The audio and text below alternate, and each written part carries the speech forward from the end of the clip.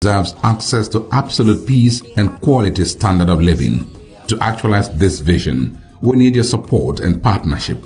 Join forces with us to improve rural infrastructure, enhance quality education, boost healthcare, and foster economic growth. Together, we can create opportunities for youth empowerment and employment, promote cultural heritage, and ensure food security and strengthen community social services. How you can support: participate in community engagement forums and collaborate with local government authorities and the Ministry of Community Development. Come, let's build a prosperous Bayelsa together. Courtesy, Honorable Alfred Belamonte Watson, Honorable Commissioner, Ministry of Community Development. The impacts of climate change are upon us, necessitating adaptation and resilient building. In Bayelsa State, the recent annual rainy season has brought severe consequences, including excessive flash floods and river flooding, causing untold hardship for residents. However, under the leadership of His Excellency Senator Doye Duri, the Prosperity Government has taken proactive measures to mitigate these effects. The establishment of the Directorate of Floods and Erosion Control, along with the strengthening of other related agencies such as the Bayelsa State Emergency Management Agency, demonstrates a commitment to reducing the impact of floods. To further enhance resilience, major blocks, canals, river outlets, and drainage systems are being cleared, and higher grounds have been identified in all 8 local government areas to provide safe havens during floods. While the government is dedicated to ensuring the well-being of Bayelsans, residents also have a crucial role to play by cooperating with government agencies, staying alert to flood warnings, maintaining a clean environment, clearing blocked drainages, and reporting challenges to relevant authorities for prompt action. Through collective efforts, we can bolster our resilience and effectively combat the challenges posed by climate change. Stay safe. Courtesy, Office of the Honorable Commissioner, Ministry of Environment, Honorable A.B. Ben Olulu.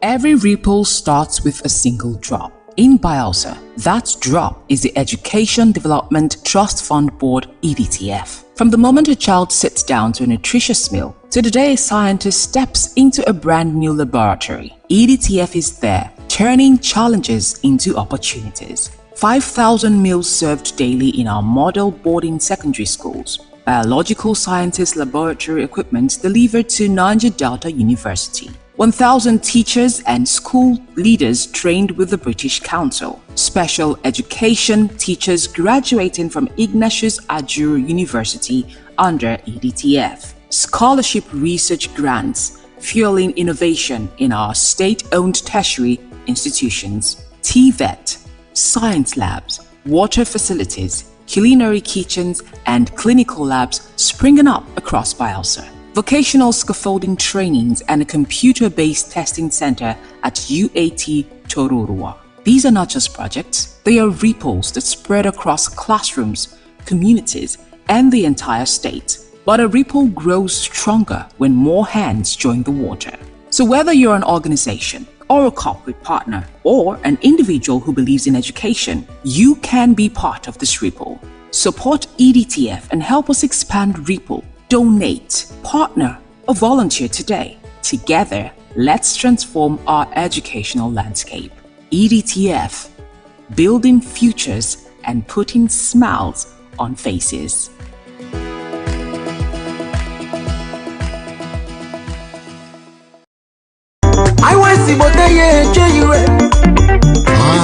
It's on.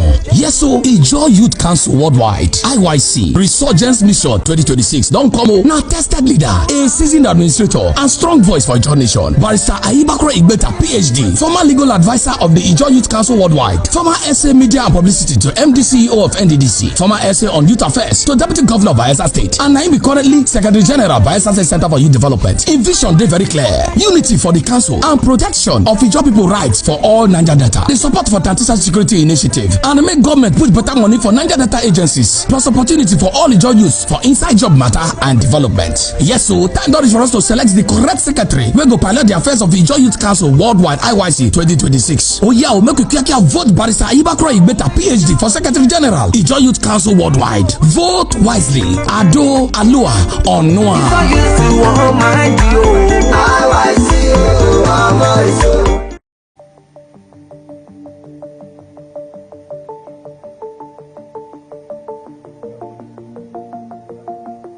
One of the problems we have in Nigeria is that it's difficult to have solid metals for creative engineering.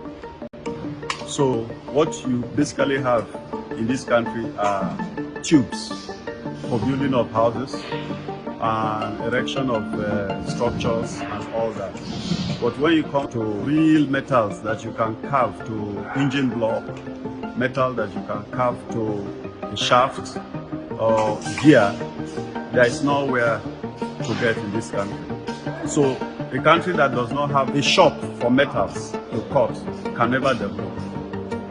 If we had shops where you can go and buy all kinds of grades of metals, it would be easier for the young to get the metals and come to a place like us, and then we will carve it for them, cut, bend, and then do all that. This country will develop, but we don't have.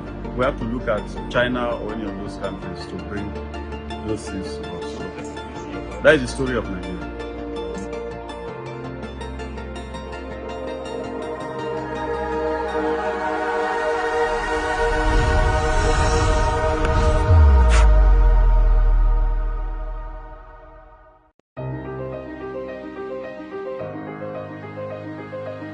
Z-Tin for high-tech precision engineering. A technology and heavy-duty industry. Original spares for automotive, locomotive, aviation, marine and agriculture. Research and development for automotive engines and electric cars. Heavy-duty off-road equipment. Reverse engineering. Technological development. Academy for innovators and impressionable minds.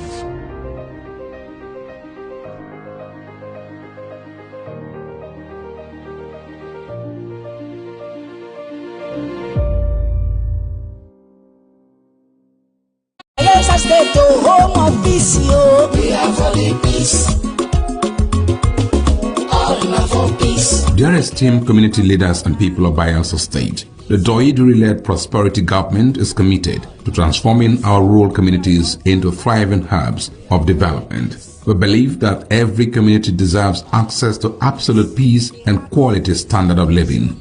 To actualize this vision, we need your support and partnership. Join forces with us to improve rural infrastructure, enhance quality education, boost healthcare, and foster economic growth. Together, we can create opportunities for youth empowerment and employment, promote cultural heritage, and ensure food security and strengthen community social services. How you can support: participate in community engagement forums and collaborate with local government authorities and the Ministry of Community Development. Come, let's build a prosperous Bayelsa together. Let there be peace, all peace. Courtesy Honorable Alfred Belamonte Watson, Honorable Commissioner, Ministry of Community Development. The impacts of climate change are upon us, necessitating adaptation and resilient building. In Bayelsa State, the recent annual rainy season has brought severe consequences, including excessive flash floods and river flooding, causing untold hardship for residents. However, under the leadership of His Excellency, Senator Doiduri, the prosperity government has taken proactive measures to mitigate these effects. The establishment of the Directorate of Floods and Erosion Control, along with the strengthening of other related agencies such as the Bayelsa State Emergency Management Agency, demonstrates a commitment to reducing the impact of floods. To further enhance resilience, major blocks, canals, river outlets, and drainage systems are being cleared, and higher grounds have been identified in all 8 local government areas to provide safe havens during floods. While the government is dedicated to ensuring the well-being of Bayelsans, residents also have a crucial role to play by cooperating with government agencies, staying alert to flood warnings, maintaining a clean environment, clearing blocked drainages, and reporting challenges to relevant authorities for prompt action. Through collective efforts, we can bolster our resilience and effectively combat the challenges posed by climate change. Stay safe. Courtesy, Office of the Honorable Commissioner, Ministry of Environment, Honorable A.B. Ben Olulu.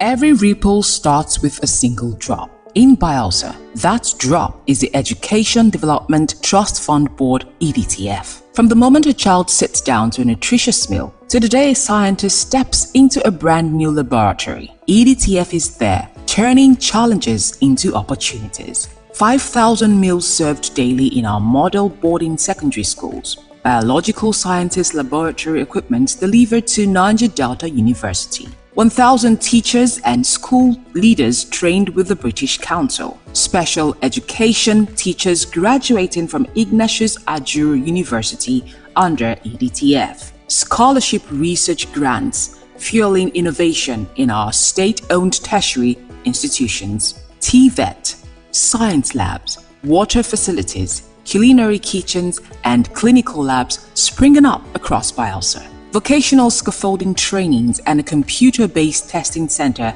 at UAT Tororua. These are not just projects, they are ripples that spread across classrooms, communities, and the entire state. But a ripple grows stronger when more hands join the water. So whether you're an organization, or a corporate partner, or an individual who believes in education, you can be part of this ripple.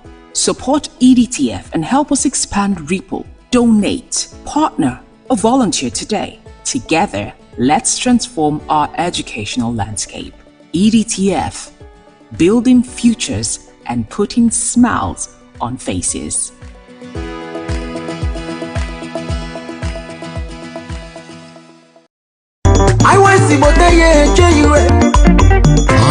It's on.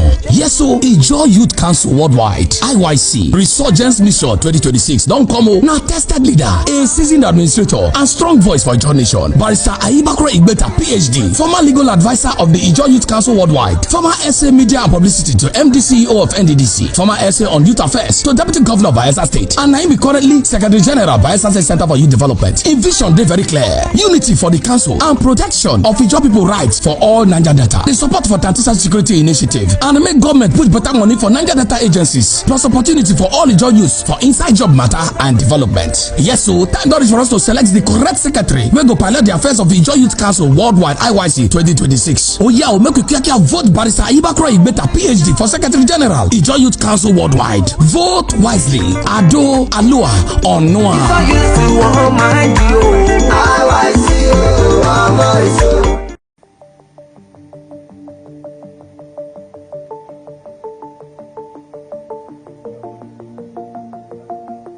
One of the problems we have in Nigeria is that it's difficult to have solid metals for creative engineering.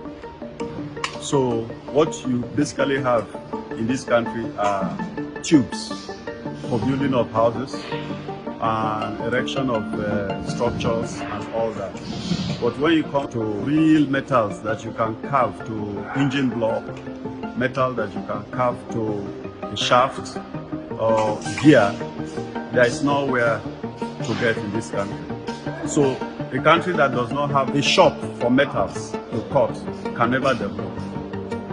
If we had shops where you can go and buy all kinds of grades of metals, it would be easier for the young to get the metals and come to a place like us, and then we will carve it for them, cut, bend, and then do all that. This country will develop, but we don't have.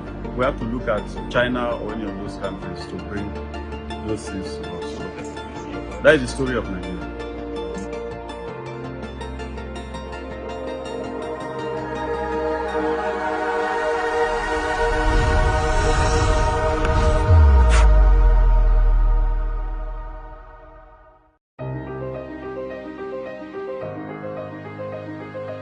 Z-Tin for high-tech precision engineering. A technology and heavy-duty industry. Original spares for automotive, locomotive, aviation, marine and agriculture.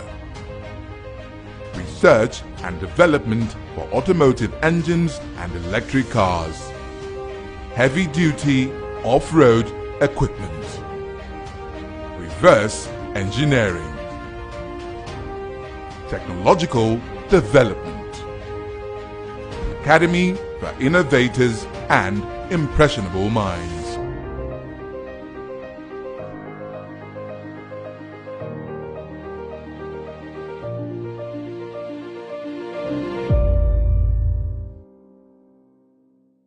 Bayelsa State, home of peace, yo. We are for the peace.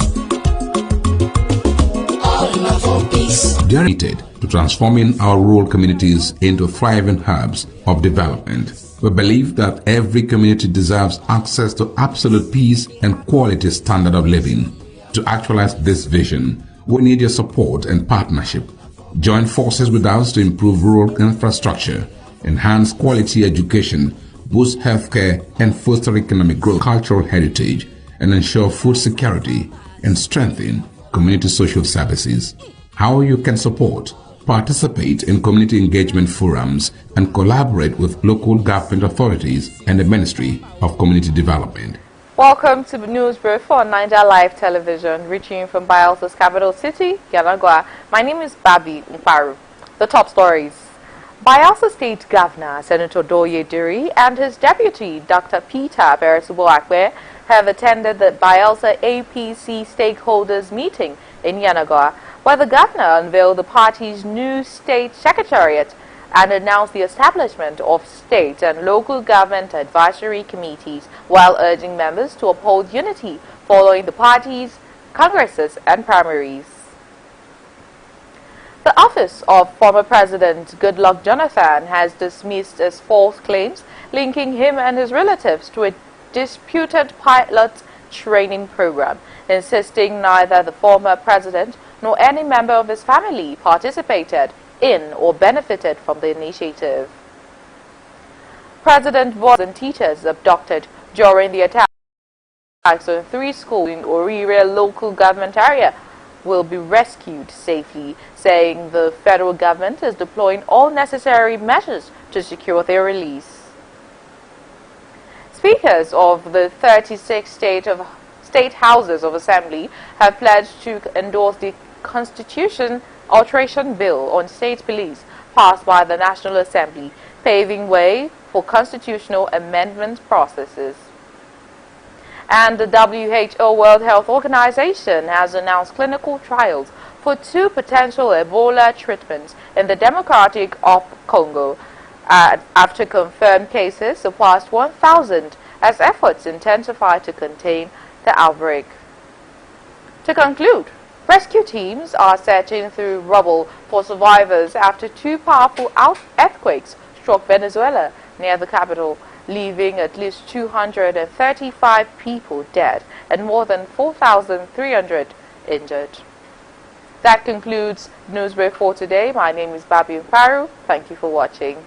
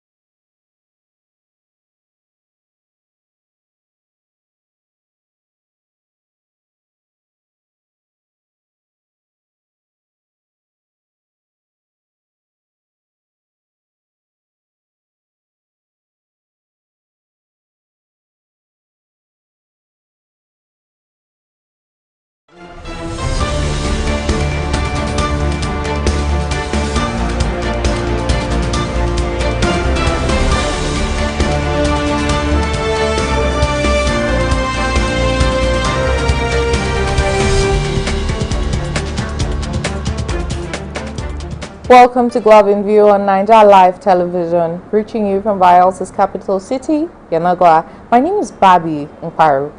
The headlines. Governor Diri unveils Bielsa APC new secretariat. President Tinubu assures safe rescue of abducted Oyo pupils and teachers. WHO begins Ebola treatment trials. A quick reminder for our viewers and partners that Naija Live TV is officially open for business. If you are looking to boost your brand through paid adverts or sponsorships, we are ready to partner with you. You can contact us on our studio line on 081 293 40000. For physical consultation, visit our head office at number 122 Mbiama Yanagar Road, Amarata Yanagar, Bielsa State. And don't forget to stay connected. Follow us on Facebook, YouTube, TikTok, Instagram, and X at Naija Live TV, or visit our website on www.naijalivetv.com. Details of the news shortly.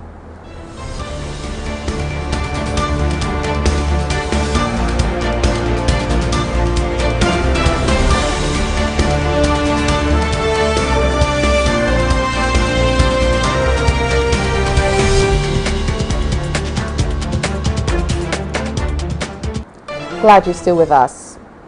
Governor Doye Diri, alongside his deputy, Dr. Peter Akwe, has attended the Bielsa APC stakeholders meeting in Yenagoa, where the party unveiled its new secretariat in Amarata.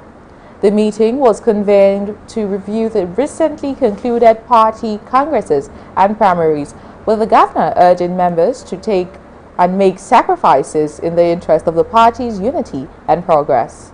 Diri said the Bielsa APC is now free from litigation and commended the party leaders and stakeholders for conducting peaceful and transparent congresses and primaries. The meeting also witnessed the inauguration of state and local government advisory committees as part of efforts to strengthen the party's structure across the state.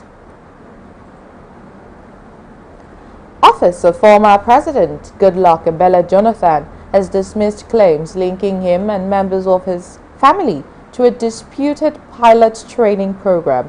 In a statement, the former president's special advisor, Ikechukwu Ezi, described the allegations circulating on social media as false and malicious. The office stated that no relative of Jonathan applied for, participated in, failed, or received scholarship under the aviation training program in question. It also maintained that former president had no involvement in the administration of the program and did not influence its processes in favor of any individual. The office urged those behind the allegations to correct the record and pursue any grievances through appropriate legal channels rather than making what it described as baseless claims. President Bola Ahmed Tinubu has reassured residents of Oyo State that pupils and teachers abducted on 3 primary schools in Orire local government area will be rescued unharmed. Speaking during the inauguration of the remodeled Premier Hotel in Ibadan, the president said the federal government was deploying all available measures, including international collaboration, to secure their release. Tinubu also urged Southwest governors to preserve the development legacy of the region's founding leaders, while assuring Nigerians that his administration remains committed to tackling insecurity across the country. The victims were abducted during coordinated attacks on 3 schools in Orire local government area in May this year. The World Health Organization (WHO) has announced clinical trials of 2 potential treatments for the Ebola outbreak in the Democratic Republic of Congo, as confirmed cases surpassed 1,000. The trials, scheduled to begin next week, will assess whether 2 antiviral drugs can reduce deaths among patients infected with a rare Bundibugyo strain of the virus, either individually or combination. WHO Director General Tedros Adhanom Ghebreyesus said the organization is working closely with affected communities to ensure they are informed and involved in the process. He added that efforts are also underway to make the treatments available to communities if they are proven to be safe and effective. And that concludes Globe in View for today. My name is Babi Mparu. Thank you for watching.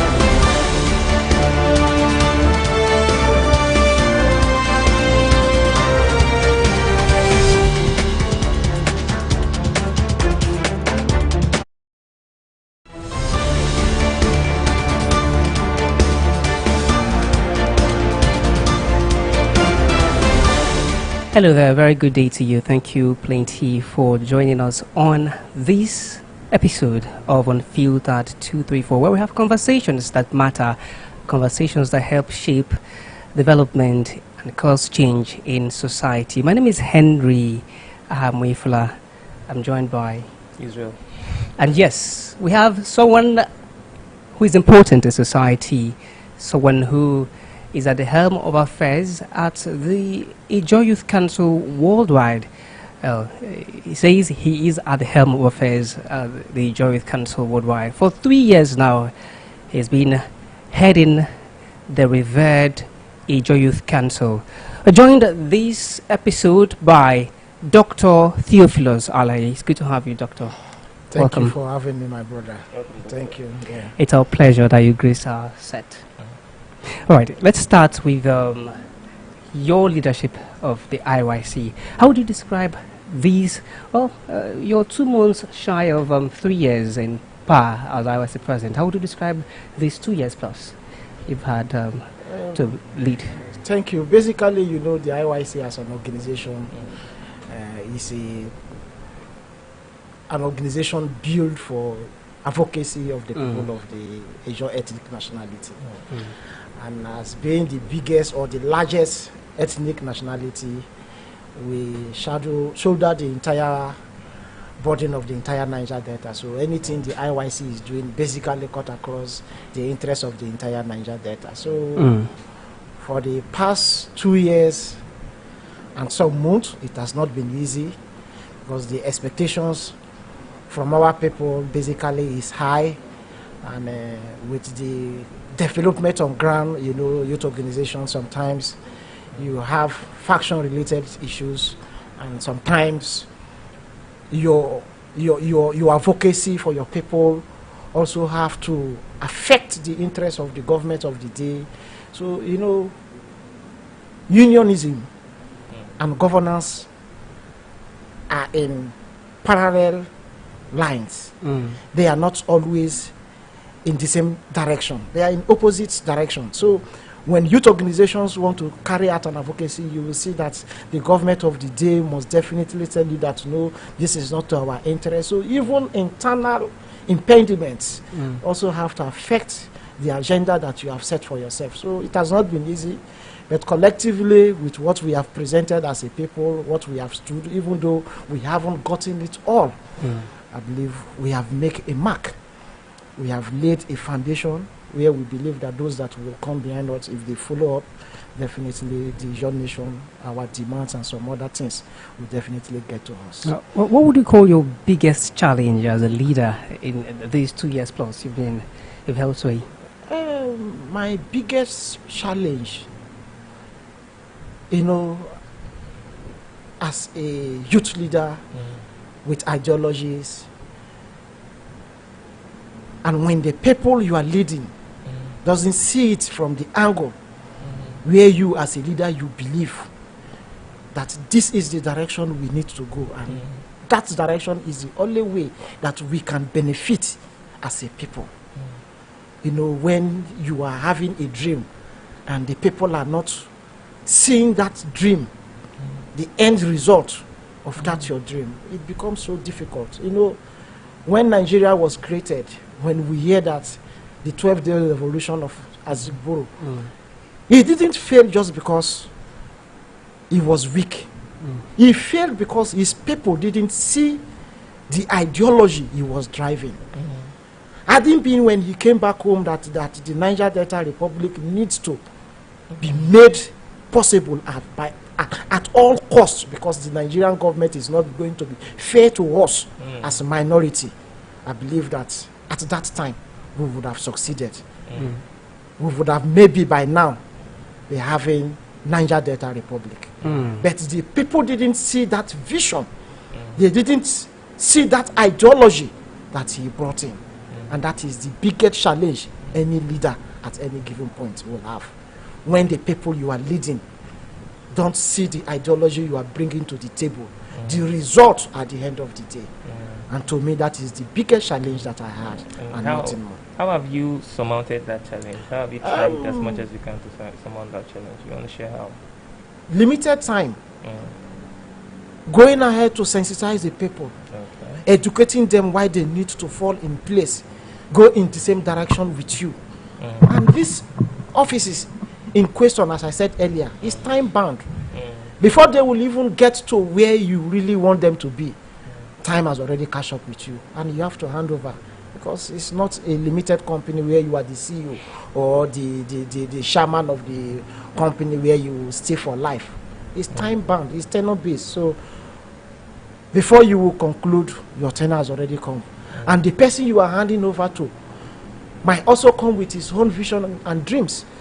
So what makes you think that you will really follow the foundation you have laid?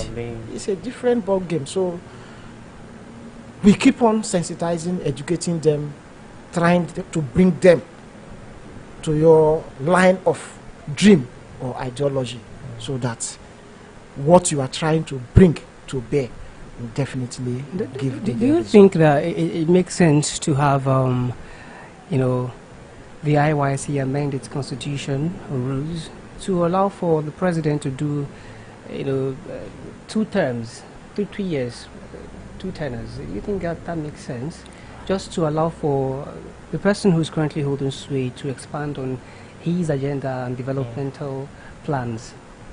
You see, this is an organization that was formed by our fathers. Before the formation of this organization, they have made it within themselves that it is single term. Reason best known to them. For me, there is positive and negative aspects of even the 2 tenor and the single term. A single term, maybe someone was trying to make good achievements. Sometimes, even though you give the person the second term, he might end up not even achieving it. So let it be on the single term, and it is rotational. So let it be on that basis. Even though you have made your little effort, let it be that it was to the positive aspect of contributing to the growth and well-being of your ethnic nationality. That is fine. The next person can come and also come with his own dreams, vision for the growth and the progress of your nation. I believe it's okay, because one man is not an island, and governance is continuum. You must definitely hand over baton in order for the next person to continue. So I believe the second term of 3 years is okay for any IYC. It's a pressure group. It's for advocacy. Advocacy is continuum. Maybe by the time we complete the next electioneering window, there might be new challenges that will confront the young people. So people must definitely come with new vision, new dream, new ideology to drive the process. So that is the way I believe to go. The second term of 3 years is completely okay, and I believe there is no need of amending the constitution for a president or any executive to go for a 2 term. I believe the single term for me is okay.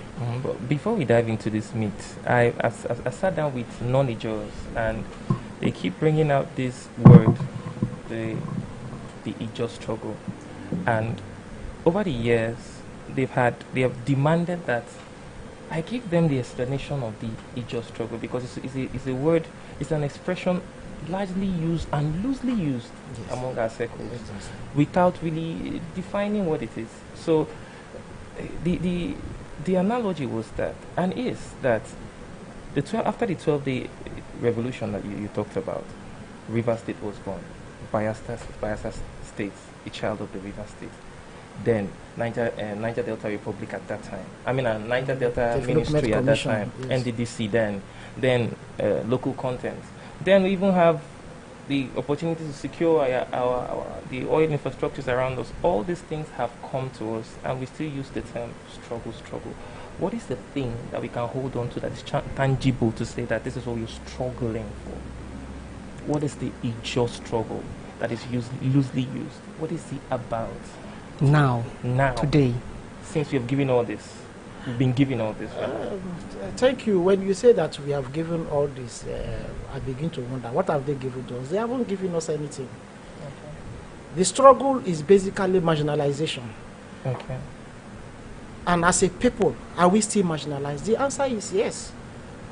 We said resource control by any means necessary.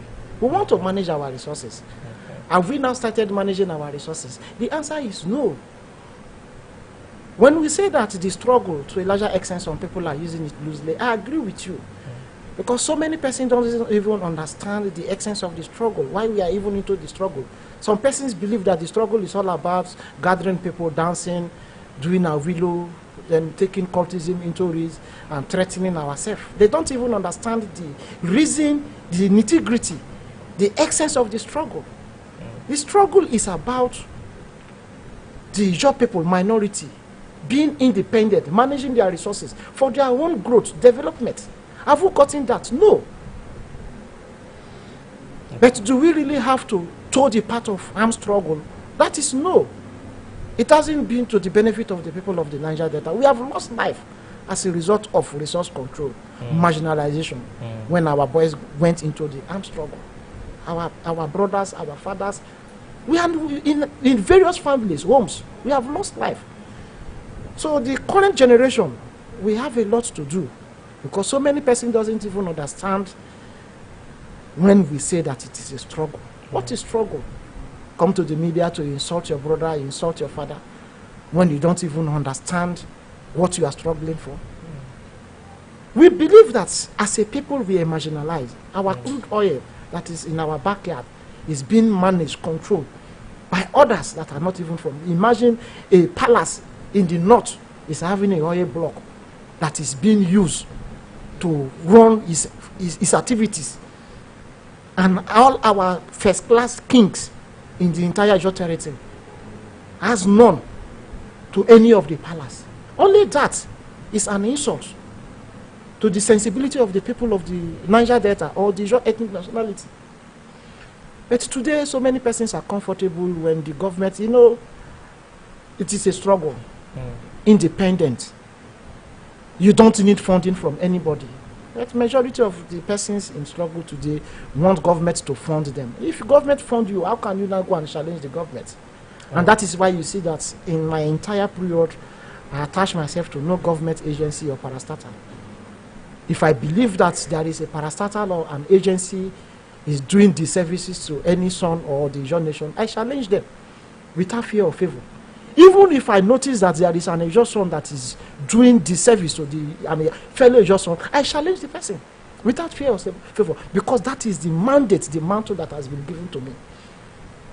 Would you say that the IYC of today isn't as strong as the IYC of the days of Odeng Seradiri, the days of Asari Dokubo? Odeng Seradiri in Bayelsa favors for stopping the production, the import of sachet water and bread into Bayelsa State, making for local production of sachet water and bread.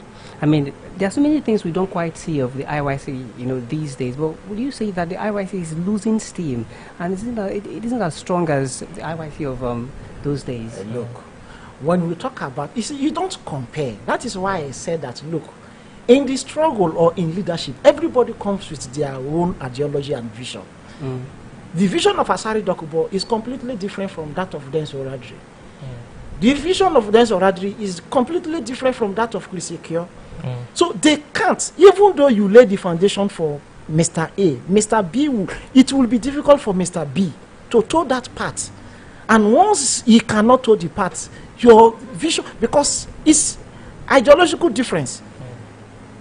When the likes of Asari Dokbo was on board, he believes that the struggle is a pressure group and we must use pressure to bring those things that has to do with us. Is pure water factory resource control? Asari was more concerned about we having our resources, managing our resources. There's others believe in local economy. Those are policies that need to be done by government. It has nothing to do with IYC. Well, the Joy Youth Council and the Telling, is it totally about resource? It's about advocacy for the betterment of a job group. A pressure group. For the betterment of a for the young people. Well, what Udenks was doing also as per policy is something that that is what we are saying. You see, oligarchism has nothing to do with advocacy. You call that hooliganism? It's oligarchism, complete one. Let me get you clearly. Now, let me come. The Nigeria Bayelsa State government want investors to come in. They will definitely lay a foundation where investors will come in. The best way for pure water importers not to come to Bayelsa to sell, you increase the tax. The owners of those companies would run and come and build. There's a pressure group telling people that don't bring pure water because we want you people to come and invest. That is oligarchism. Has nothing to do with advocacy.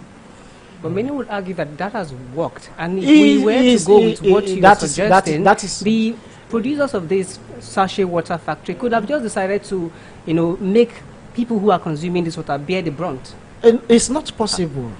It's not. You know why? Imagine you are producing pure water for 20 naira.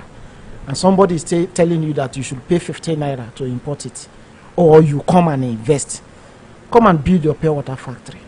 That is a policy, economic policy that must be put in place by the government of the day. Today, as a result of that, how many pure water factory came? It is one. I believe Ayala, it was one at that particular point. I'm just trying to make Ayala is an indigenous person. Today he's into the pure water business because he has seen that the pure water business has a lot of profit. There several pure water factories have come off now. You went beyond water to bread. No, I'm coming. You know why I'm telling you this? Because the market base is the essence of which any investors will want to come into a particular place. You must give them the enabling grant. Today, as we are like this national, we have the sand in our region. So are you now going to tell the people that are bringing glasses or tiles to Bayelsa State that they should stop and let them build a tile company? Is that the same thing? Are they collecting the sand from there? It's completely the same. Are they collecting the sand from there? They are not collecting. Are we not consuming? Are we not using the glass? Those people that were producing the pure water in this, that were importing the pure water, were they collecting the water from Bayelsa? We can, with our sand, we can produce glass.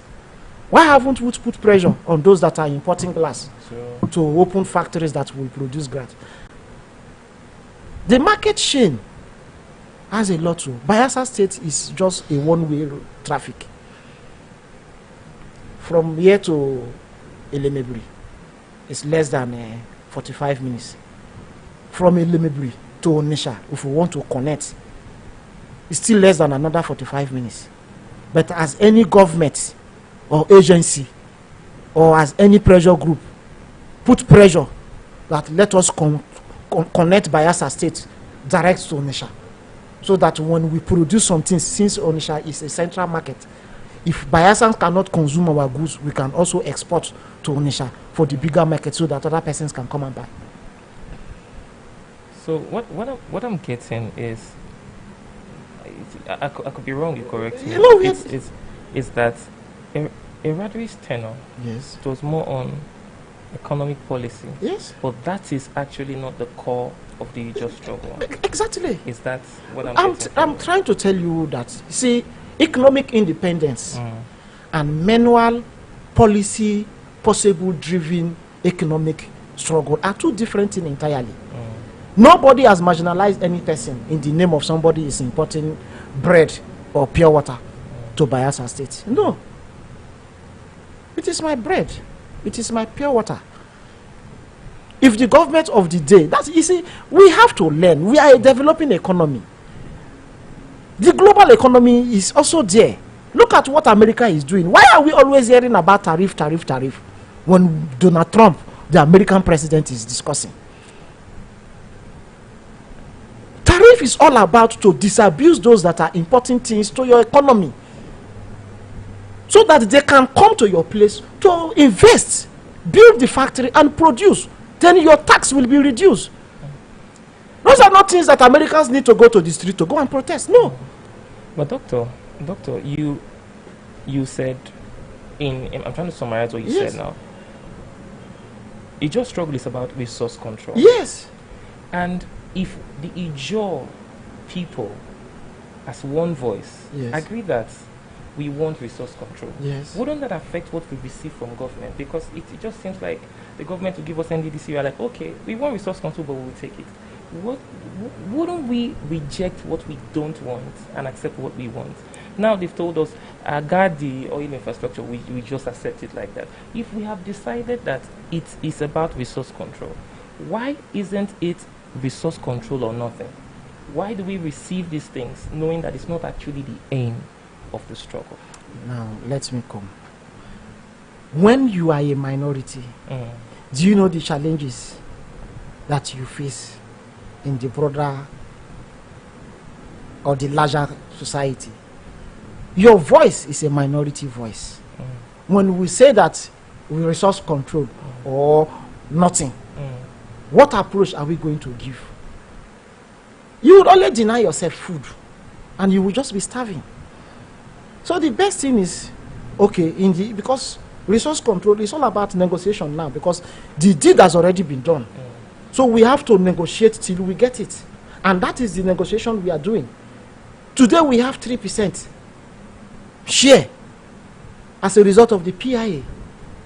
That in every of the oil activities that is going on, the host must have 3% of the total profits that comes annually. It has made all of us, oil producing people, shareholder. But that is not resource control. Resource control is let us manage this crude. We are going to produce it.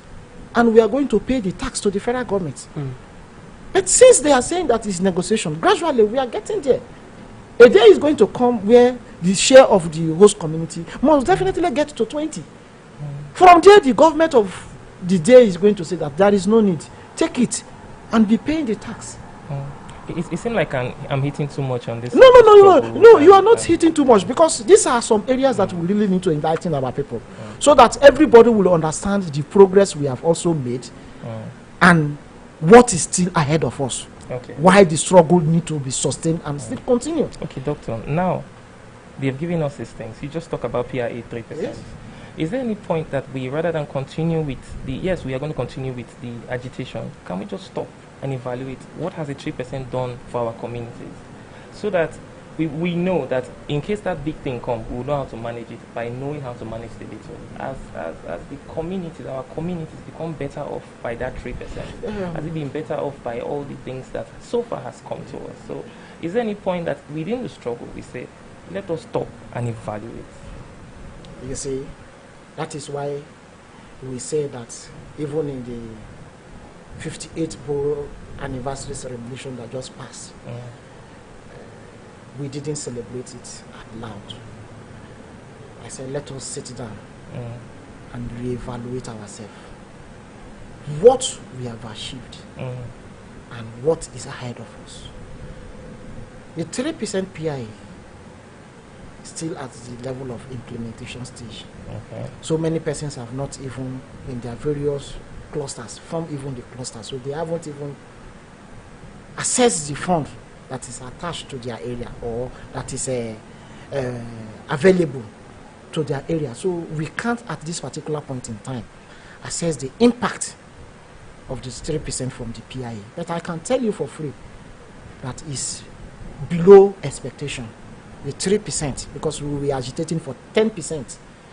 And at the end of the day, they reduce it to 3%. We are not worried, because as time goes, we know that definitely it's going to be reviewed upward.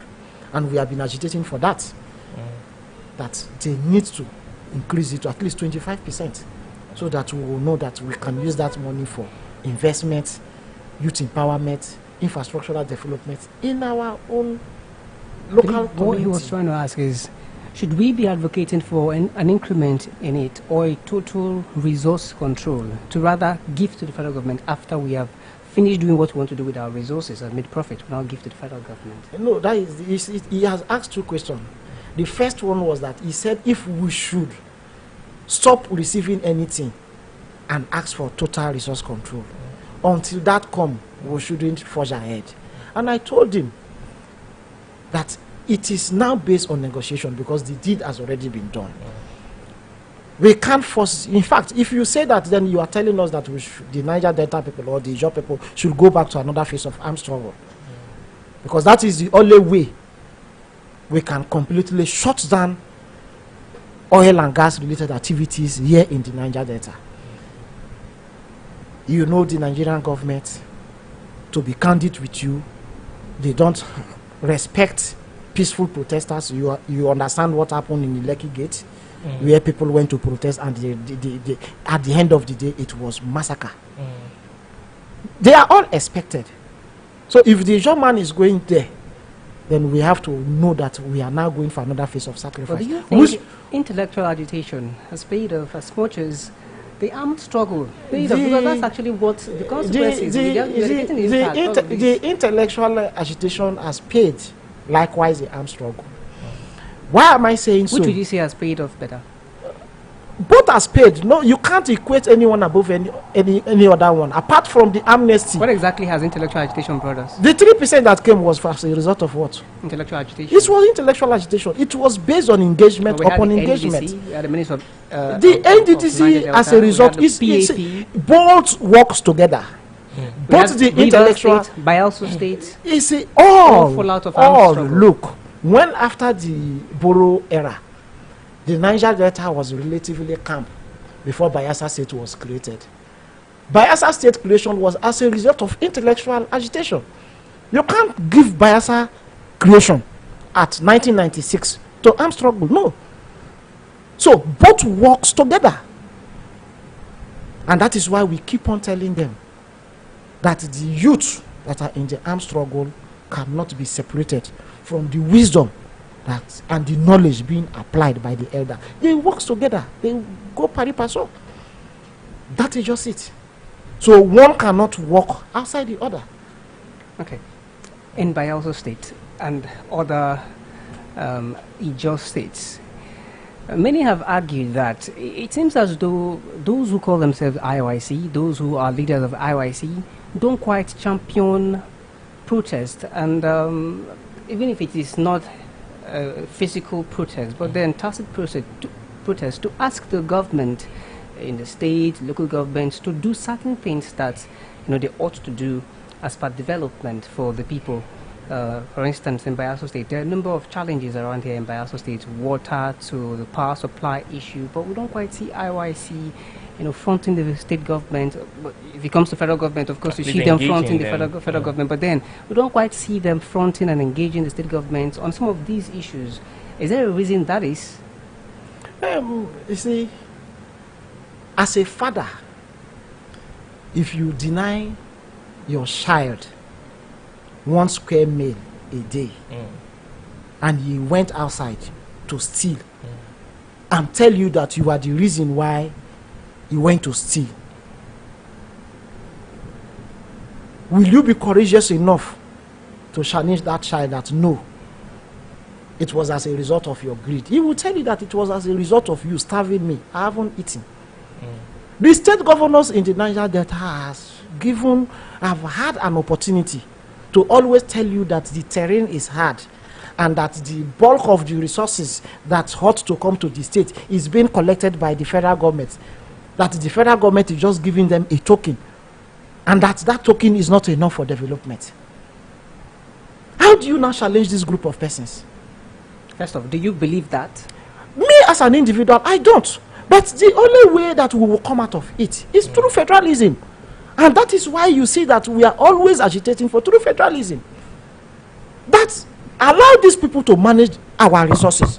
Sorry. So that we will be able to challenge them squarely on areas of poor infrastructure development in the Niger Delta. Accountability from them, at least, especially where you know that there is a transparency law in existence. Like Bayelsa State, that we have a transparency law.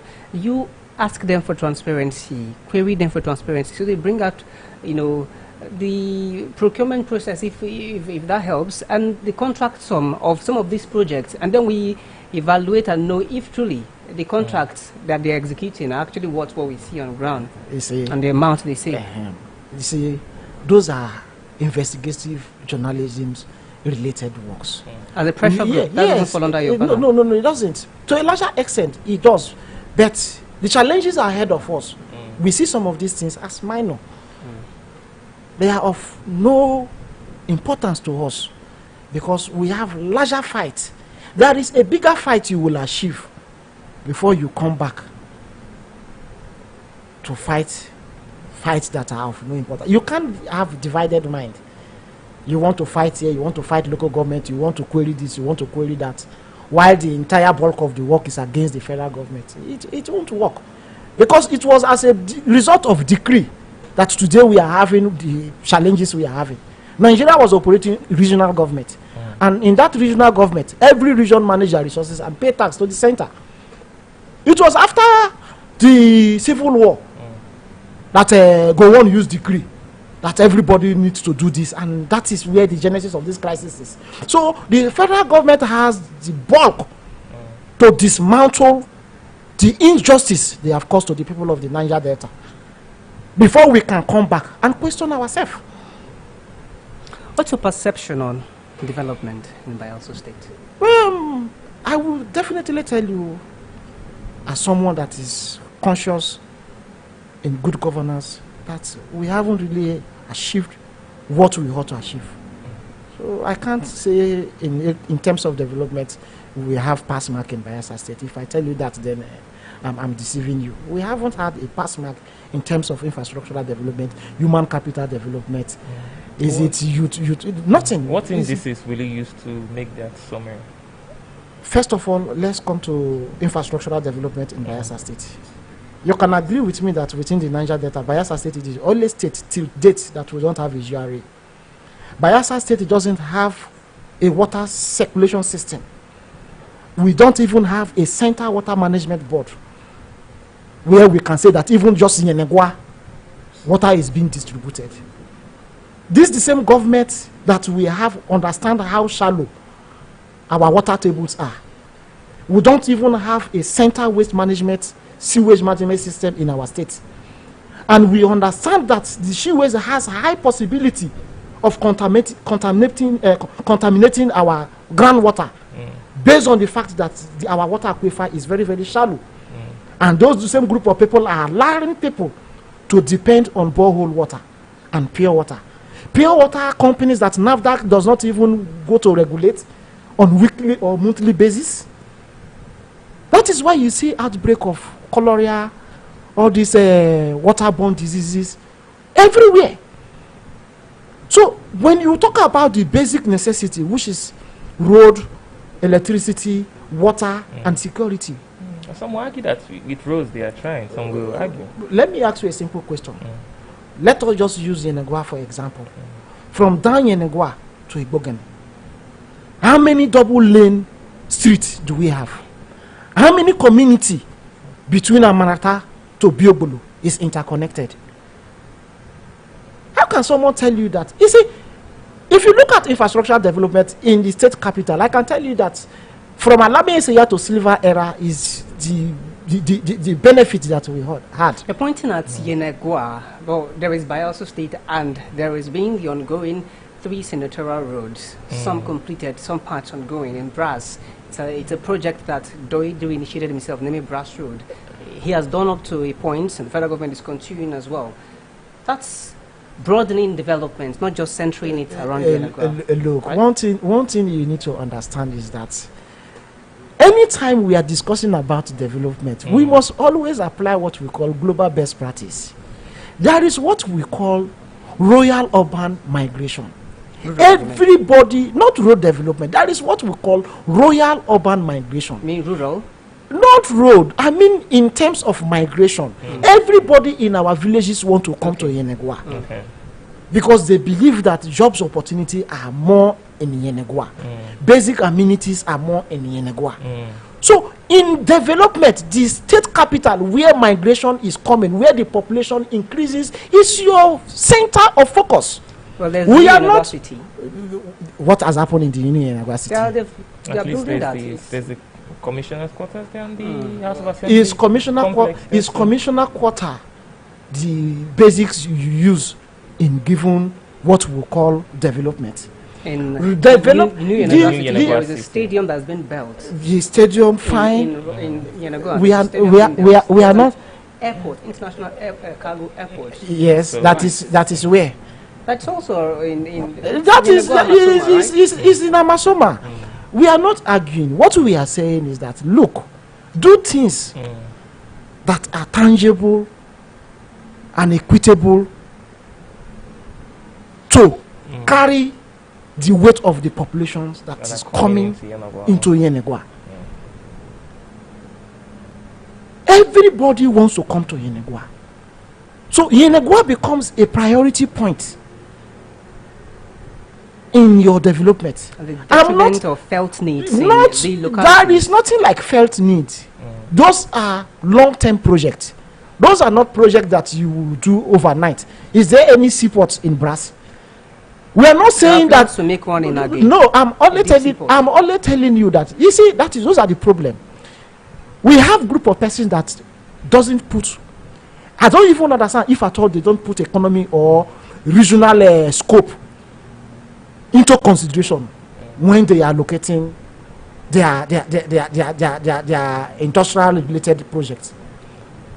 How can you take project of seaport to Age when Brass is here? If you take seaport to Age, do you know how many of the cargoes that will not get to Bayelsa before going to Delta? But if you take seaport to Brass, everything that gets to Brass must definitely pass through Bayelsa. Do you know how many persons are going to build dockyards or cargo-related place in Delta State? That the revenue that the seaport will be generating will be accorded to Delta State because of the proximity between Age and Delta State. Have you put that into consideration?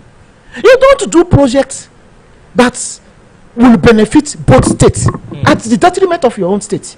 So you're saying the siting of the siting of Age seaport is completely wrong.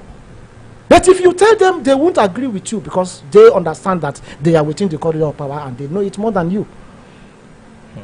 Brass or Southern Nigeria would have been the best place to keep anything seaport in Bayelsa State, to boom the economy, local economy of Bayelsa State. I'm not just saying just to put. No, you don't put things for the sake of putting.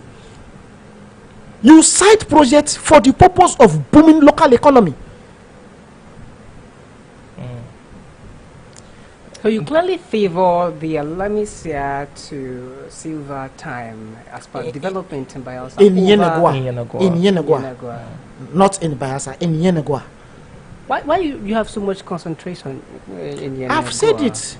There is royal urban migration. Everybody want to see. Go to our communities. Some places is collected. Have you placed any industry in those communities that person that have went to university that is a graduate want to stay? If you go to university, your next target is how you can get a city center to source for job. So everybody is doing what we call royal urban migration. So this is where the entire burden is. So you must give first priority to the capital city development. I don't think in time there will be a problem with that when we become too congested. You can't do it. It is not on your own saying. That is how the world is. That is how it works. You can't do it. You can't stop it. Can you stop somebody that is from Anyamasa, that is a graduate, that he should remain in his home? If there are industries, there are no industries. That is what we are saying. Where are the industries? But we should be. You're advocating for them to move everything to Yenagua. I'm not spreading these things. I'm not saying they should move everything. I never said that. I'm talking about, in fact, when we talk about development, it's different from industry or industrialization. When we talk about infrastructural development, we are talking about road, we are talking about water, we are talking about electricity, we are talking about security. Are these not components of a developed society? That is what I'm saying. The royal areas for now. Are you citing any industries in those places? Well, Doctor, I am struggling not to get to a certain area, but you have to. I'm still compelled to want to go there. A divided Ijaw voice is not a strong Ijaw voice. Exactly. Our voice is not carrying enough momentum because at every point, lately, there've been strong division, factionalization. We see that in the IYC, and now we are strengthening to happen in the INC too. So, can you just take us back to how this division started, at least in your time? And what makes you believe that your side of the divide is the authentic side? Well, in as much as the IYC is an organization, as I said earlier, that is guided by constitution, we understand that every organization is bound to have internal rancors. It's not peculiar to the IYC, although it saddens me that it was under my own time that we are having this kind of a division in the IYC.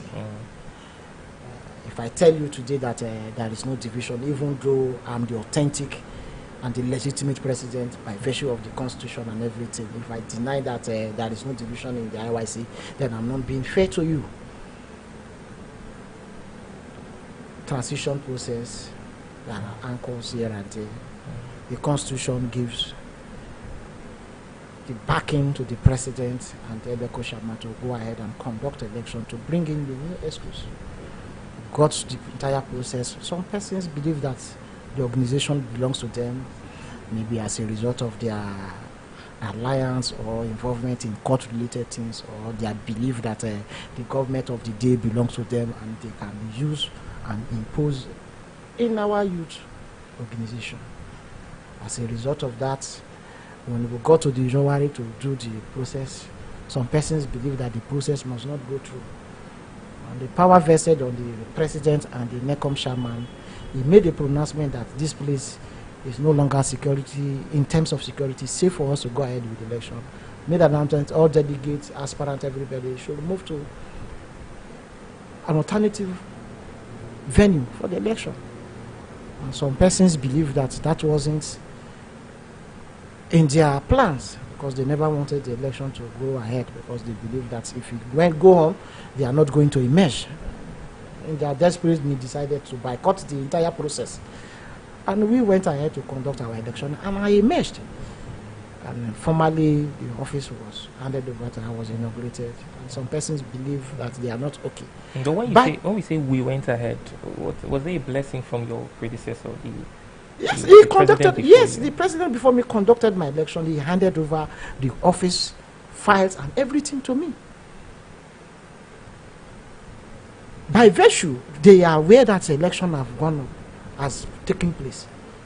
If they are even learned or educated, they are supposed to approach the court. Bayelsa State, home of peace, we are for the peace.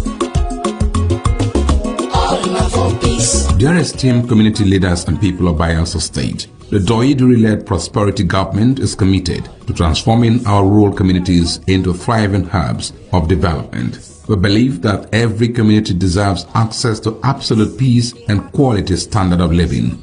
To actualize this vision, we need your support and partnership. Join forces with us to improve rural infrastructure, enhance quality education, boost healthcare, and foster economic growth. Together, we can create opportunities for youth empowerment and employment, promote cultural heritage, and ensure food security and strengthen community social services. How you can support: participate in community engagement forums and collaborate with local government authorities and the Ministry of Community Development. Come, let's build a prosperous Bayelsa together. Let there be peace, all not for peace. Courtesy, Honorable Alfred Belamonte Watson, Honorable Commissioner, Ministry of Community Development. The impacts of climate change are upon us, necessitating adaptation and resilient building. In Bayelsa State, the recent annual rainy season has brought severe consequences, including excessive flash floods and river flooding, causing untold hardship for residents. However, under the leadership of His Excellency Senator Doye Duri, the Prosperity Government has taken proactive measures to mitigate these effects. The establishment of the Directorate of Floods and Erosion Control, along with the strengthening of other related agencies such as the Bayelsa State Emergency Management Agency, demonstrates a commitment to reducing the impact of floods. To further enhance resilience, major blocks, canals, river outlets, and drainage systems are being cleared, and higher grounds have been identified in all 8 local government areas to provide safe havens during floods. While the government is dedicated to ensuring the well-being of Bayelsans, residents also have a crucial role to play by cooperating with government agencies, staying alert to flood warnings, maintaining a clean environment, clearing blocked drainages, and reporting challenges to relevant authorities for prompt action. Through collective efforts, we can bolster our resilience and effectively combat the challenges posed by climate change. Stay safe. Courtesy, Office of the Honorable Commissioner, Ministry of Environment, Honorable A.B. Ben Olulu.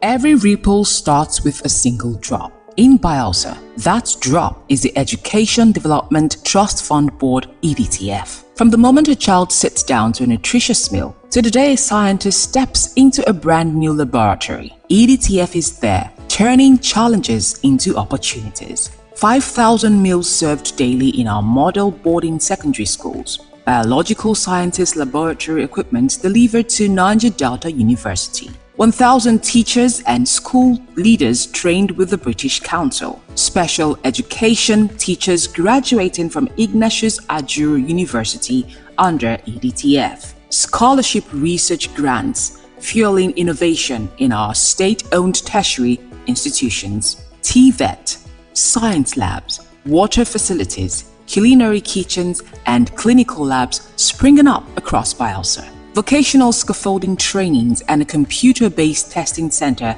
at UAT Tororua. These are not just projects, they are ripples that spread across classrooms, communities, and the entire state. But a ripple grows stronger when more hands join the water.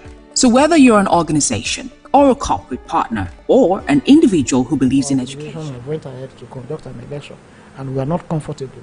Do this or do that. But no. Because they are as lawless as their names and their places may look. And went ahead, to conduct a parallel election, and that is what led us to where we are.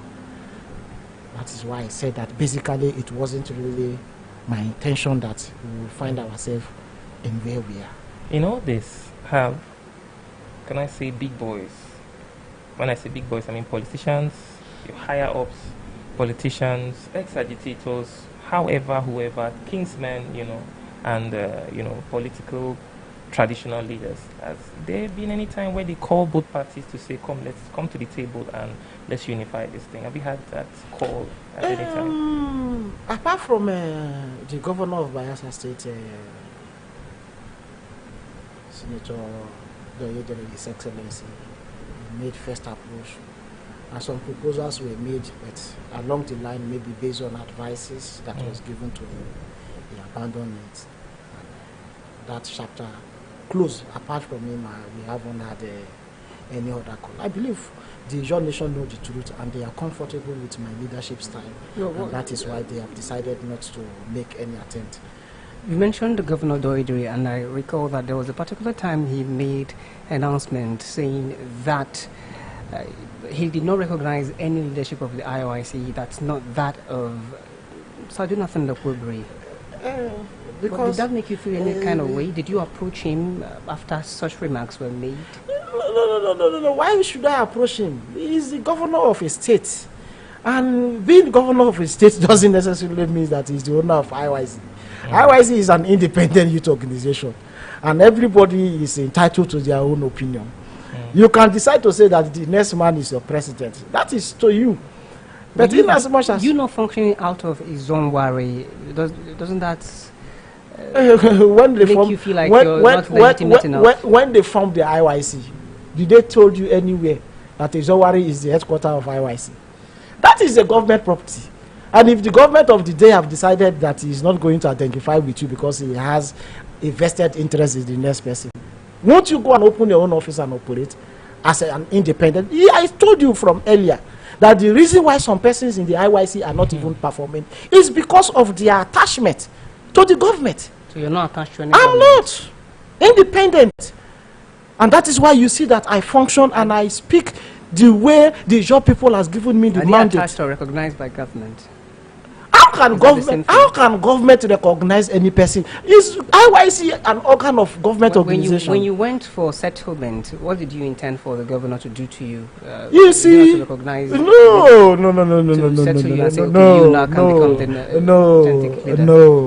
The governor is the governor general of Asian nation, and we hold him that duty to give him and accord him that respect. He is a father. He is our leader. So if he sees that his two sons or children, as per say the entire ESCOs, are having issues, and you want to call to know how he can resolve, definitely I must give him that opportunity. In fact, I even escaped my mind. Even the out we did not see what they recommended, I did not see. If our Governor General of Asian Nation says that the next person is the president, and our late Pa Ike Clark says I'm the president that is working with me, who do you now think that is more than who in Asian nation? Is your if an example, or you're saying something that happened? No, that is what I'm saying, because is an example. You're saying something happened. Like that is what happened. Or made you authentic. Which one? He validated. He was working with me till the day of his demise. So Ike Clark recognized this you me as the authentic as leader the president, until his death. Until his death. When the other group of persons went to his house, they were driven away, and he swore to them that they should never get to his house. Call them; they are all alive. Well, let's talk about the transition process. At your house, election was supposed to hold there. Then, all of a sudden, rancor, you might say, and then the ELECO chairman, the president, thought that this is not conducive enough for us to conduct an election, so there is need to move to a separate venue. And alternative, yes, ought to move to that particular. Yes. Do you not think that rather they should have just cancelled the election? Elections cannot be cancelled because, you see, this is it not an inconvenience for those persons who are delegates to now move? For instance, is it Rivers State your election was conducted? It's Abualodo, part of Central Zone. Okay, but that's in Rivers State. In Rivers State. So in the space of 5 hours, they expected to move from his own. In fact, you don't even understand. In that impromptu manner. That is why all of the delegates. That is why it is a pressure group. Delegates from Western, from Central Zone. Which one? From Eastern Zone. I'm telling you that everybody moved. Listen, one thing you need to understand that this is a pressure group. This is not the regulations because I don't see anything anybody is going to give to me. Okay. Well, still on the election, just a little bit. There are several persons who contested the election with Jonathan Lokwobri, and he was then declared president. Yourself, we don't quite see. I mean, I don't quite remember. You could just refresh my memory, but I know that Ebilade Karefe and persons contested with Jonathan Lokwobri. You see, some persons have already turned the IYC, as I said before, as an organ of government. So many of those persons that you saw there contesting Abi, they said because they fall out from our own election, it didn't favor them. So they believe that they can find their way to be in the favor book of the governor and maybe the governor is going to make them president. As at then, was the governor already favoring Jonathan? I don't know, but there are so many persons within the corridor of the governor. There are so many. Yes, that is what I'm saying. There are so many persons within the corridor of the governor that has already indicated interest in some of these persons. Okay, that's what. So they were all believing that at the end of the day, the governor is going to toe their part, and they are going to emerge. Are you saying it's these persons who are around the governor having interest in the IYC? Are you saying they are the ones who are causing this festering crisis in the IYC? Exactly. I can tell you for free that when someone is misadvised, when you give someone within the corridor of power the wrong advice, what make you think that the decision or the outcome is going to be positive?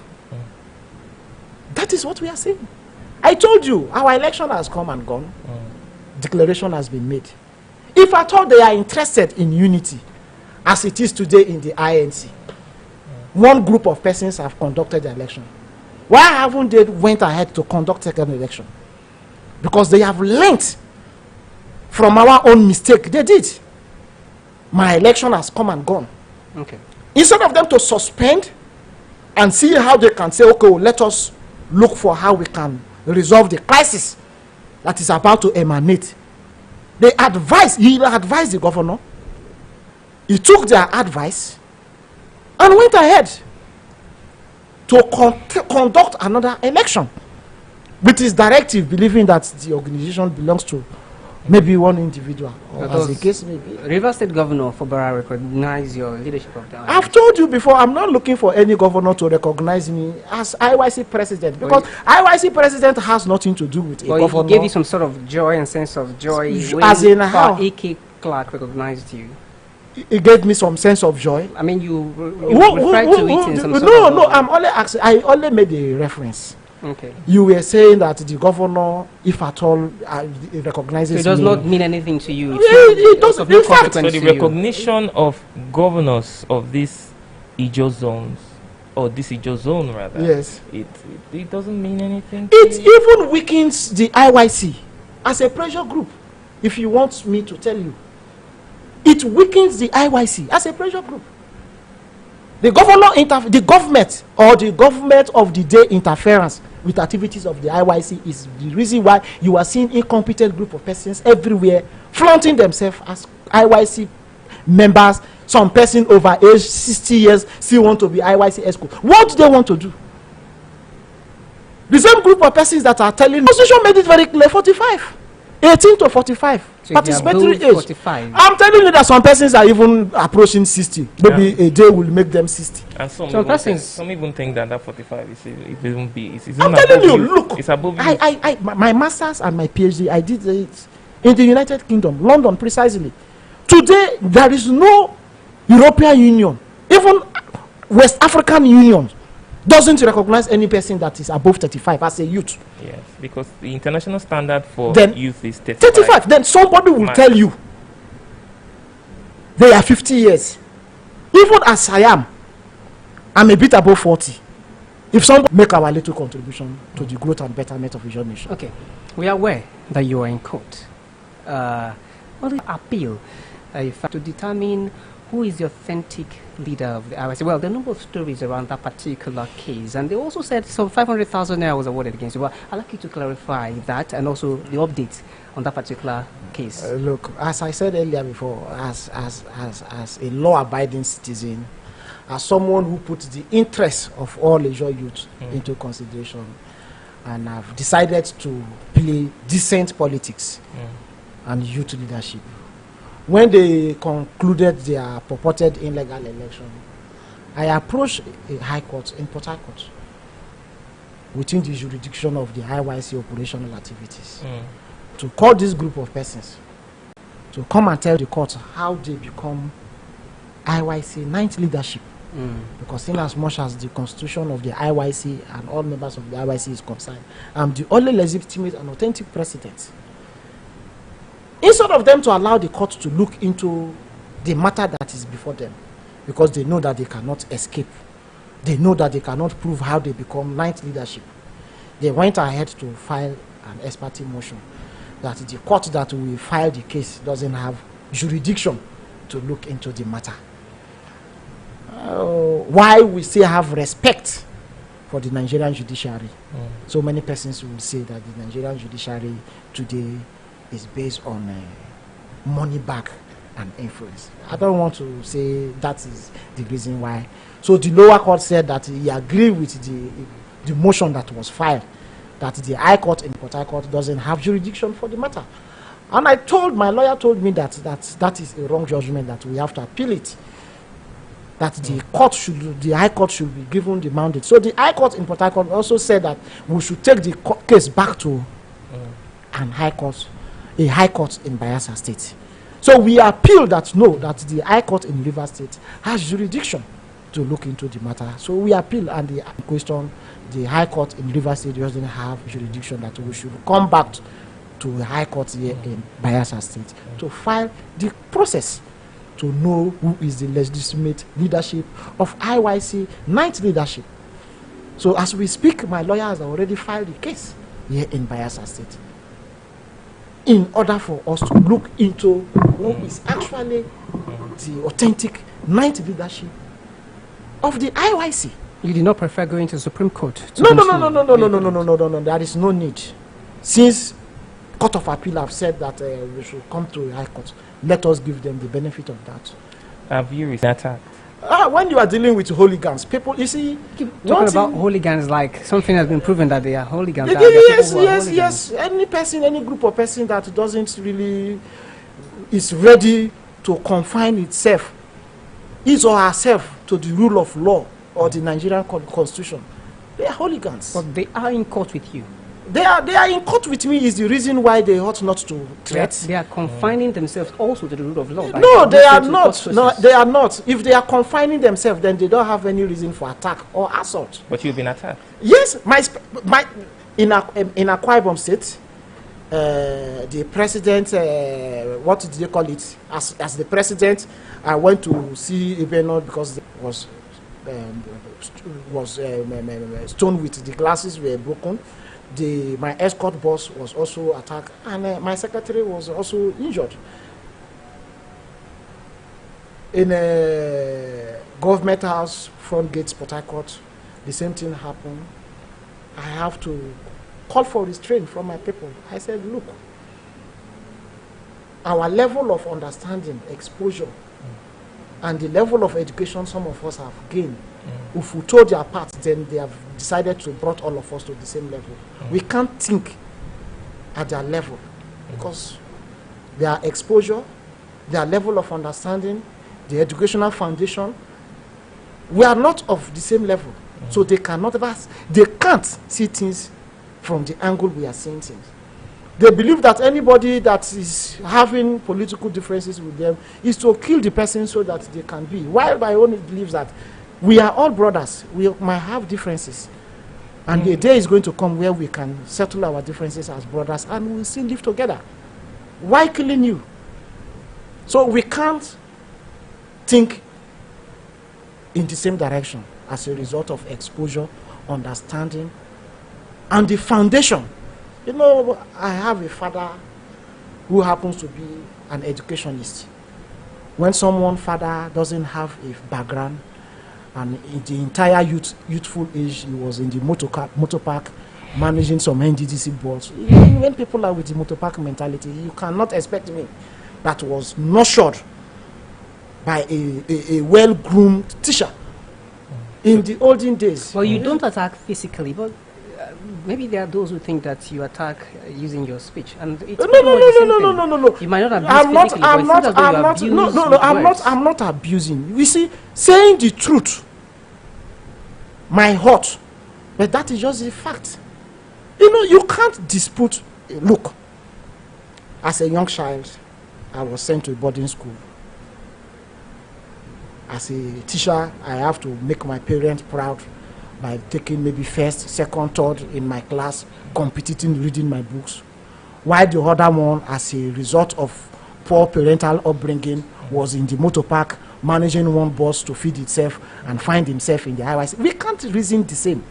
I went to university, attended classes, passed pass with excellent result.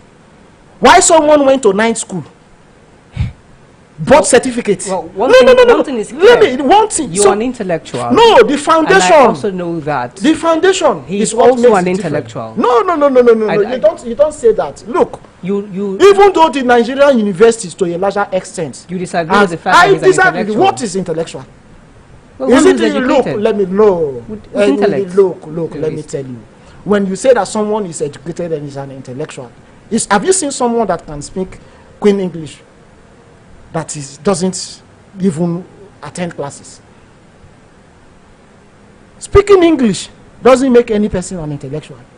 You went to university because you know that you cannot go and do engineering, one course that is so tedious. You went and go and do psychology, where you know that you use money to buy certificate without attending the class.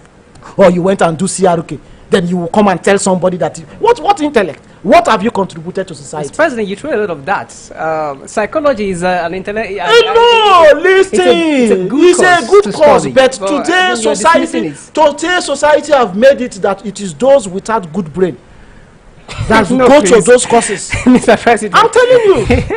Okay, when you leave out your time, Doctor, when you leave out your time at the IYC, when your faction now passes over the baton to another person, their faction will also pass the baton to another person, and we'll have this factionalization, the domino effect running into another tenor and another tenor. At what point do we unite these two? Because you will hand over, yes, and not through the faction. Yes, when will this end? You see, that is why the matter is before a competent court. In as much as I'm concerned, if the High Court, even though I've handed over baton of leadership to the next administration, and the court of maybe second, third instance finally say, because if I win, I know that they will definitely appeal. And if I win the appeal, maybe they might go to Supreme Court. And at the final end, we agree that, okay, my side happens to be the legitimate. Those that are handed leadership automatically become the authentic leadership. And any person that they might, through their illegal means, have handed over office, might just relinquish. That is just it. Doctor, I could be wrong. I don't want to be wrong. If I'm wrong, correct me. One of your ESCOs, yes, Bedford Verified, yes, was beaten badly, and it was everywhere on social media. What steps have you taken to stall that and get that not to happen, at least to anybody around your schools again? Because it goes a long way to strengthen the infamous with a bit, So, what have you done or going forward? You see, that is what, that from happening again? Yes, that is what I said. When an intellectual is managing hooligans, when you are being confronted by hooligans, and that is why I told you that they have decided not to comport themselves or conform themselves to the rule of law. If not, they have no reason to beat a brother or assault. Well, for that singular question, we don't need to reciprocate in that same manner of the beat. Because if we follow, we might end up killing people in the process of beating. Some people are asthmatic. Some of them have BP-related issues. We might, in the name of let us reciprocate with beat, and we will end up beating a son or daughter to death. To what benefit? We have petitioned their actions as individuals to the IG of police. That, I believe, approval has been given. And we have also established a fundamental human rights violation suit in the court. I believe they had their first hearing not just quite long. You can't just assault somebody in the contemporary Nigerian society and go scot-free. That is law. So they will definitely go and answer for themselves. But from the video, there was no face. Who told you? So the local identify anybody. The local content video where he was captured or kidnapped is there. We have brought it out. Was kidnapped in? He was kidnapped. Can you just give me a round of the events leading to his beating? Comrade Bedford Belfa happens to be my spokesperson. A competent hand that is serving Asian nation diligently. He was sent by one maritime captain to go and submit a letter in local content. He got there, and according to him, because I wasn't there, those hooligans also had a courtesy call with the local content management. They saw him there. They said he's coming to impersonate their office, that he's not the spokesperson of council. What is he doing in local content? So local content is now an extension of, if at all, IYC, where people are now barred from entering. By so doing, they started assaulting him. From there, they kidnapped him. From right inside? Right inside the local content premises. Kidnapped him with their bodyguards and all themselves. And there were no security in the local content? That is why we also sued the local content. Somebody was kidnapped in their premises and they cannot make reports to the appropriate security agencies. That means they colluded with those persons to go and kill very far. So they have to come and tell the court where they made their entry that someone was kidnapped in their premises. So you've litigated? Yes, the matter is before a competent court. So all those that are found wanting must definitely face the law. If assault and kidnap is 15-20 years imprisonment, they must be sentenced by virtue of the Nigerian law. So there is no two ways about it. Okay, let's take a little to something a little more controversial, not just limited to Bayelsa State, but much more broader than that, expanding up to Rivers State and perhaps even the Delta State. The matter around decentralization of a security pipeline, security contract, which I think you've also done a number of agitation around. I've seen a number of videos from you clamoring that it should be decentralized and it should not be centralized. But there are many who say already these contracts are decentralized because PINL is one, Tantitas, and there's like three companies. I can't quite get the name of the last. There are like three companies, you know, that the federal government through the NNPCL engaged. Maton, exactly. Machiton Laha, yes. Engaged. But so they say it's decentralized, but then it seems as though the clamor for decentralization is only centering around the Tantita pipeline contract.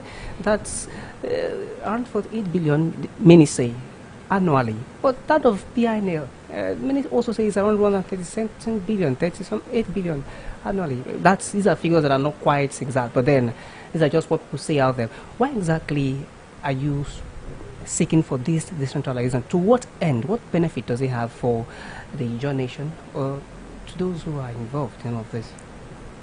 Resource control by any means necessary. Let every person that have resources in their backyard manage their resources and pay tax to the federal government. That is the essence why the IYC was formed. You have caught three companies. The owner of all these three companies, where are they from? There is Rivers State, there is Delta State, there is also 2 persons are from Delta State. Not 2 persons. 3. All the three companies are from Delta State. Resident in Delta State. So is that on its own not marginalization? If we want to ask. But they are Ijaws. Ijaw or no Ijaw? It's not the issue. And they have engaged people across Who's the states. Engaged? Where have they engaged? Mr. Makaiva is the coordinator for Bayelsa. Coordinator. Ruben Wilson is the coordinator for Rivers State. So let me ask you a simple question. If they give Joshua Makaiva through NNPC, that Joshua Makaiva go and call your Bayelsa people and manage Bayelsa, can't he do it? Why is it coordinator that we as a people should have?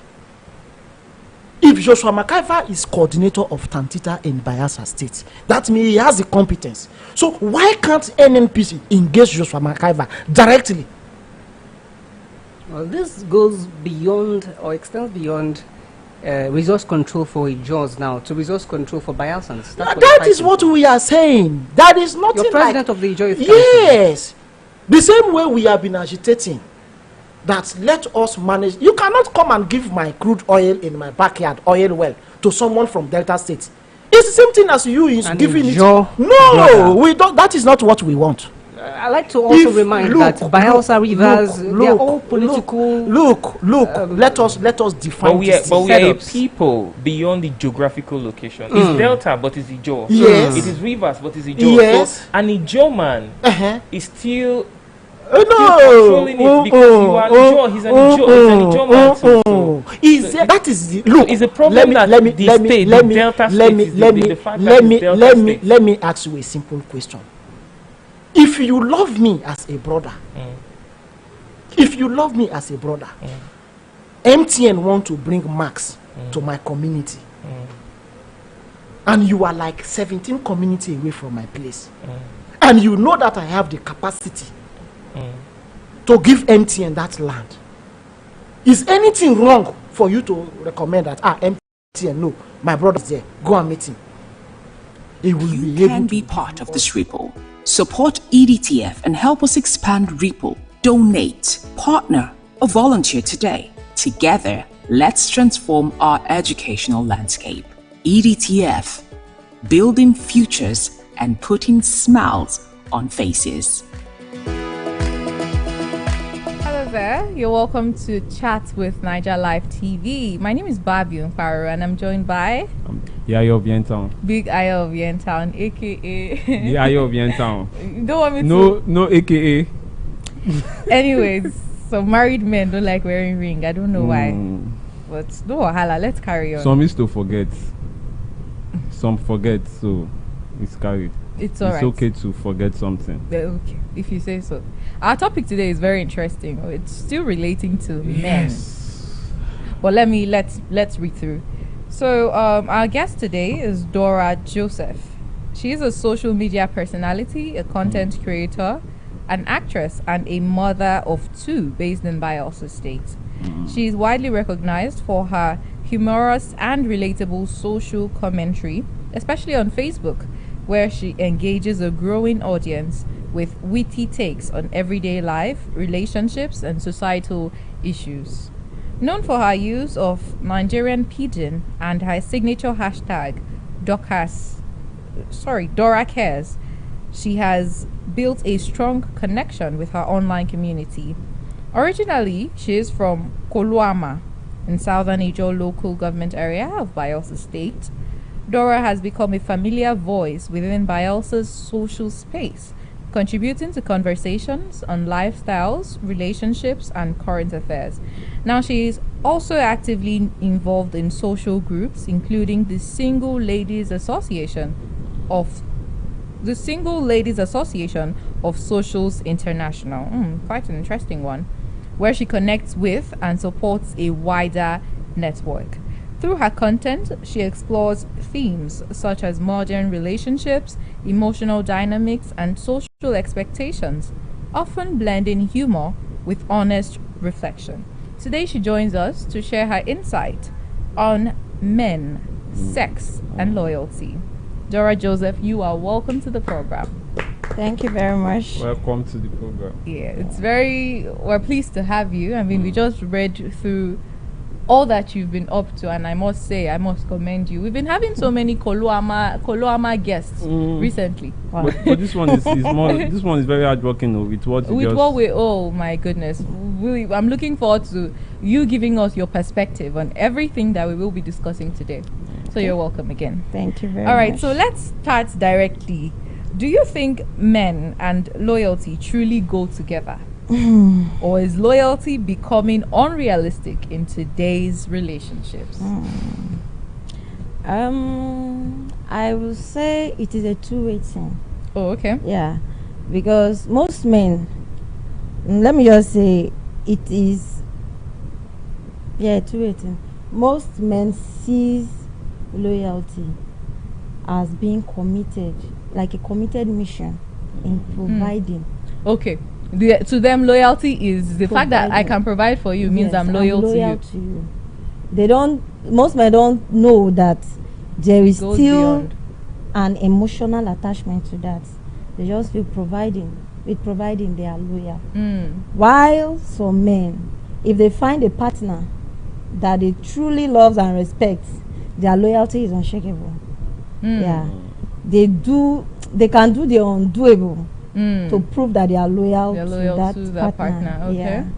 So since it's a two-way thing, what do you think it is? Is it the part where the men provides, or the part where they are committed to you? What do you think loyalty is?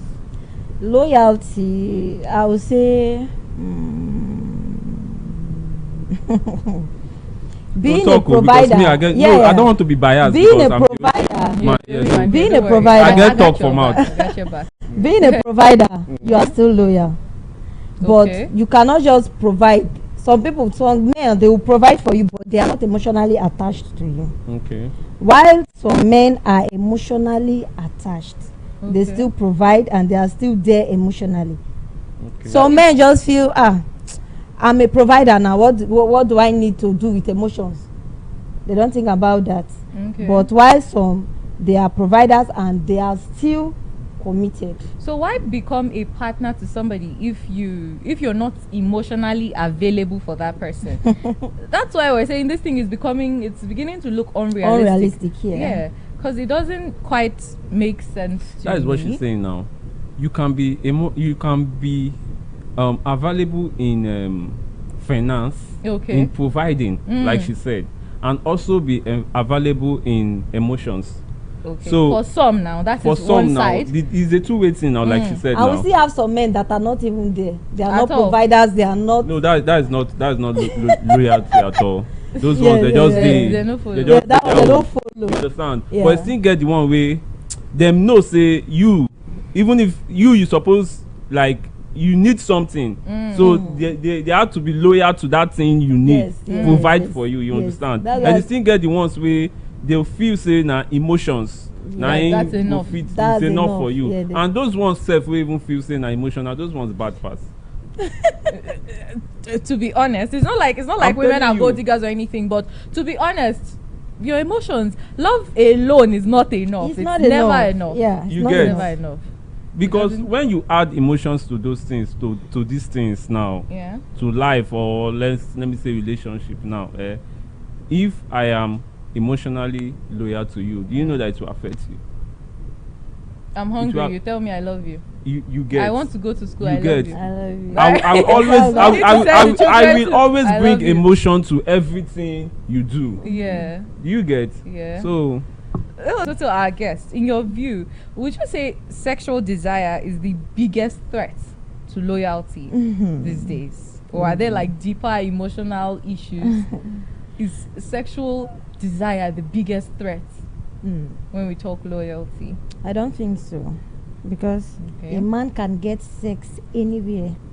He can use his money to get it. So I don't think loyalty and sex can keep a man. It cannot. Yeah, men are like, let me just say, men are like psychologists. The way you as a woman, you present yourself to them, that is how they will take you. Yeah. So really?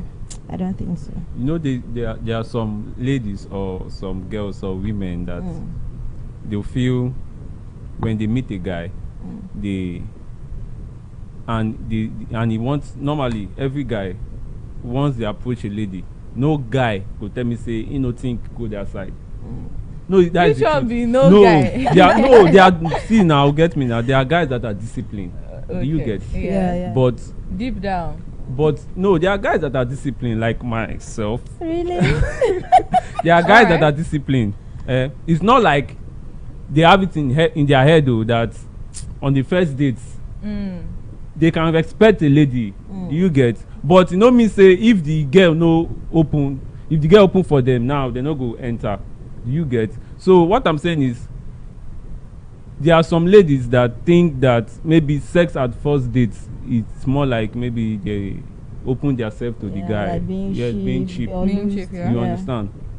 And there are some that feel like when they keep the guy tasty for like 2 weeks, 3 weeks, and that will make him make him crave you more. A guy can even wait for 1 year. I'm telling you. I dey tell you. But when he waits that 1 year, he's sure going to value you. Are you saying that the value does not increase? See, a guy that will value you is from the first day he met you, he will know. Even though you people it's in his head. No, a guy that will value you will value you. We value you. Irrespective of how quick you went. Guy will want just knock you. Will value you. Guy will want just knock you. If he waits 1 year to knock you, after he knock you, that's the document because waiting there in mind. When he see you now to knock you. Okay. You understand me? So he own now to just anyhow he want if not to pretend. But guy wait. I think see you say no, I want to be with this girl. Yeah. You understand? Once if you like give am that day, that thing, the mentality wey dey in head be say I want to be with this girl. Okay. So all this on our way. But now let's say not everybody has one view about something. Yeah, that's right? true. So there are some because this mindset came up as a result of another person's thinking that if you immediately give in to a man or immediately give in to a woman, either way, the person would look you less. So that's the English. They will look you less. Take you as cheap. They will take you as cheap, exactly. So for that other view, how are you going to rate it? Have you not had, let's say you are not like that, but like don't you have friends who have said, oh, that girl is cheap. We met today and I had access to everything today. That is what I'm saying now. It's not about even the cheap now. Okay. See, what I'm saying is, if I want to knock you, I met you today. We knock. No, I'm telling you the truth now. I can say, you are cheap. Yeah. Still the same thing if you keep me for 3 months.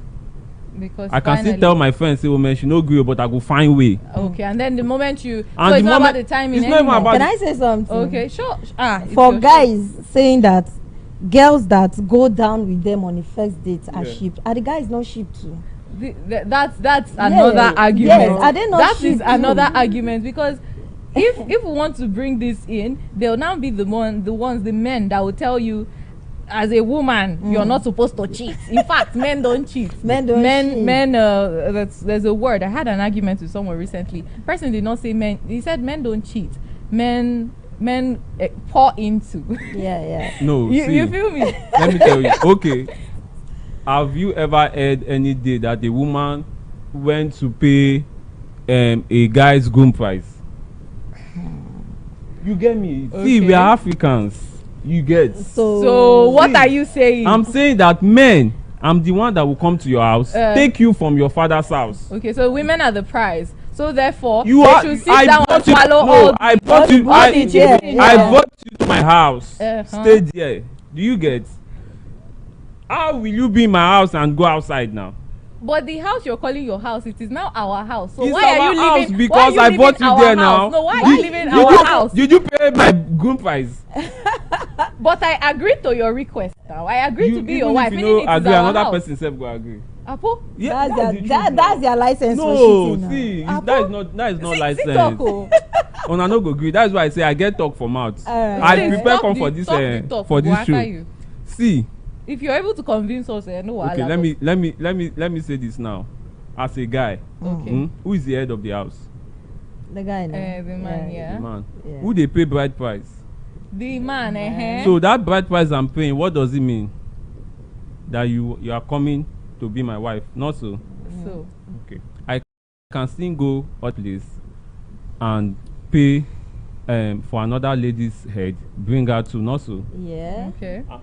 Yeah. Abi? Yes. Okay. So if I can pay for your head and still pay for another lady's head, which you know, so why do you get jealous? Okay.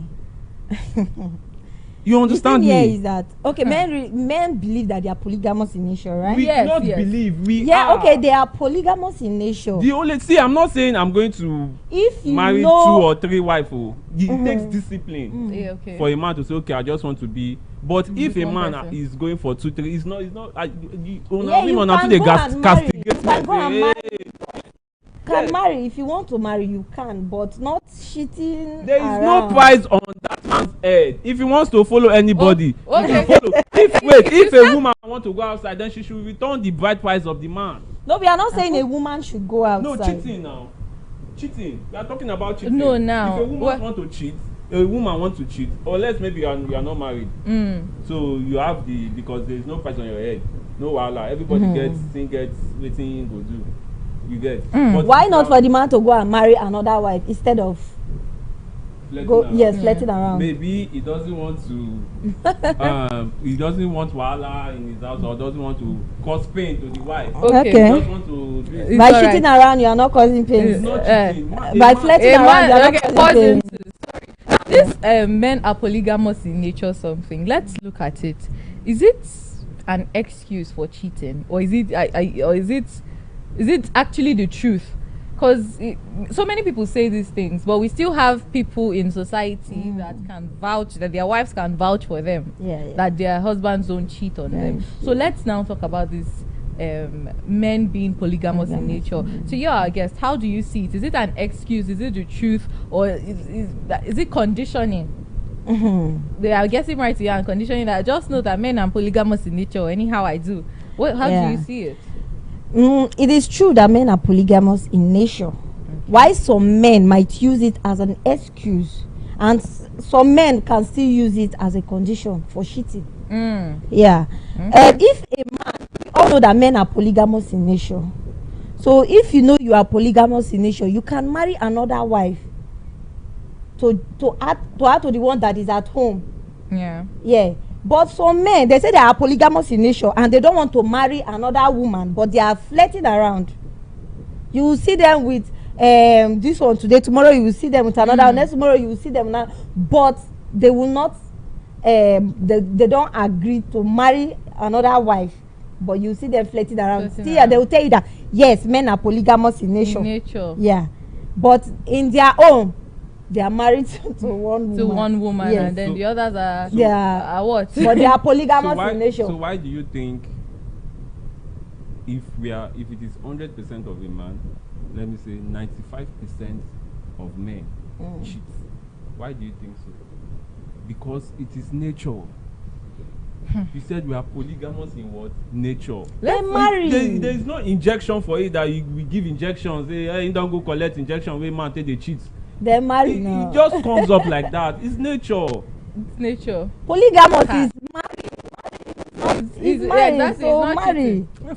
It's not cheating. But let's not forget that women. Let's not forget that women this are thing now. also, I know the comment section go kill me, but it's okay. Don't worry, your men also got you. No, they kill me since. Normally we have two sides of a coin. So your view will be taken by some, ours will be taken by another set of people. These men are polygamous in nature, something that we've been talking about. Let's not forget that women also are humans.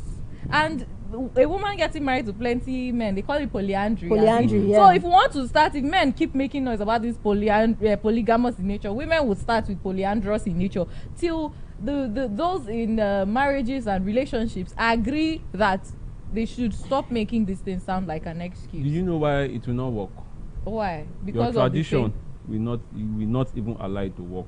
My tradition will not. Your tradition will not allow. Because why? A woman cannot go to a man's house to pay his groom price. Do you understand me? How many men you want go they pay the groom price? They come to which house now? Who get the house? That's why we say it is a men's world. It's a men's thing. Yes, now so you guys are taking privilege of it. It's not privilege. That is just bias. See, if I be woman, I don't know, but if I be woman, I go just come this life, just know say now so it be. See, the only thing I'll just respect me as a wife. One thing about some men, they value women like their wives that knows that they have side chicks or they are going out, but keep calm. Not keep calm. Understand. She understand that yes. No be keep calm. If you say keep calm, like wife, suppose give. If you as a wife, if you know that your husband has girlfriends outside and you accept them, that man he will value you because he knows that this woman don't give me peace of mind. But what peace of mind. What I say to men is, even if you're cheating, I'm not cheating. Even if you're cheating, try to respect your wife. That is the highest kind of love you can give to your wife. You understand? Because some men, when they cheat, they pour it out to the wife's face, and that is very bad. Okay, so still about this, still on this cheating thing. Is it always about personal failure, or sometimes a reflection of a broken relationship? Because let's aside that people are beginning to normalize cheating, there are still some reasons why one shouldn't cheat. You have a partner, you want sex, right? You have a partner, you got interested in this person because of maybe she looks really beautiful or he looks very handsome. You know, something attracted you to the person, and you are now together. So why is it that you cannot consistently focus on this person or run to this person when you want sex? Why do you need too many others? So let's look at cheating. Does it happen from a view of failed relationships? Let's say people have an argument and then the man is bored, he wants to chill out, and the next thing he sees some girl and something happens. Why does this cheating happen? Let's look at it aside from the excuse of men are polygamous in nature and stuff. So me, I really don't see cheating as I really don't see cheating as a result of failed relationships. Okay. It is your decision. If you want to cheat, you will cheat. Now we are taking people that are cheating. Now we are taking it failed relationship. We are using failed relationship and As other an stuff as an excuse. But I don't see it as an excuse. If you want to cheat, you will cheat.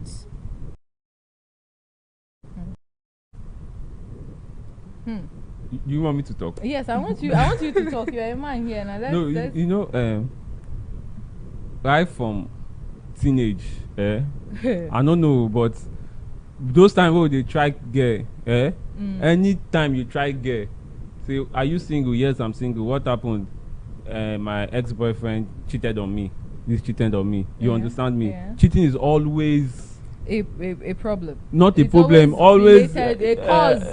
yes, whether he did, whether you know, whether now you cheat on the guy itself, we don't know. But well, you always tell somebody that you understand. So if you want to cheat, it's your personal decision. It is your personal decision. If you want to cheat, you will cheat. If you see this in discipline, is a personal decision too. You understand? You can decide to go out with just one woman. Yeah. And decide that you will never ever temptation will come, but the ability to overcome that temptation, that is the discipline we are talking about. You understand? But some people, even if they decide, don't worry, I will not do it again or this, that, then temptation will come. They will still fall because they are not disciplined. So this life too, even in marriage and everything, we need discipline. Okay. So if you're saying that people that cheat lack discipline, is obviously, because how do you explain a guy? I don't want to even put marriage. A guy in a relationship, you understand, in a serious relationship that obviously leading to marriage, keep that one for us as maybe fiancé. That one they call fiancé now. Then can't get 1, 2, 3, 4 other girlfriends. Disturbing is fun. There's no discipline now. You get, there's no discipline. So cheating is a personal decision. You decide because you want. If that same guy say I don't want to do again, nobody go force him. Nobody go kill him. You understand? So now waiting in decide say he won't do. So that's just it. But he's a man, so. Okay. So now let's move away from cheating and all that and look at relationships today. So I guess, would you judge relationships today as being built on connection? All of those love at first sight, or there's this feeling, or there's this thing about him, or there's this thing about her. Do you think it's still like that, or these days it's more or less in relation to survival or benefits? If I am dating this guy, he would buy me breakfast, lunch, dinner. He would afford, he would get me things I can't buy by myself and stuff like that. How do you see relationships these days? Relationship these days, I would say some are based on convenience, while some relationships are being convicted. Yeah, because some people might be in relationship because of what they are benefiting from their partner. Most people actually. Yeah, most people. Yeah, maybe this guy now is well to do. So if I date her, I will not lack. Yes, anything I want I go get. So some people are in a relationship because of that, while some are emotionally in love. Lovably. Yeah, lovably. If there's any word like that. Okay. Yes. So I can't say that it is entirely for this or entirely for that. Yes. Oh, okay. But we see so much of trend, particularly from the Gen Zs these days. Yeah. They'll tell you who love help. Who love help? Yes. Which one is love? What is like? I should just love you like that. Can love pay bills? All of those questions sparking up. So you guys, you people now that are women now, what will you who love help? Then you have answered your question. You understand? But I still want to investigate if there are people that genuinely are in love. Okay, married man. There are now. Okay. I am. Oh, you're genuinely in love. I am. For better, for worse. Is it not what I signed out for at the altar? Are you serious? How long have you two been together? For better, for worse, in sickness and in health. We have been together for, I think, 4 years now. Oh, wow. 4 years dating then. So love exists. Love exists though. But my own is, can it thrive in challenging times? Like, can it thrive when both of us are broke? Can it thrive when, we're both not comfortable? This thing, love, is not something that just comes. See, any man that will tell you, I immediately I saw you, I just love you. That is a big lie. Okay. I don't even believe in this love at first sight. Yeah. Okay. There can be likeness at first sight. That is the main reason you actually went to that person. You understand? To approach that person because you saw the person and you like that person. You know what be love? Love is beyond physical. You have to understand that person's character before you can even say or be proud that yes, I love this person. No, love will be 1 month. But you can't exactly understand the person's character. The person is human. I don't know. No, what I mean by understand, I saw you today. I can't see you today. We talk, we exchange number, and the next thing I'm telling you, I love you so much. You could just know so. Yes, people are not taking this love thing serious again because the way they have been, it has been overused. You understand? Yes, I can tell because like some guys on my face, my DMs now, they will just come to I love you. I am missing you, and you have not. I will be like, that's why you love stuff. And you never, you don't even know me. You are already missing me. You are already loving me. Okay, to love you. You get. Don't let me preach. Please, I'm not. Be convincing me that love exists. Yes, because I don't know why my fear is if I point to, okay, this person is I am agreeing, there's this feeling I have for this person. There have been people, people exist. There have been people that I would see and this person has that, but I would remember that this person can't always be the same. What if at some point the person changes? What if at some point he's not acting right? All of those things are like a threat to me. When I think about them, I just say, see, love doesn't exist. Let me just focus on my self-development. Love does exist. I told you, me and my wife, we have been together for 4 years. Wow. And we are starting. And it hasn't been a bed of roses, but you both chose to. See, maybe I will come become guest. Man, talk about this thing. Married man. No, okay. Let's count for these 4 years. You see the woman I got married to. She has. I'm not saying it because I don't know whether she watch my things. I don't know, but she has been good. You understand? She has been good. I don't get money. Have you been good? Me, that is what I want to say now. There are times that I've really hurt her. You understand? The last time we almost even went apart was when I cheated and she found out.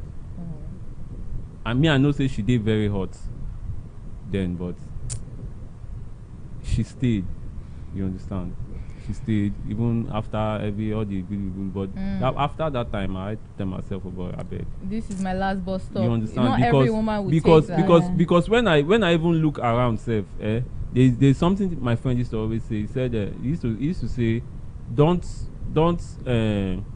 lose your diamond No, don't drop your diamond while picking stones. You understand? Word. So that thing, they always ring for my head. So by the time we're having that issue, that thing was always ringing. I said, make it no be say if I can't go outside now, normally, if na woman, I go see woman plenty. But I no go see the type. That's true. You understand? If I check my DM now, if I want to ask like 20 girls out, you know, girl with 5 no go agree. Nah. For me. No, that is. I don't. What are you trying to say? My leg, no. I'm not lame. I'm not blind. I'll be full.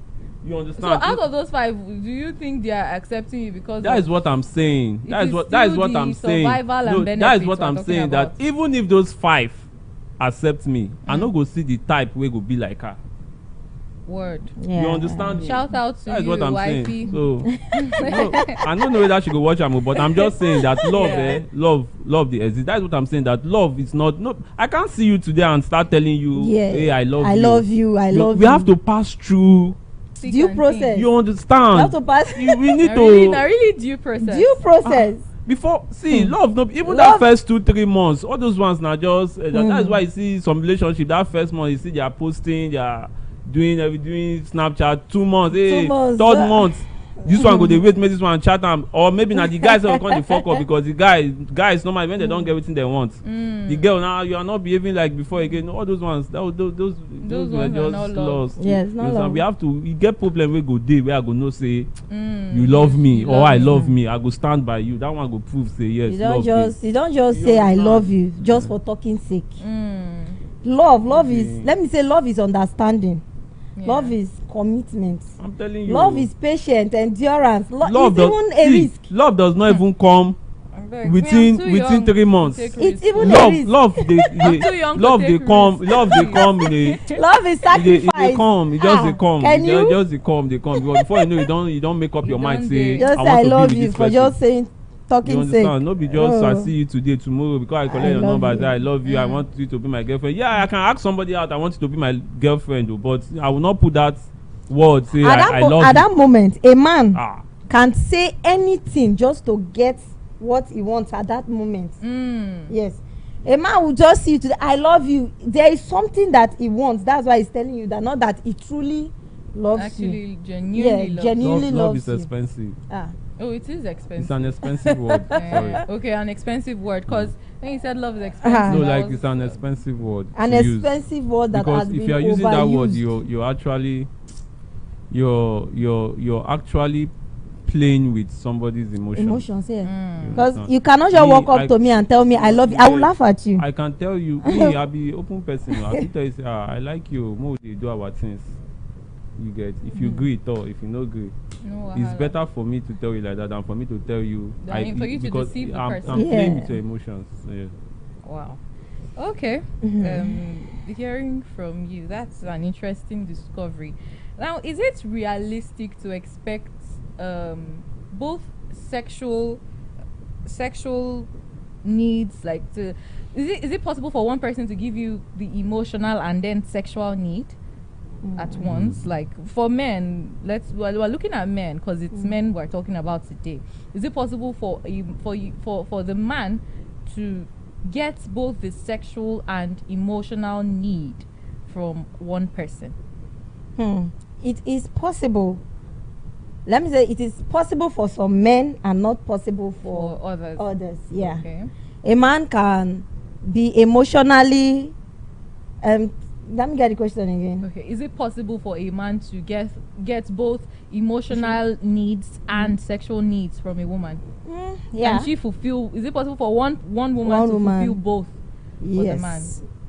It is possible.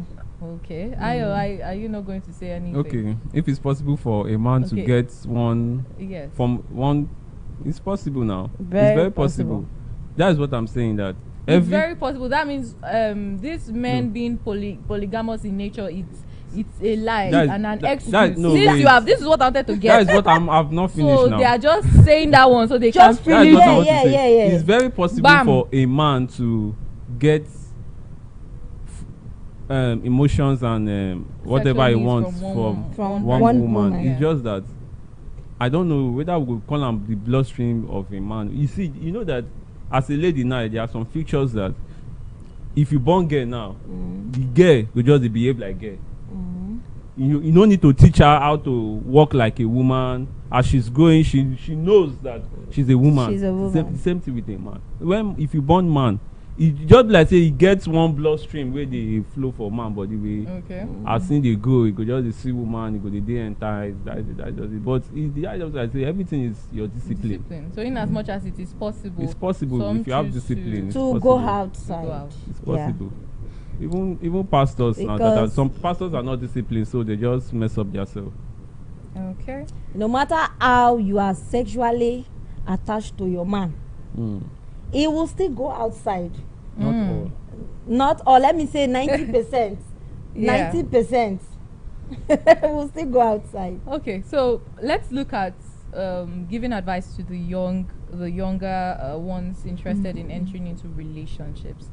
What advice would you give to them to maintain loyalty, peace, oneness, and anything that would not shall break them or hurt the other person? I would just say they should just do you, because no one is perfect. Just do you, no pretense, just be you. And if the relationship will work, it will work. It will not, if no matter how you pretend to be lovable, to be nice, if that relationship will not work, it will not work. Just do you. Just do you. All right.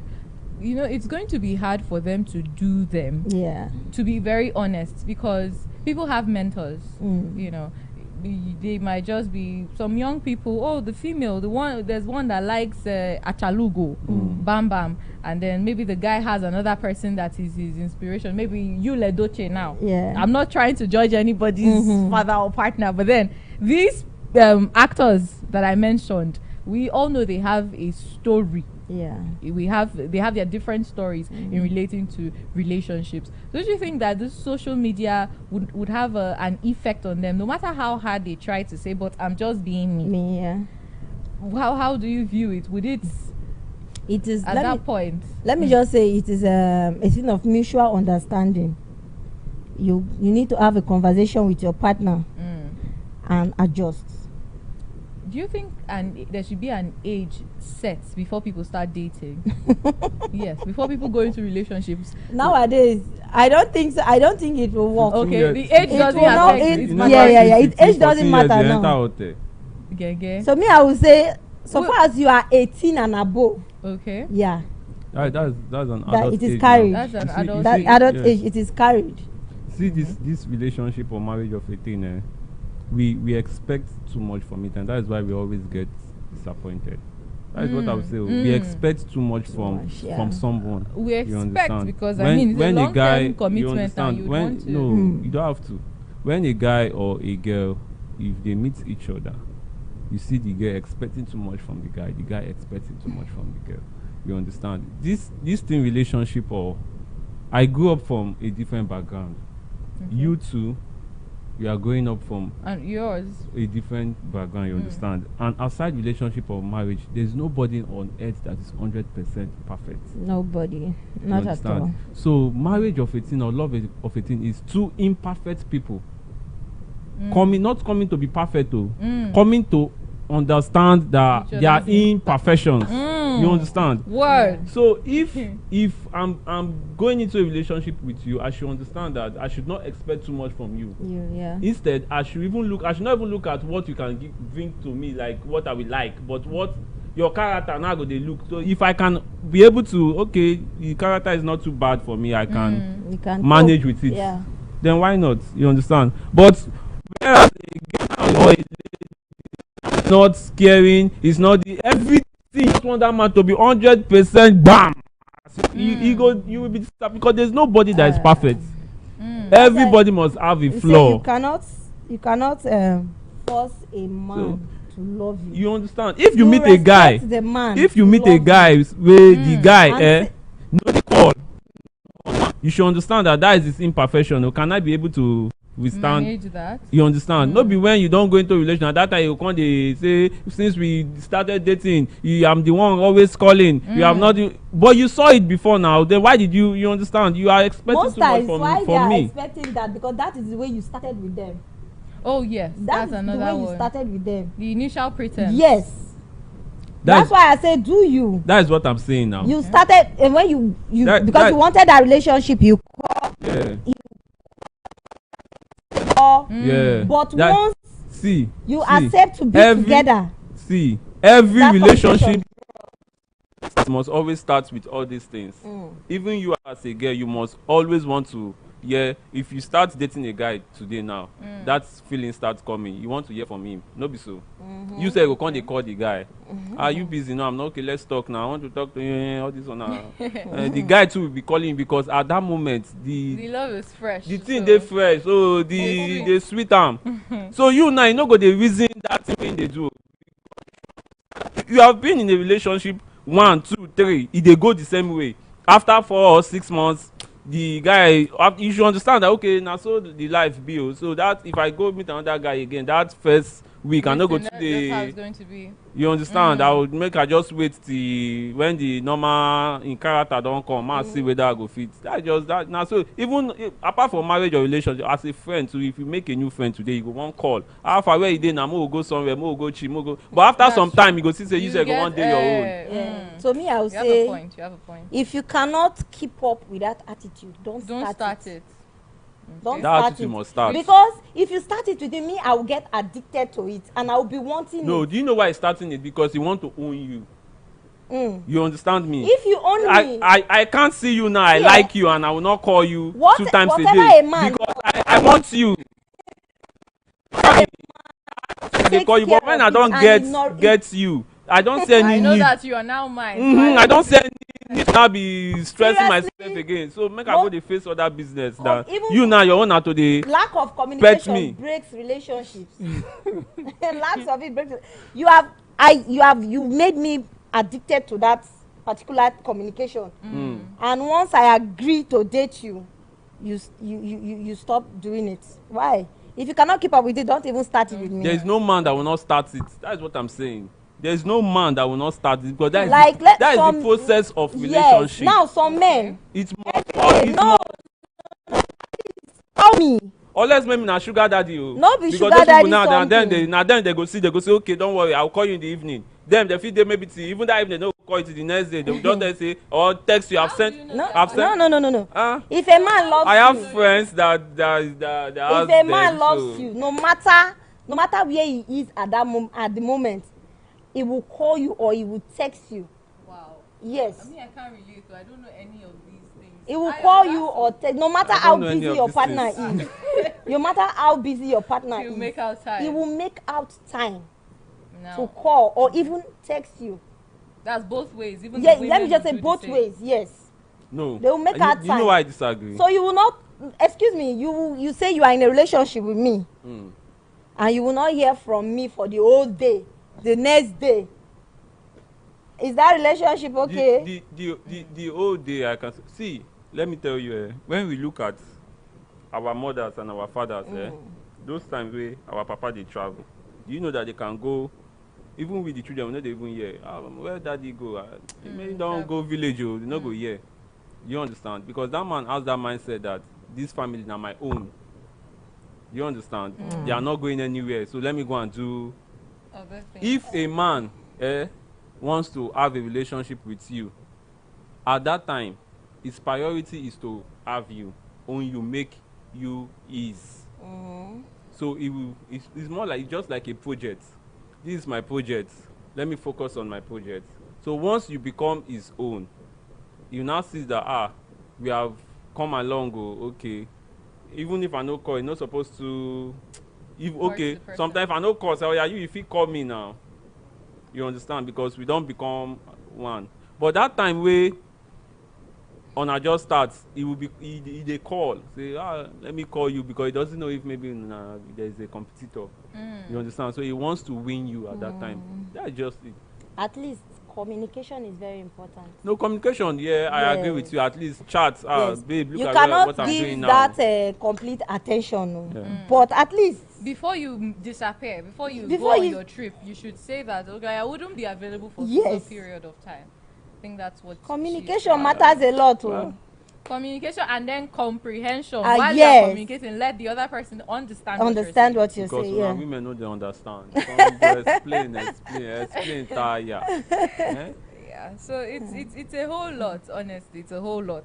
So let's conclude. So let me ask this concluding question.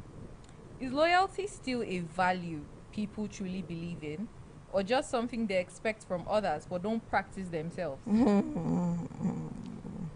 About loyalty now, is it actually something? Is it something that is it now? It's looking like I expect my partner to be loyal, but then within myself, I'm not exactly loyal to my partner. Yes. So that kind of thing. Let's understand if loyalty is still a value that people believe in and practice. Some people still value loyalty and practice it. Why some don't? Okay, so from the rating, which one does the most? On what part? What part do we have most people do this and then fewer people do that? Like let me cite an example. Like for the man now, this woman is mine, my wife. She belongs to me. I am expecting that woman to be faithful to me, to be obedient, to be respectful to me. He's still expecting that woman to be committed, and he's not expecting that woman to go and cheat.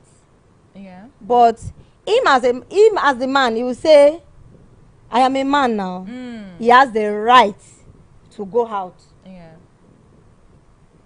Now he's expecting the woman not to cheat, but then he the man, himself, he has the right. He's expecting yes, her to be loyal. while he's not in that aspect.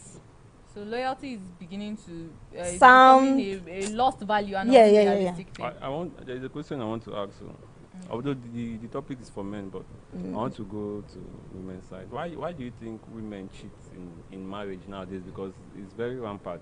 It's very rampant.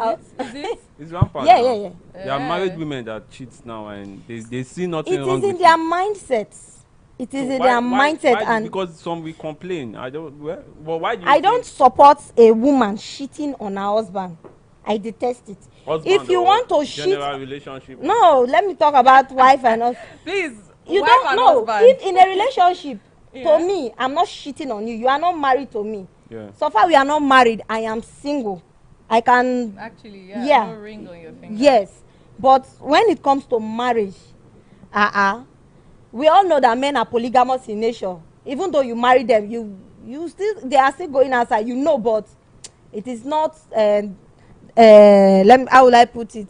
It is not an offense to them. But when it comes to a married woman, I don't support a married woman cheating. No, I can't support. If you want to cheat, if you know that you want to cheat, you leave the marriage. You leave the marriage. Because we have seen cases where the woman will tell you, my husband does not satisfy me. No, me, I don't see my husband does not satisfy me. So do you think he does not satisfy me on bed, he's not emotionally this, that, that. Do you think sex is an excuse for a woman to cheat on her husband? Because sex and financial needs that usually no, come on, financial needs. Their husband, they give them money, but you see them say they go outside. So because some ladies are even justifying this fact that why will a man not satisfy his wife? She needs to go outside now. He's not. You understand? I have not seen that group of. I have not. I have seen. No, I've been hearing of it and we have been seeing it. Some go say if the husband something is like my finger, she needs to go outside now. Instead of cheating, you leave the marriage instead of cheating. So women will say their husband cannot provide for them and the kids, so they go outside to provide. They go outside and cheat to get money to provide for themselves, and then still come back to the marriage. Yes. I still come back to the marriage. I don't like it. I will not advise it. If you want to cheat in a marriage, you quit the marriage instead of staying under a man's roof under a man's custody and still going out to shit. So no. Oh yeah, more common cheating. Mm. Why is it how do I put this question now? Is it compulsory for a man to satisfy his woman? Now. I not go satisfy a woman. I think this is where the importance of dating comes to play. You know, Yes. those days they used to say get married as a virgin. As a la, la, virgin, la, la, la. yeah. But See, you know, there are times where there are times where, that is why I said women always deal with emotions. You understand? There are times where during dating, as of that time, maybe the guy and the girl, because of how young they are, they want to explore and all those, they do crazy things, have crazy sex and all that, and maybe that thing now if you don't enter a person's head, the woman head, you understand? So she wants to experience that even in marriage, like everything, but she will forget that then he was in young marriage, and strong. in marriage there are responsibilities. Pikin don't come, responsibility don't come. So at that time maybe the man too. See, men can be traumatized, like depressed, but they go they laugh with you, you know go know.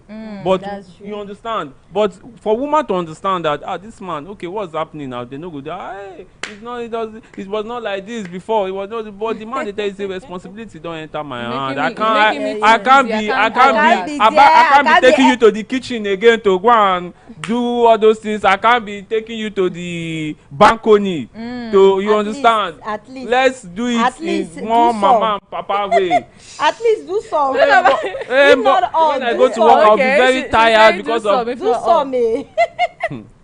Once in a while, not always. Let me just do some once in a while. And the same woman will complain that he does not provide for. When they don't sit down and away every time they say, hey, you know, they go work every time you want to do.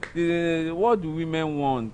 What do human beings want? Because the men also have their own. Yeah. So what do human beings want? So before we take it home, you read about our biography, and I want to relate this with what I'm sorry. I'm sorry if I'm coming this way. He said you are a mother of two. Yeah. So I want to relate the societal life now to what we are discussing, because it has always been, it's always now a debate on Facebook, social media per se, about single mothers. So what's your take about the rise of single mothers? Because we found out that there are a lot of single mothers now, and we are like, waiting they happen, you understand? Some men will come, they will batch at single mother, but they forget that they are the men. They are the men that is making the women. So why do you think there are so many single mothers now in our society? I would say in most cases, no woman in most cases decides to be a single mother. Life happens. Life happens. Yeah. Some were married and later got divorced, and they are now single mothers. Some are widows and they are now single mothers. While some get pregnant while dating and later break up with their partners while they were pregnant, they now give birth to the child as a single mother. Yeah. So my own case, I would say I was in a relationship. Yeah, sorry, I would like you to share. I'm sorry, I don't know. No. Just share some info so that people can understand all this. Have you no one yet? No one there just wake up one morning and say, I want to become a single mother. I want to become this. Yeah. Some women might not be in a relationship, but they have children. Some just decide to take in because of age. Say, I am not married though, and my age is, so let me just get pregnant and have a child. Yeah. So tell us your story. My story? No, you don't have to tell us just tell us things. You know, as for me, I was in a relationship. We dated for years. Wow. Yeah, we dated for years as a teenager growing up. So oh, really? From teenage? It's a long Not that serious, but growing up, then secondary school days, after my WAEC, yeah, I got pregnant and I gave birth to my first daughter. Your WAEC? Yeah. Wow. That's a long time now. Yeah, I gave birth to my first child, and we were still happily we were still happy. We did let me say we did introduction. Oh wow. We did something like that. Serious something now. No, for real. Yeah, we did something like that before I had my second child. Like I said, life happens. Yeah, life happens. We had our differences, so we just decide to stay apart. Is it that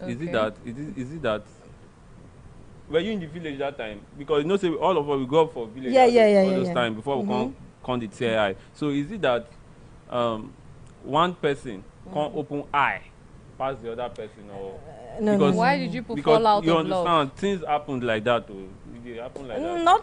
Not like we fall out in love. Okay. Let me just say we fight a lot. Okay, and those fights were not coming up when you were without children. It wasn't like that. It was, we were fighting, but not as serious as as serious as as serious as it became. Sorry. Yeah.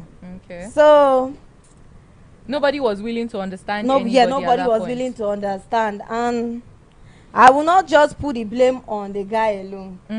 Yes, me too. As a woman, I have my flaws. But I would just say he was temperamental. He had an hot temper then. Oh, okay. Yes, we fight over every little thing.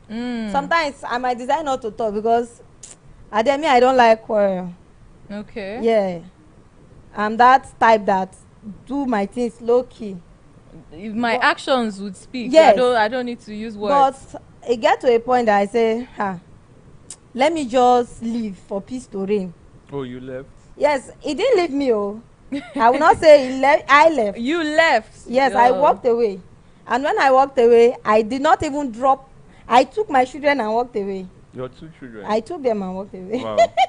Get mine though. No, I didn't even tell him that I am walking away.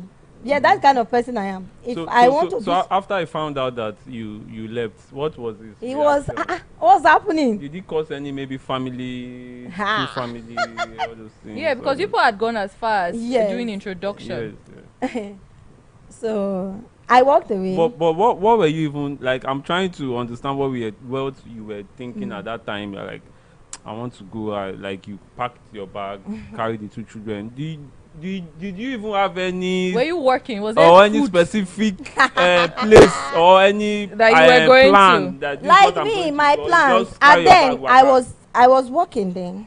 Okay. When I was there, I'm not a liability. I do so many things because that also even right from a tender age, I am not that person that would depend on someone. Okay. It gets so when I got to a level at a very young age, I started doing things to earn my own money. Your own money. Not that I have more, but at what I want to do at that moment, I can do it. Afford, yes. So and then, we were doing different kind of jobs now. And then I was staying at my own town, Kulama. My parents are here, so sometimes I stay here, I stay there. Okay. That's how I was teaching in a nursery school then, and I was doing other things once in a while. That's why you were confident enough to carry 2 children. I know that's a huge responsibility. Huge one. No, it's you. Because I wasn't taking them. I wasn't taking them that I will. I said, where I won't get the money from. I will take the ingo, the papa. Oh, okay, you go still from okay. the side. Okay. Yes. But so I took them to my family house, my parents' house. I said, I'll go there now. They go fit pursue me. Where you want pursue me, go. So is it taking responsibility? Of course, full responsibility. You guys are in good condition. We are not fighting. You are in talking terms. Yeah, in talking terms. We are not fighting. But you are in good talking terms. Yeah, very good talking terms. You go see him. They go visit now. I go visit.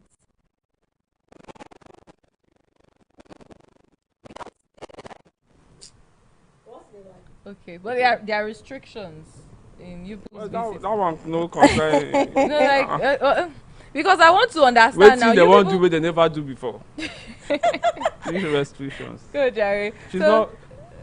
So that is it. It's not. So have you ever experienced being cheated on? Because it seems like this you people's issue No. was not even really I will not relation say to cheating. it wasn't. I wouldn't say it was cheating because I didn't even have a clue of it. Oh, okay. Maybe he might be doing it and doesn't want me to know. Okay. If he was, he covered the tracks. That is what I was saying. Because I have now. access to his phone, everything. But the major problem I had with him and there was the fighting. Was the Nothing hot temper. That was the only reason. That is what I was saying earlier. I mean, I don't have problem with my own personality. I don't have problem with a man cheating on me. But because you cannot do it, come close to me. Okay, you shall not rub it in your face. Yeah, I will not say shall rub it on my face. I don't cheat. Not that I like it, but I think that's normal thing they do. Ooh. You see, woman. To me, I see it as normal thing that they do, and I cannot even leave my man because of my man is cheating on you. Okay. Yes. Because you will still go and meet another person that will still cheat. How many you want meet when no go cheat? I will not even advise a married woman to leave her husband because he cheated on her. Wow. Because how many single guys are out there that will take responsibility? Another married man will still take you and you will still be side chick. You will still be cheating. A side chick to another married man. Wow. So I will not advise. Deep, very, very deep. Yeah. I won't advise you as a married woman to leave your husband because he cheated on you. So you are the wife. Now you did there. With this story, so far as he's not disrespecting you, he's taking care of you, he's doing everything a husband should do. I will not advise you to leave. Stay there. Where you they go? So at what point do you advise a woman to leave her home? I will not advise you to. If the man you are being violated, domestic violence. Yes. No. Anybody. I believe that is Please, your own. If your husband is beating you, leave. Your husband they beat you. That's when you should leave. I don't say. I will still say if you want to, you as a woman, you say you like to cheat, no marry. If you know cheating is in your blood, you like to cheat, don't just stay, just stay so single. Why you won't even marry when you know say one man no go reach you? No, that why do you want to don't suffer just one get man? Married because no, I won't advise a married woman to cheat. You understand? So so with the story you have said, you have told us so far, it's good that you guys are in good terms. Like, yeah, we are in good terms. You see some people now, the woman they carry the load though. You understand? I do my part and it does his own part. So how it takes responsibility so going back, of his kids. Yeah. Going back to all what we have said and the story you have said, how I mean you're an actress now. You are doing well for yourself. An actress, creator. So would you say that you regret leaving your, should I say, partially marriage, or you think you would have done better if you were still with him? Or I don't know how to put this question. How do you see the choice you made? Do you regret it, or it was good for you? I will not say or do you think you be at where you are now if you had stayed? Yeah. I don't regret it, and I don't feel completely proud of your decision. Of my decision, yeah. Okay. But like I said, life happens. Maybe if I didn't left at that moment, I wouldn't have had the opportunity to be doing things that I'm doing now. Yeah. There would have been restrictions. Yes. You not say you were not really acting. Yes, because I was acting like like a housewife at a young age. Oh yeah. All my thinking was I get the way I do my things. Get like that. But now I've seen life in a different perspective. Yeah. Even if we come back together today, you already know. I still have the opportunity to do my things. So do you think do you think you guys will come back? No, yeah. No. Is that if we can come back? If I said let's come back today. Are you that means he wants to come back? Yeah. If I said okay today. Also, the key is in your hands. In my hands. Wow. So I pity the children. May you go back. Pity the children. Then go back now. Capacity. Oh, I think all you would just have to talk about is the temper issue, and then every other. That is what I said earlier. Now I said, marriage or relationship is two imperfect people coming to understand that imperfections. That's just it. and guide so it even and if work you come back to, I have done something for myself and I'm not willing to stop anytime soon. So you have to accept me that way. that way, yeah. So if you cannot accept me the way you are seeing me now, then just let me How be. do people do it? Clock it. Just clock it. Wow.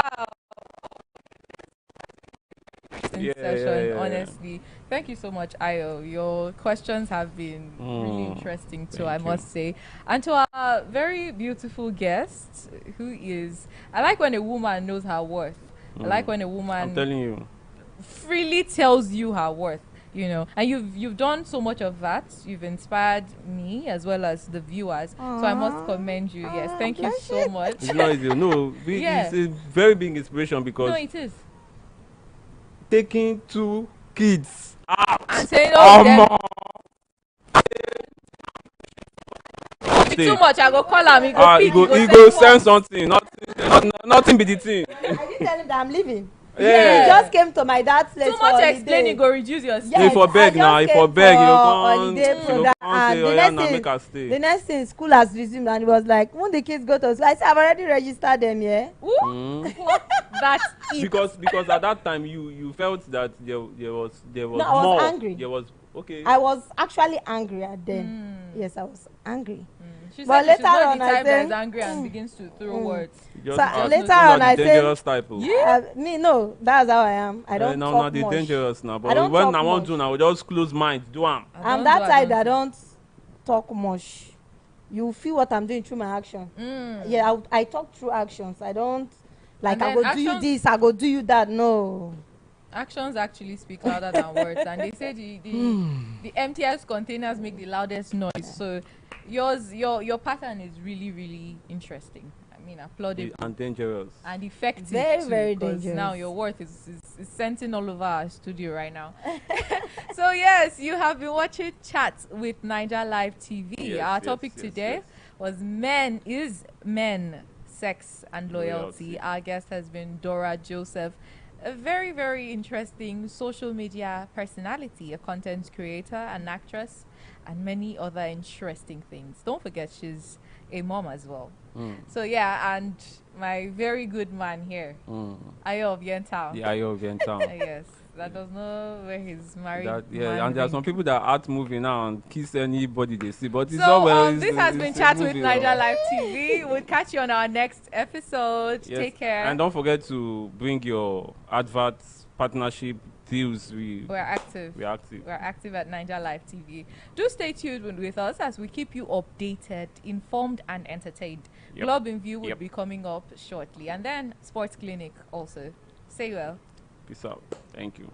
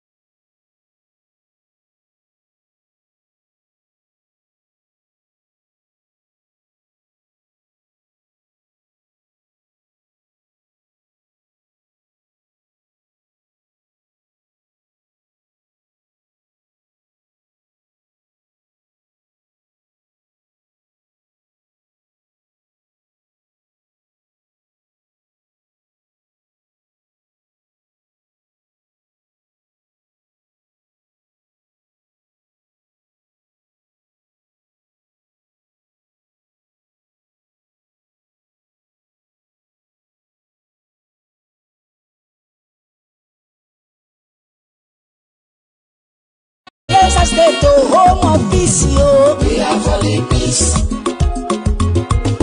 All for peace. Dear esteemed community leaders and people of Bayelsa State, the Doyiduri-led prosperity government is committed to transforming our rural communities into thriving hubs of development. We believe that every community deserves access to absolute peace and quality standard of living.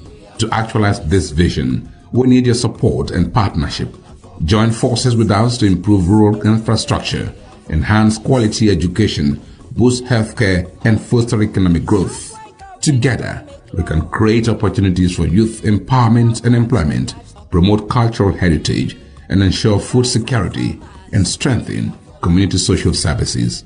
How you can support: participate in community engagement forums and collaborate with local government authorities and the Ministry of Community Development. Come, let's build a prosperous Bayelsa together. Let there be peace, all for peace. Courtesy, Honorable Alfred Belamonte Watson, Honorable Commissioner, Ministry of Community Development. The impacts of climate change are upon us, necessitating adaptation and resilient building. In Bayelsa State, the recent annual rainy season has brought severe consequences, including excessive flash floods and river flooding, causing untold hardship for residents.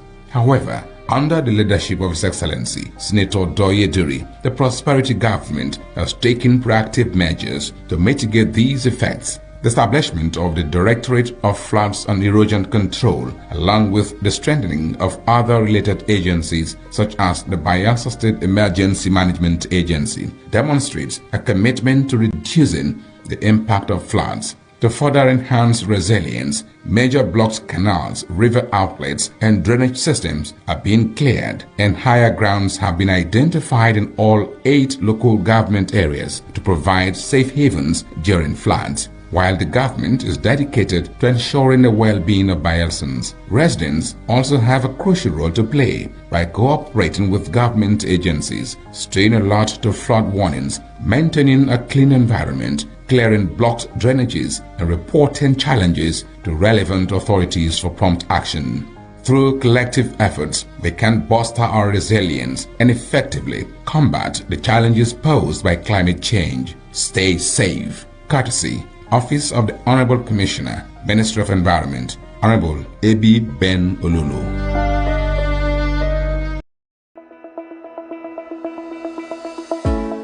Every ripple starts with a single drop. In Bayelsa, that drop is the Education Development Trust Fund Board (EDTF). From the moment a child sits down to a nutritious meal to the day a scientist steps into a brand new laboratory, EDTF is there, turning challenges into opportunities. 5,000 meals served daily in our model boarding secondary schools. Biological sciences laboratory equipment delivered to Niger Delta University. 1,000 teachers and school leaders trained with the British Council. Special education teachers graduating from Ignatius Ajuru University under EDTF. Scholarship research grants fueling innovation in our state-owned tertiary institutions. TVET, science labs, water facilities, culinary kitchens, and clinical labs springing up across Bayelsa. Vocational scaffolding trainings and a computer-based testing center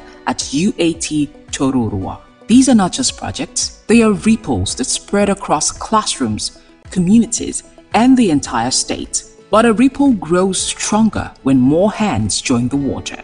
So whether you're an organization, or a corporate partner, or an individual who believes in education, you can be part of this ripple. Support EDTF and help us expand Ripple. Donate, partner, or volunteer today. Together, let's transform our educational landscape. EDTF, building futures and putting smiles on faces.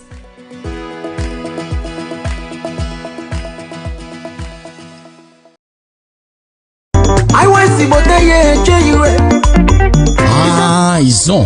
Yes, so Enjoy Youth Council Worldwide, IYC, Resurgence Mission 2026. Don't come on. Now tested leader, a seasoned administrator, and strong voice for Ijaw Nation. Barrister Ayibakro Igbeta, PhD, former legal advisor of the Enjoy Youth Council Worldwide, former SA Media and Publicity to MD CEO of NDDC, former SA on Youth Affairs to Deputy Governor of Bayelsa State, and now currently Secretary General Bayelsa State Center for Youth Development. In vision, they very clear. Unity for the council and protection of Ijaw people rights for all Naija Delta. The support for Tantisa Security Initiative and make government put better money for Naija Delta agencies, plus opportunity for all Ijaw youth for inside job matter and development. Yes, so and that is for us to select the correct secretary. We go pilot the affairs of Ijaw Youth Council Worldwide IYC 2026. Oh yeah, we'll make you vote Barrister Ayibakro Igbeta, PhD for Secretary General Ijaw Youth Council Worldwide. Vote wisely. Ado Alua Onua.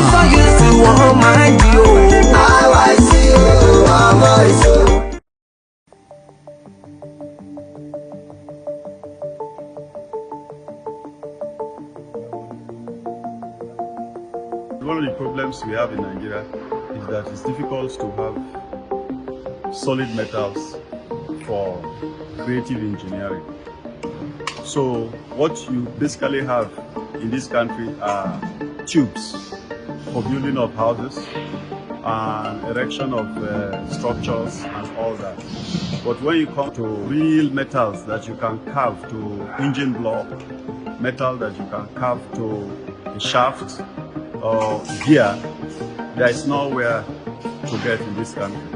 So a country that does not have a shop for metals to cut can never develop.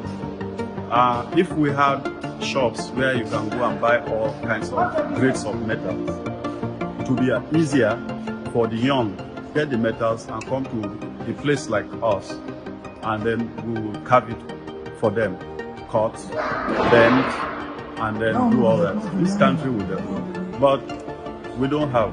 We have to look at China or any of those countries to bring those things to us. So that is the story of Nigeria.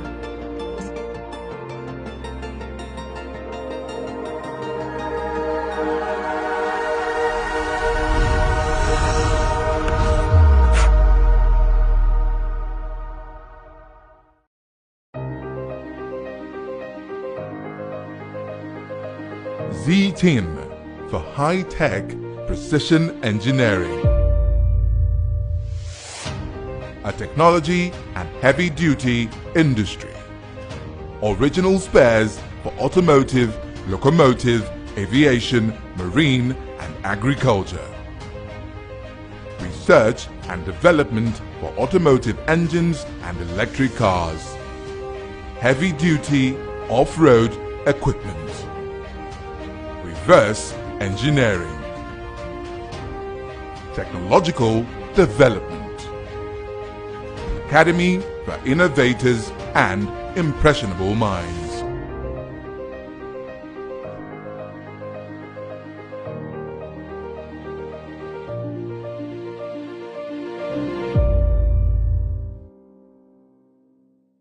Bayelsa State, home of peace, we are for the peace.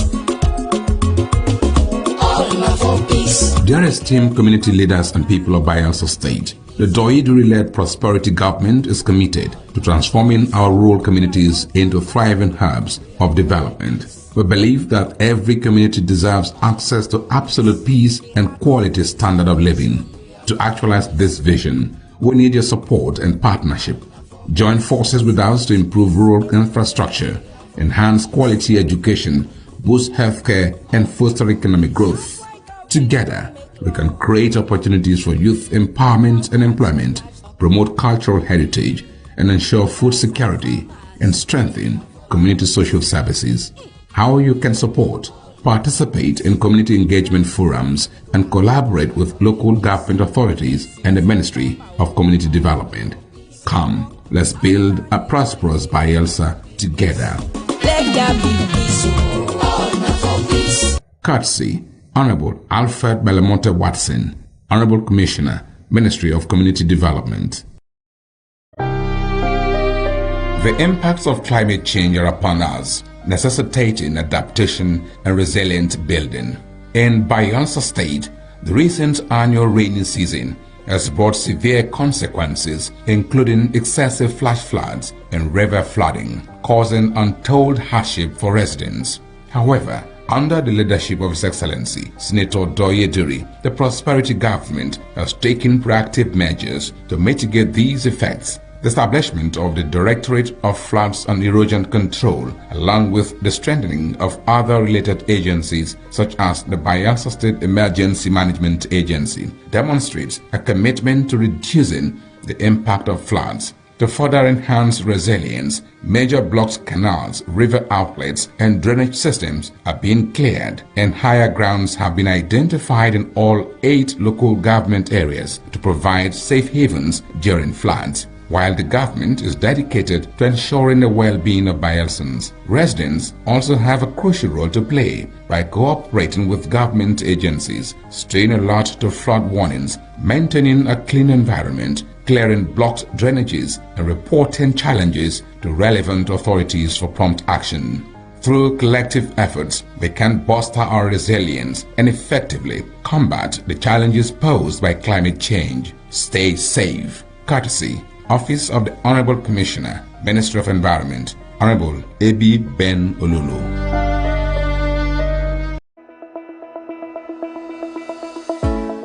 Every ripple starts with a single drop. In Bayelsa, that drop is the Education Development Trust Fund Board (EDTF). From the moment a child sits down to a nutritious meal to the day a scientist steps into a brand new laboratory, EDTF is there, turning challenges into opportunities. 5,000 meals served daily in our model boarding secondary schools. Biological sciences laboratory equipment delivered to Naija Delta University. 1,000 teachers and school leaders trained with the British Council. Special education teachers graduating from Ignatius Ajuru University under EDTF. Scholarship research grants fueling innovation in our state-owned tertiary institutions. TVET, science labs, water facilities, culinary kitchens, and clinical labs springing up across Bayelsa. Vocational scaffolding trainings and a computer-based testing center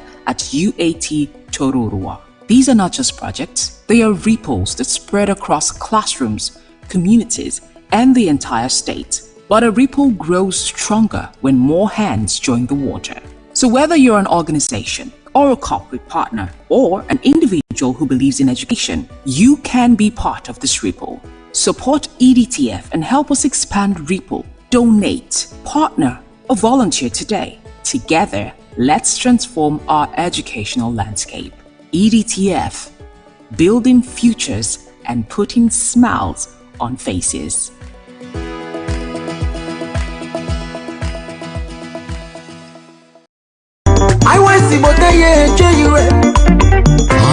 It's on.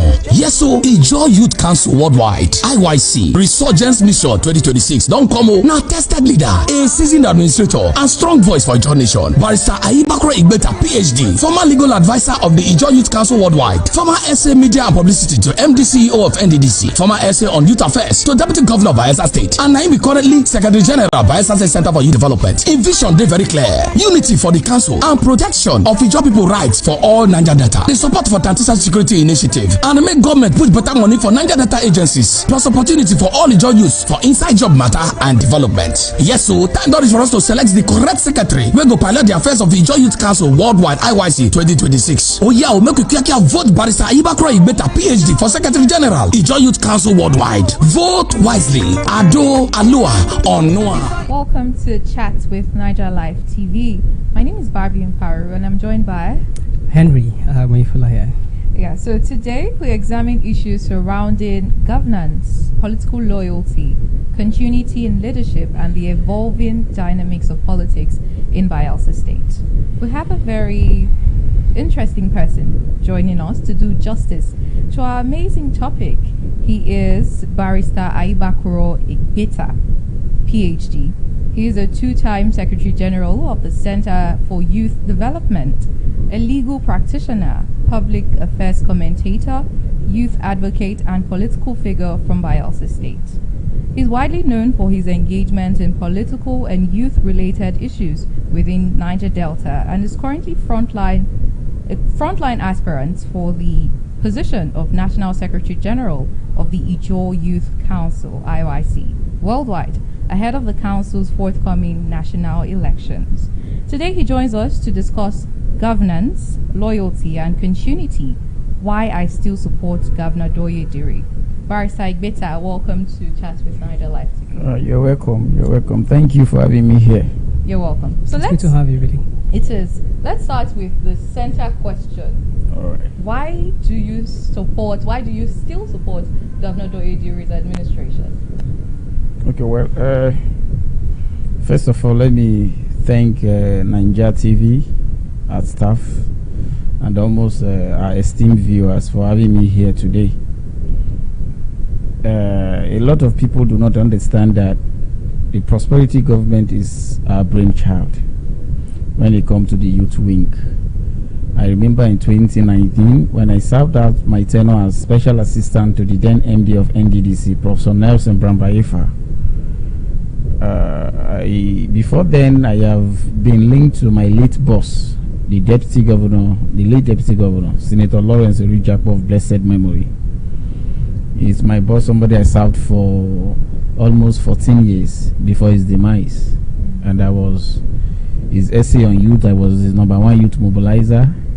And I think in 2019, he called me and we sat, I remember, and discussed that, see, we are ushering in another leadership in Bayelsa. And he would want me to play a very key and pivotal role, as I've always done. I was the DG of the Orijakpo options when he was going for Senate. I was in charge of the youth. I'm not from Sagbama, I'm from Nimbe. I'm from Bayelsa East. He's from Sagbama. But my political affiliation has always been with the West, strongly. I was one time also DG. I formed the Keneba Youth Vanguard, the President House of Assembly member serving in Sagbama constituency too. I'm just trying to narrate my political trajectory. And at the end of the day, I was called that the new leadership is coming in, as usual. Come up with a youth organization. So I formed the Diri Law Youth Project as at the time. I can boldly tell you that was almost the #1 youth organization as at the time, because a lot of people that can reminisce that era, it was engulfed with a lot of political tide shift from the PDP then to the APC. The whole state was like 60-40.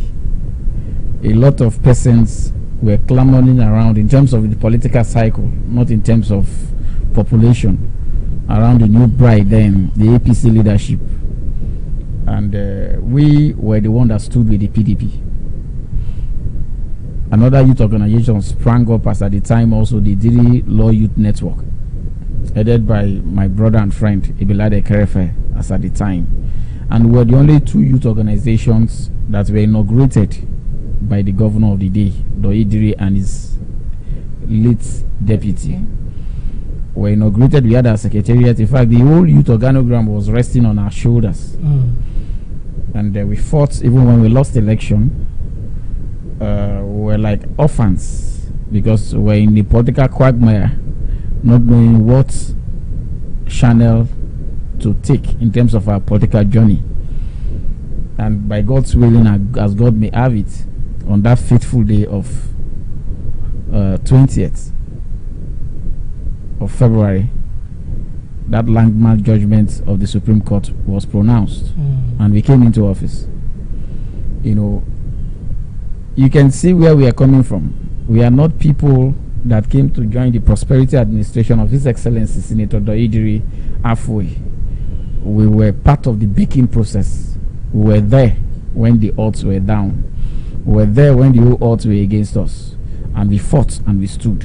And today we are proud of what the governor is doing in all sectors. And this is what we saw, that we tried as much as possible to stand with the governor, because we know that Bayelsans will be the major beneficiaries. Today I can boldly go anywhere and say to people that the decisions I took 6 years plus ago wasn't the wrong decision as far as the political future of this state is concerned. So we are not people that are just coming to identify or recognize with the government. We have always contributed our quota. We have always stood with this government. We have always been very vocal and very visible in the policies and programs and the organogram of this administration. Okay. When you say that the decision you took several years back, you're very comfortable with them today and you're happy, I mean, what really is informing this? Is it the projects that the has done? Is it the policies of the government? Is it the fact that you went to APC? You comfortable with that too? Well, like I will always tell people, we live in a dynamic society. What is the essence of politics? What is the essence of leadership?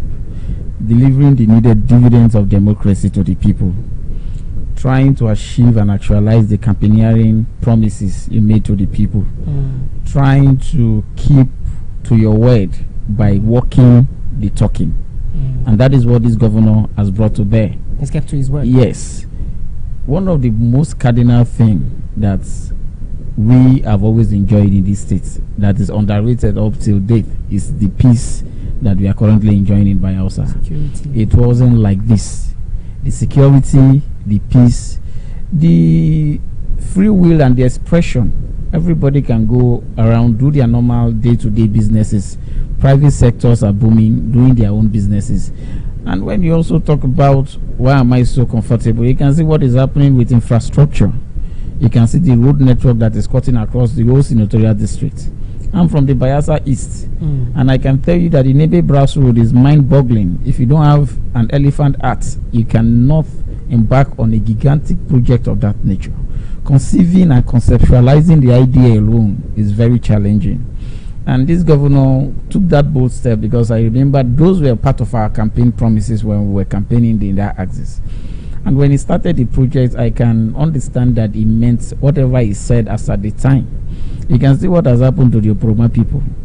Today, you can drive to Oproma, a 630-meter bridge that was almost looking impossible. I think the longest right now within this part of the world, especially within this South region. And is it about human capacity development? Is it about security? Is it about the health sector?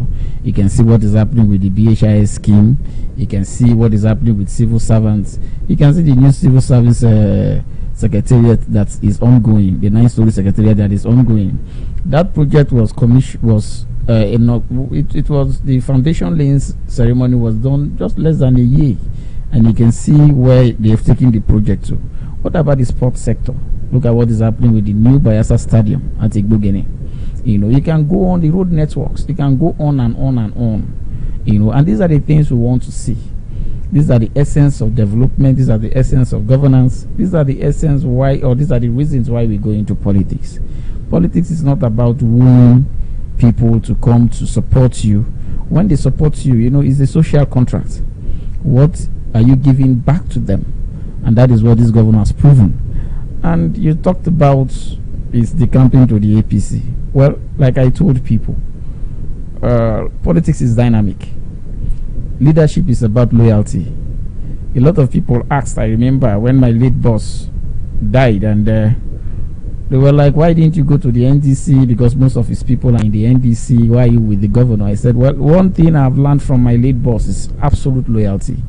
Until his demise, he has shown that, and he has always drawn my ear to that this is a project we started. Remember, whether good or bad, you must stand with this project until the governor finishes strong.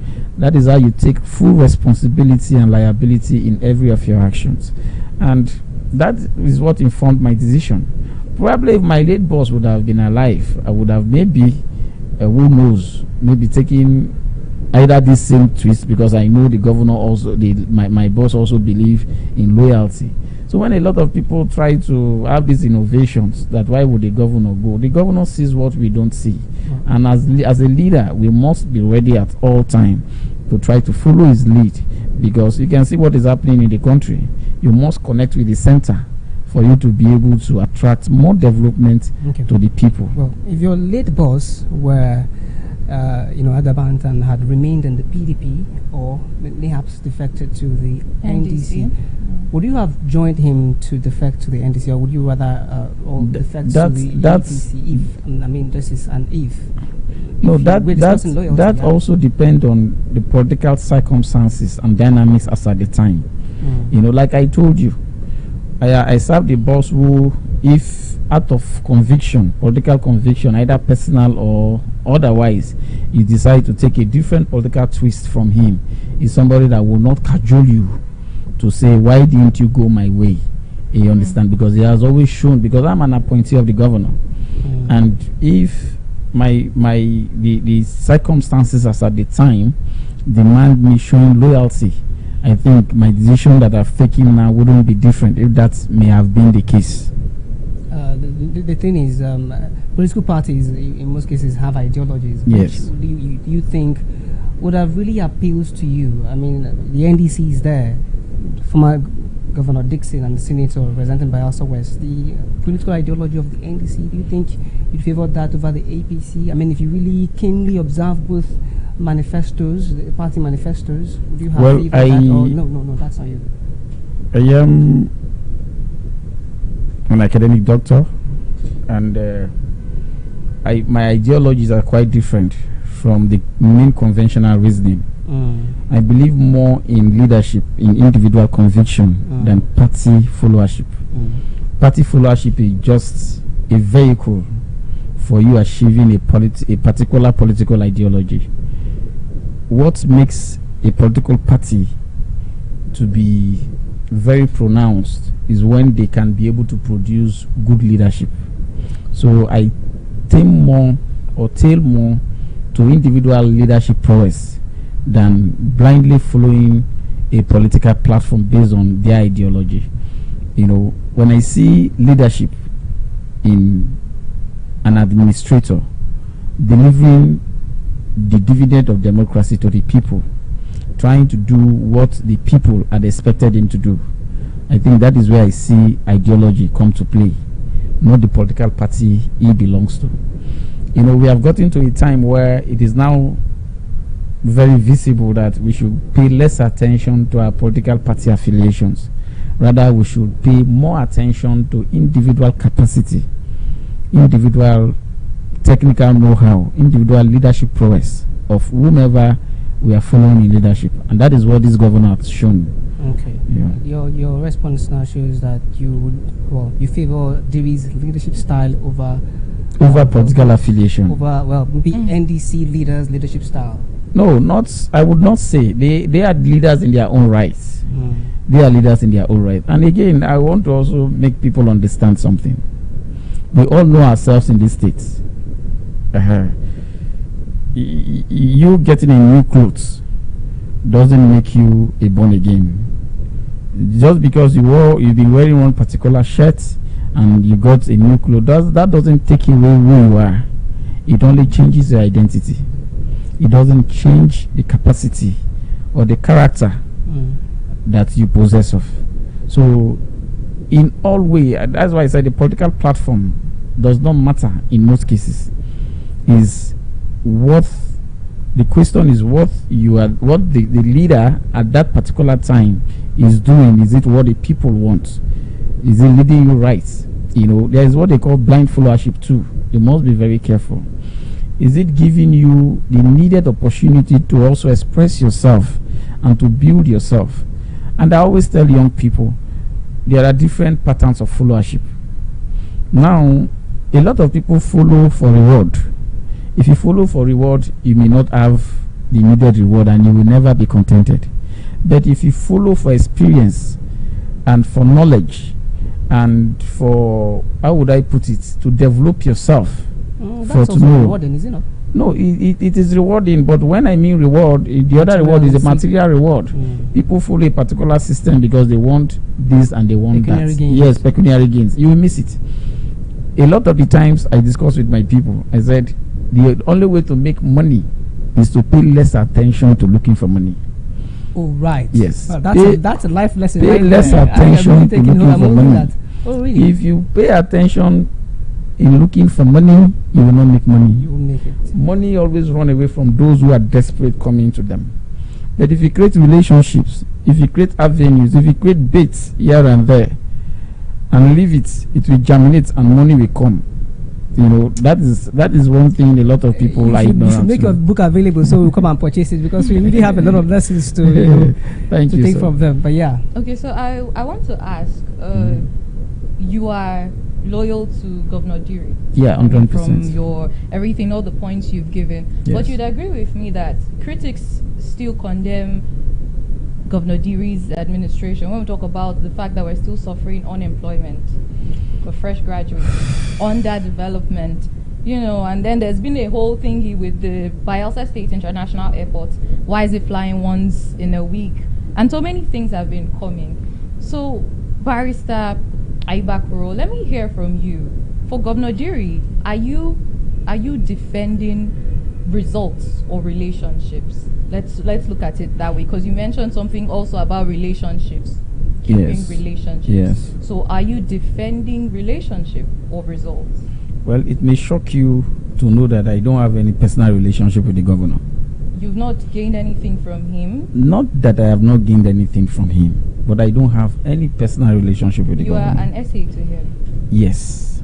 My appointment came from him. But when I mean I don't have, I'm an aide to the governor, as per the status of my appointment as Secretary General, Center for Development, but I don't have that personal relationship with him. Now, coming to your question, you know, in every system, or even in our personal lives, if you don't have critics, then there is something wrong.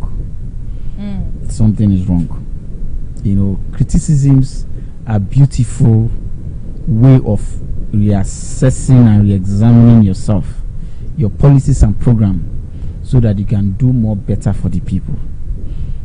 It may even surprise you. I tell people, if you are leaving your house and you see one beggar and you begin to give him 100 naira, 100 naira, 100 naira, one day the beggar will grumble, I will I die with 100 naira? Can't you increase it to 200 naira? That is the human nature. What am I saying? You cannot please and satisfy all your citizenry, everybody. You are leading. Now, you talked about a lot of factors. I don't follow people because of relationship. I have a lot of bosses in this town, cut across all sectors outside the states. But one thing you will not see me do, you will not see me in my leader's house unannounced or trying to go and find favor. I don't believe in that. I believe in visible projections. I believe in what I can see. Today I've mentioned a lot of areas. If you tell me to mention what the Governor Doidiri have done, I can mention them. I can go ahead and ahead. You're talking about unemployment. I know a lot of people who have benefited from this recent 1,000 civil service employment scheme. And I can tell you for free, a lot of them do not even know anybody in government house. This employment went seamlessly and a lot of them got the jobs. Let me also shock you. There is a particular situation. I think the teachers recruitment that was done of recent, before my lead boss died, that recruitment was done and some names were published. Then later, I think another list came on board, replacing those ones. They cancelled that list. Do you know what the governor did? Because that first list was on merits, we don't know how the second list came about. Some of us also complained. Some of us did the complaint to my lead boss too. But the governor, to the surprising of everybody, took the decision that that list that was cancelled should be retained. And rather the subsequent one that we don't know how it came about within the system was stepped down. And that is who this man is. Okay. You talked about the Bayelsa International Airport. The Bayelsa State government yesterday was just awarded with the license to operate, the NCAA license, issued by the Minister of Aviation, Festus Kayamo. It was issued to the Managing Director of the Bayelsa State Airport. And it was handed over to the governor yesterday. You know, aviation sector is highly intense and is very demanding. For you to get those licenses, I think I have a little bit of, I have a colleague somewhere in NDDC where I have a retainership with. He dealt on aviation, and I know I went through some of his some of his writings because we all did PhD together. And I saw that the licenses, some of them has a compulsory period of inspection. Okay. You can't just go there and they will just issue you. There are some period that you must, it's just like building a house. If you do the decking, you must leave it for I think 21 days or something. There are licenses that you can't just get. After your airport is there, they must come and reassess it. They will give them a time frame. They will come again and reassess it, give you the time frame. Sometimes it takes up to 12 months. Sometimes it takes up to 24 months before those licenses will be issued. And they must also guarantee the viability, the commercial stability of that airport. And the aviation sector is highly capital intensive also. You must understand that. You know, with the rate of funds, paucity of funds and number of projects going on at the same time in the states, you can only understand what the government of the day is going through in trying to see that they try to satisfy to an extent all sectors within their ambit. So criticisms are part of governance. These people criticizing, there are people we've seen that criticize the government. Then at the end of the day, you also see them commending the government when the government, see, without criticism, you just be like a blind leader. You will not know. When everybody claps for you, then you know that there is something wrong in leadership. Oh, criticism you have mentioned. Yes.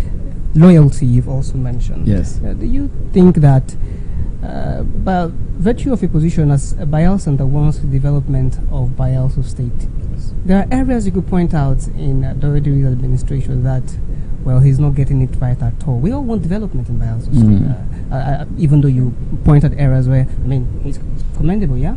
Well, are there areas you think that the governor needs to rejig, do something, appoint someone else, or do something better to have a better result? Are there areas like that? Yes, of course there are. The governor is not doesn't fall from the sky.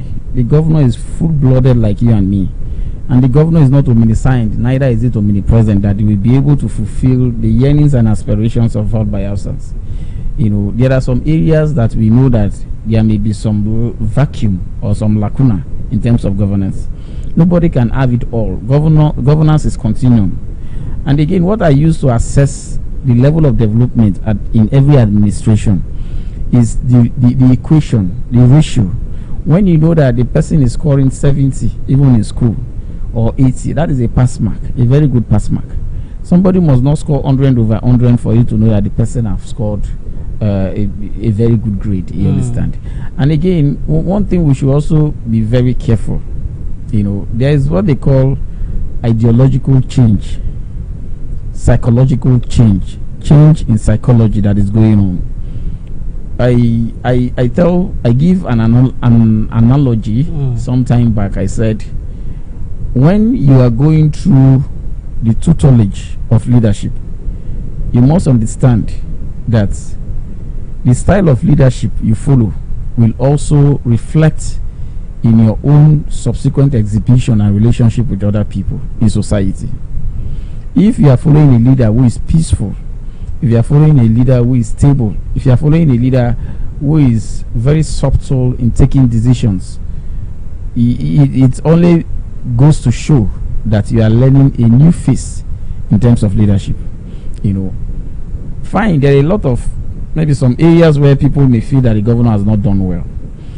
I also know that the governor has also shifted grounds in terms of the political conventional political arrangement in the states. For instance, you can see what is happening with the party primaries. A lot of people want the governor to use the style of other of his predecessors, where when his primaries, the governor should just unpick A, B, C, D and just make them whomever he likes. You understand? I can also tell you for free that my own stakeholders, the member stakeholders, were called yesterday to Government House to make a decision or vote it in front of the governor, when the governor even have the sole right to choose whomever he wants to choose.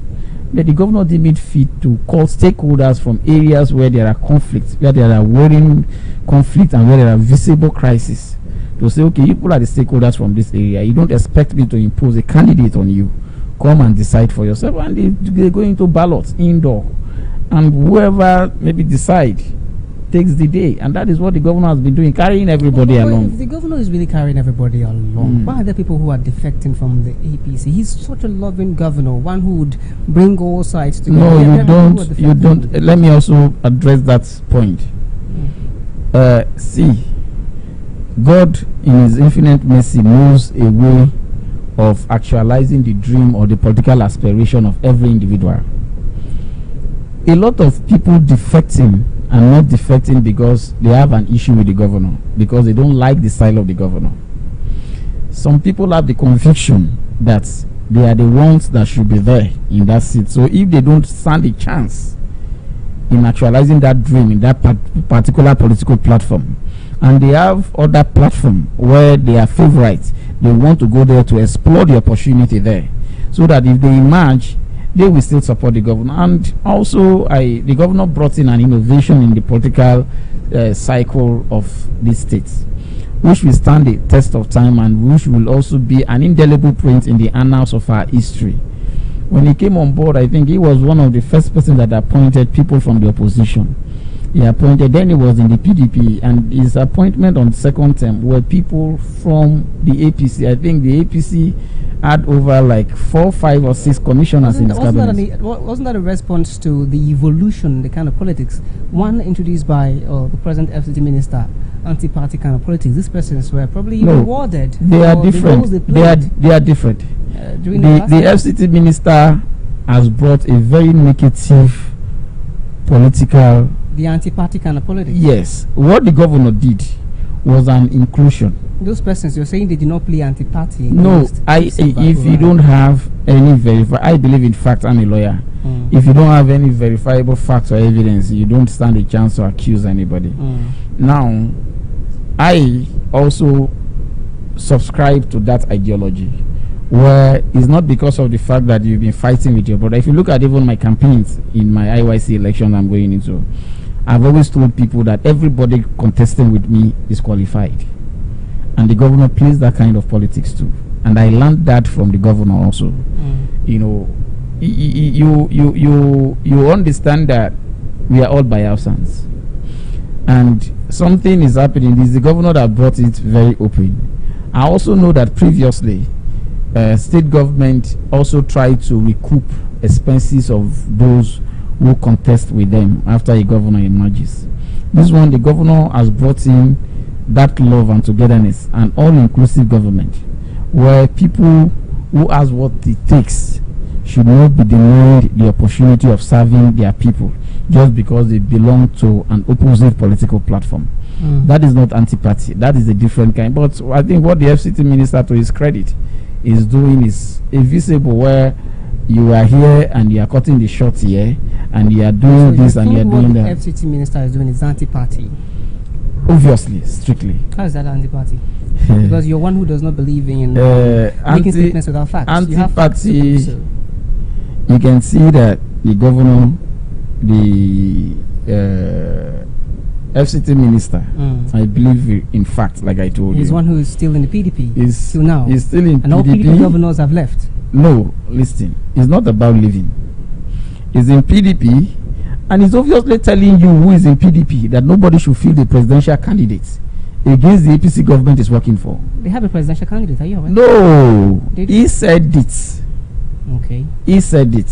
And he also said that anybody that works against the re-election of the president whom he is serving, that is going to fight the person to stand still. And that is what he's doing. That is obvious anti-party. So you're saying the likes of the minister for petroleum, state petroleum, did not support Governor Doideri to emerge as a governor, and neither did David Lyon, who have people, supporters, and proteges who are commissioners in Doideri's government today. That's what you're saying. You want to tell they may have supported them out off camera, behind the scene, but you will never see them make proclamations affirming. So you're saying publicly that support was an anti-party? No, for me, anti-see everybody in life. Even if at the end of the day, the support jinxed the chances of Chief Silva for him to have emerged as no, that is a personal. That's what I'm saying. See, they said everybody may be a thief, but who then cash na him be thief.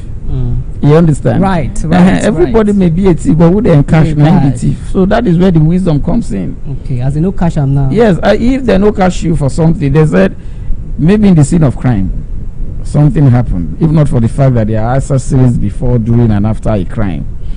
If maybe even if you are the one that was with the gun in armed robbery scene and they did not find the gun in your hand, and you just claim that, well, I'm just here, but one person was just with his gun. That person is the one that is a criminal, even if you are found within that perimeters. Alrighty. It is until when you are proven. Let's backtrack. Okay. We have a lot to cover, so let's backtrack a little. Okay. I had asked a question around areas you think that, well, the governor should probably do better. I mean, you mentioned that you gave a lot of talk around that, but you did not quite mention specific areas where you notice that, well, the governor, there is a felt need here, and you've not quite addressed this felt need. Well, it's dynamic. Areas whom I may feel that the governor may not be doing well, others may feel the governor is doing well. And also areas where I feel the governor is doing well, others may also feel the governor is not doing well. So it's dynamic. So for me, like I have said, it is an omnibus statement I made that in governance you cannot satisfy and please everybody. There are still areas where there are vacuum, where there is need for improvement. But we shouldn't forget governance is continuum. So where it didn't finish, where it didn't do well, other people will come and continue from there. All right, so let's look at IYC. All right. Yes, let's look at IYC. We hear that you once served as the legal advisor. Yes. In 2017. Yes. Thereabout. And again, you had ambitions to contest as the Central Zone chairman, but you stepped down.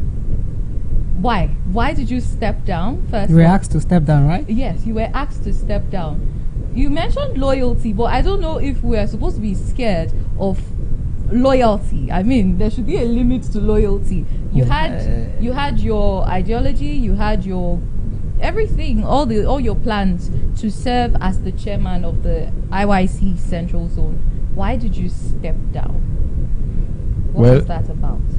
Well, that is, in fact, I don't know, you caught me on the web. That is one of the very few and foremost areas where my loyalty was truly tested. It was one painful decision that I have to make for the interest of sacrifice and for the interest of our government. Okay. I served as legal advisor from 2017 to 2020. I was appointed special assistant to the MD of NDDC.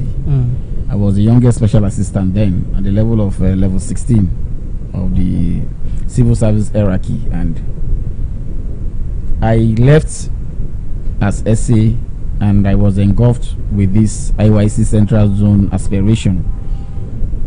And I think that time, do you know where the loyalty, where the temptation was so paramount? I was having my money to contest that election without resorting to government. Okay.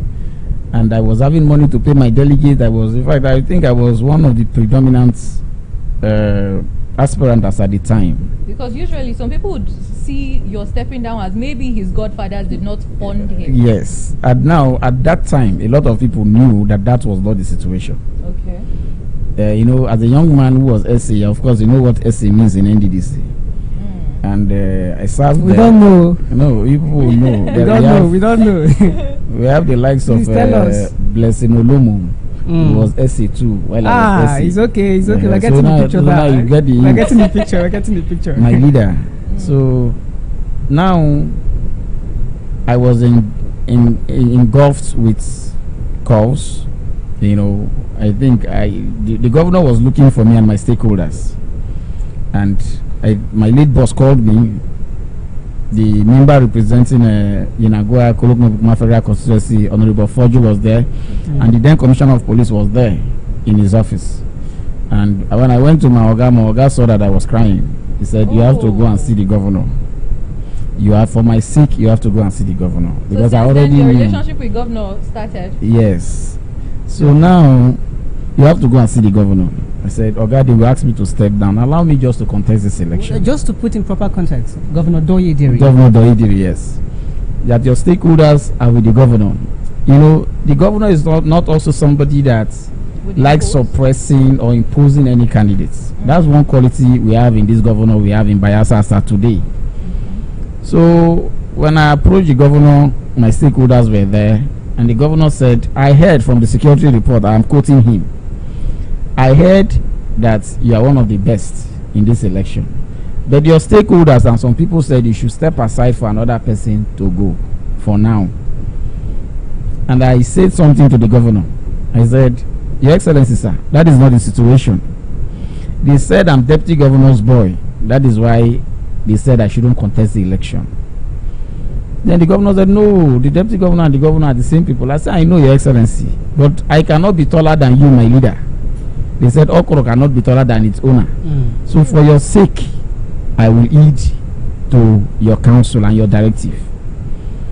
And I also said something. I said, Your Excellency, I hope tomorrow, when a particular situation arises again, for you to use that same machete you are using on me, hope you are also going to use it on another person too. And I think I discussed and I left. And I was not the only one. Other candidates were also called, but they refused. About 3 or 2 of them refused to step down. The governor called them the way they called me, and they went into the race.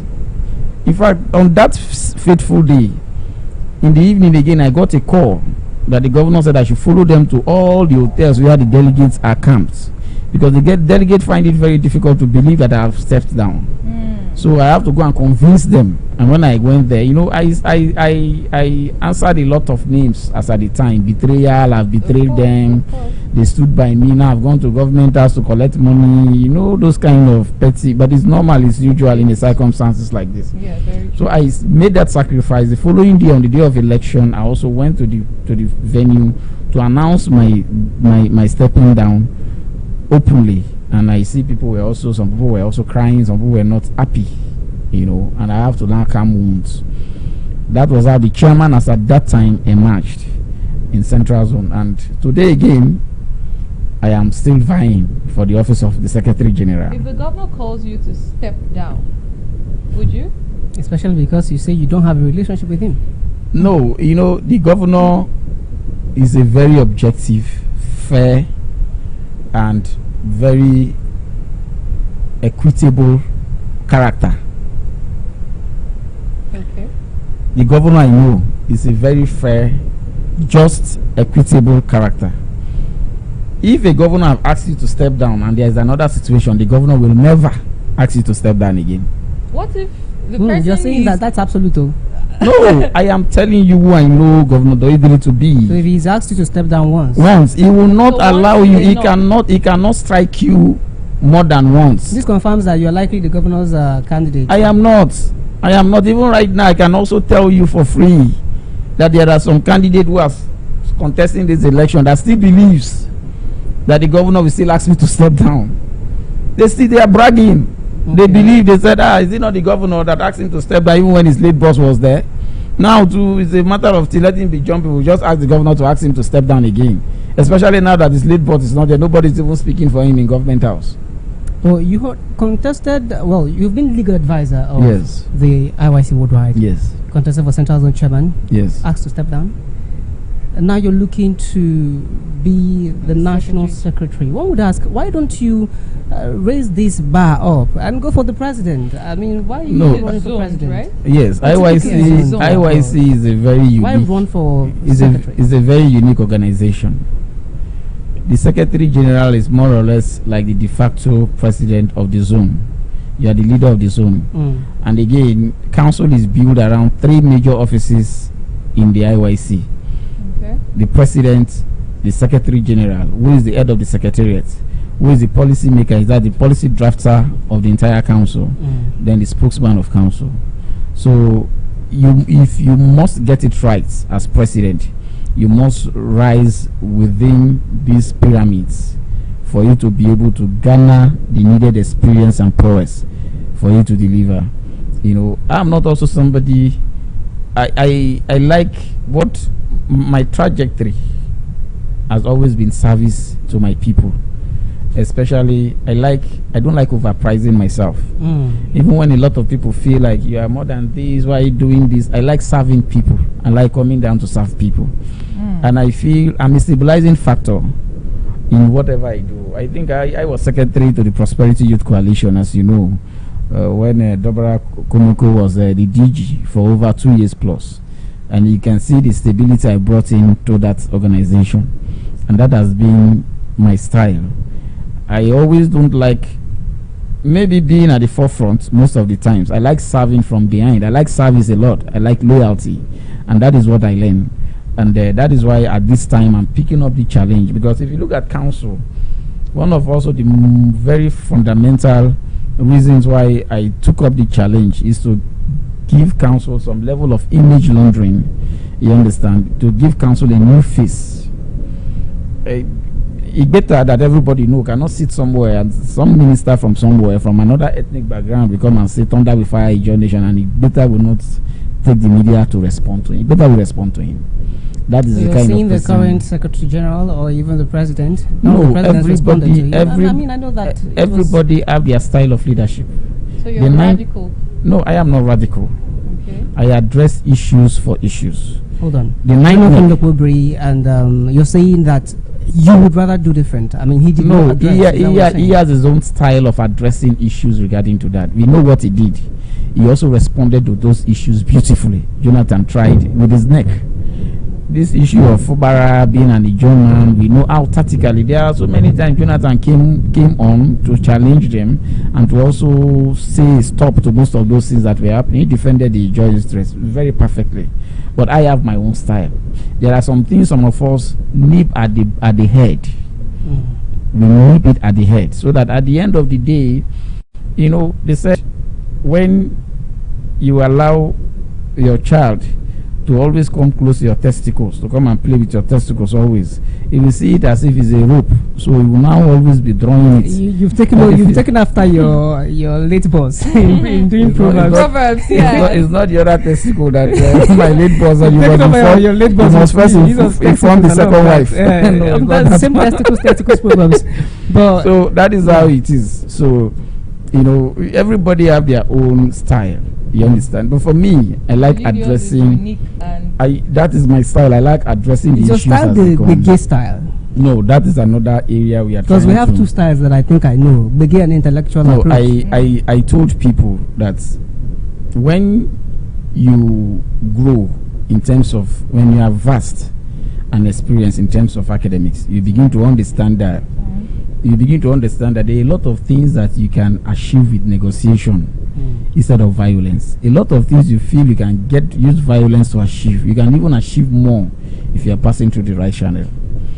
Like I tell people, we are going into the pen struggle with the IYC. We are not going to that BK style of IYC again. Now, for instance, if you have Fogados in my area operating, or maybe Ajip or maybe ExxonMobil operating in my area, and you feel they are not keeping up with their corporate social responsibility, or they are not adhering to the Local Content Acts by trying to resort to indigenous people in carrying out their assigned jobs, and they are bringing in outsiders maybe to come and do those jobs, what do? It's not for you to go there and make the noise. You first of all, you petition them to the NSA, you go to the National Assembly. There are the institutions that are responsible in trying to checkmate and oversee them. You first take up the matters in those areas. They should, for me, that is one of my campaign policies, where we are going to return power back to the clan structures, where every clan, if you know there is a particular firm or IOCs operating in your area or doing any servicing job in your area, we must approach them to show us the certificate of local content compliance first. You must show us the certificate, so that let us know our people that are from that area that are engaged by your firm. Those are the areas, and again, we must have a comprehensive database. I know that we have suffered enough in this region, even if we house the economic base of the nation, or maybe we are an economic powerhouse of the nation. Now, most of these companies and most of these firms hide under the guise that they cannot get the needed skill sets within our space. You know, everybody must not go to school. Everybody must not be skilled. We have skilled, semi-skilled, and unskilled labor anywhere you go in the world.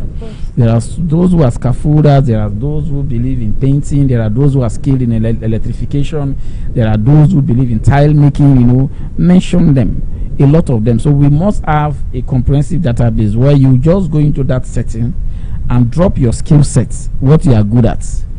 Your local governments, your community, the kind of skill you engage in, your phone number, your contact address, then a shortee, somebody that you know from that place. If those informations are imputed in that database, all what we do is that any company going there, it is very easy for you to just go into that website to go and check at the people or maybe those who are in that particular community who you feel have those needed. It also helps in need assessment for me to know what a particular people need at a particular time. That is another wrong way of empowerment. If you empower people with what they don't need at that time, it will be a wasted effort at the end of the day. So it will not be business as usual. The peculiarities of every of our Ijaw communities and whatever they do must be taken into consideration. Oh, you were legal advisor of the RIC Worldwide. And when people hear that, I'm looking to run for the National Secretary of IYC, they'd want to immediately backtrack, piggyback on some of the things that you probably had done. But they will also be looking out for you to tell them, remind them, these things you did then as legal advisor, the changes you helped bring to council. Maybe this on this premise, they're likely to say, okay, we can support you. Yeah, we did a lot of things as at the time. In fact, a lot of people do not know who legal advisor of IYC was until I came on board. Yes, I can state it boldly here. Legal advisor was one office that was very salient in council because it's like the second to the least office in the organizational chart of council. And when we came on board, we take up issues. IYC cut across the entire Niger Delta. I think I came up with people, with lawyers who are in the various states where Ijaw people are, handling Ijaw matters. We had a lot of cases in court. As at that time too, we had a case about another faction who was claiming leadership. We did a lot of bail application for our youth. Although one thing that we were supposed to engage in, which I'm very sure that the elders have started, was to take the federal government to court. I think we're about starting that process before our tenure rounded up. Because of the fact that Bayelsa is the least marginalized, I think the matter is before the Federal High Court for the creation of more local governments in Bayelsa. And I can assure you and assure Ijaw people that as a lawyer, in collaboration with NEC, the 10th NEC, when we come on board, we are going to take over that matter. Those are some areas where the IYC is going to take over the responsibility of that matter. In line with also in collaboration with the advice of the legal advisor that we emerge as at the time, and NEC, because those are key areas that we also started. We started the process at that time when I was legal advisor. So you can count them, number of boys, Ijaw people who were languishing in prisons, who we bring up, we maybe went to either one state high court or federal high court to seek for bail applications, bring them out. And we also, I think Ibiwari to us at the time, Ibiwari was also languishing, and we know a lot of things we did, a lot of letters we wrote. And one other things that we did was there was a case in Shell as at the time, where there were some Ijaw people they wanted to relieve of their jobs in Shell. I think in Napims or thereabouts. The office of the legal advisor took up that matter. I think we petitioned the NSA, we petitioned the IG, we petitioned the presidency, the Ministry of Petroleum as at the time, and those jobs were secured because they wanted to step like 4 or 5 Ijaw people. They wanted to relieve them, you understand, so that they can step up some expatriates to fill up those spaces. And we fought vehemently against that, and were able to get victory against them. Okay, Dr. Igbeta, what if, just what if again, what if the governor picks a consensus candidate? What if? No, it's not you, maybe. No problem. All what I have been asked by people, do you want to be a consensus candidate in this election? I don't like consensus. I don't like being the drag it sole out. Want to candidate. drag and win. I like know that being well. when I contested as legal advisor, we were five persons. I was the least. Then I was just how many years at the bar. Today I'm 15 years at the bar. Then I was very young. I was the least. I had people who are 20, 17 years at the bars at the time that contested with me.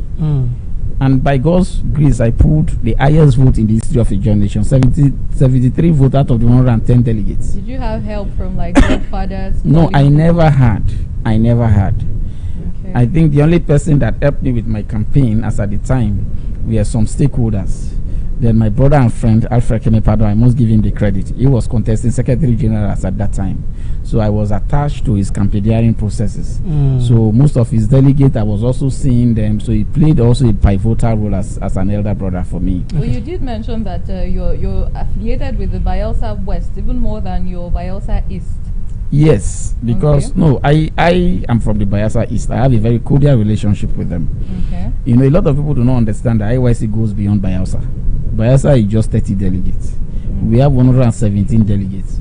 We have the Western Zone, we have the Eastern Zone, starting from Akwa Ibom, the Ibani people. We have the Western Zone, the Ondo, Edo.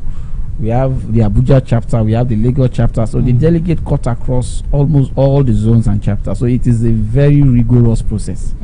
So before you are contesting a national office, you know that the tax before you is huge. Yeah. And it's Eucalian. So you must devote your time. You understand? So I don't like consensus candidacy. And even when I am very close to this guy. In fact, nobody that is contesting with me in this election that will say they've contributed more to this government than me. I can state it boldly anyway. Okay. People knows my antecedent with this government. And even when I was asked that, do you want to be a I said I don't want. All I need is for everybody to go into the field and everybody to be given a level playing ground. Anybody that wins is a win-win for the government. Okay. It's a win-win for the government. The IYC is established as a pressure group. 1998, I believe. Yes. Now, a pressure group, but the governor is one who says, this candidate can go. This candidate, please step down for this candidate. No, the governor. Let me correct that impression. Good. The governor is not the one that decides who goes for where and what. He tells you to step down. No. He told you to step down in 2020. That is what I'm saying. He is not the one that asked me to step down. My stakeholders went to him in order to form a truce. In order to arrive as a truce, to say, well, we have two of our sons that is contesting.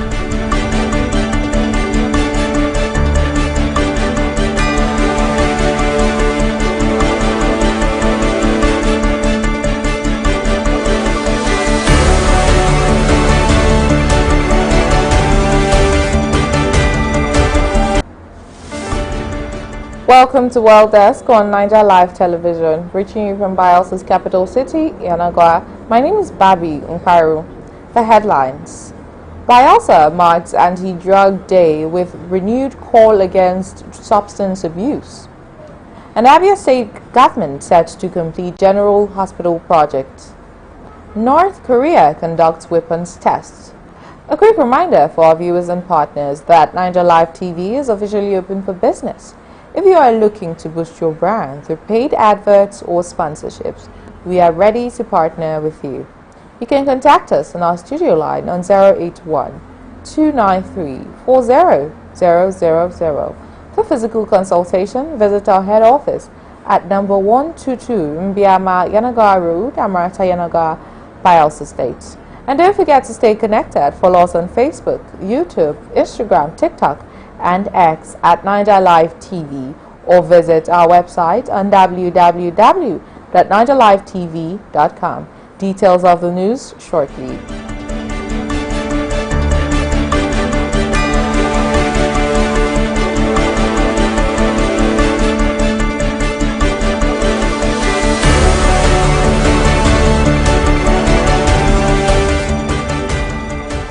Glad you're still with us. Bayelsa State has joined the global community in marking the 2026 International Day Against Drug Abuse and Illicit Trafficking with a renewed call for collective action to tackle substance abuse and drug-related crimes.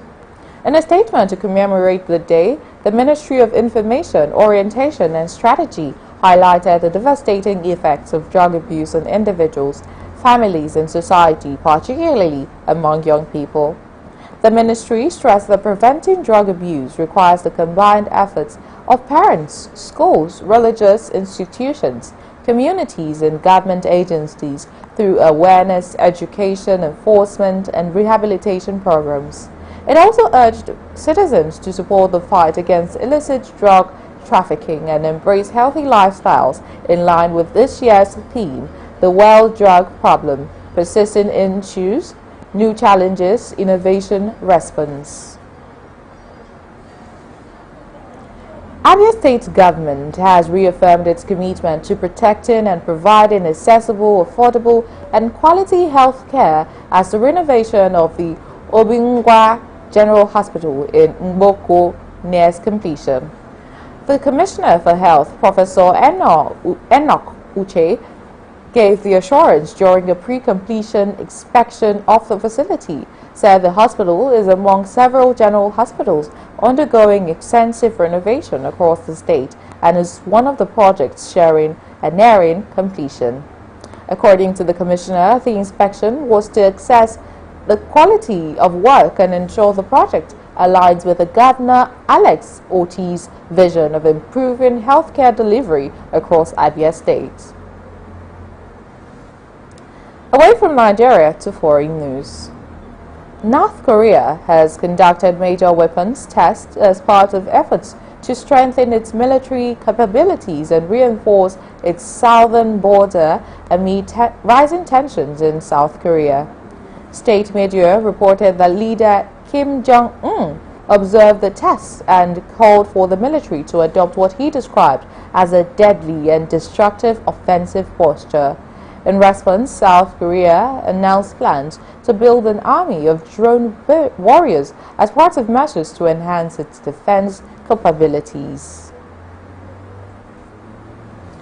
The International Maritime Organization has paused the plan an evacuation of more than 11,000 sailors stranded in the Strait of Hormuz following an attack on a cargo ship transiting the waterway.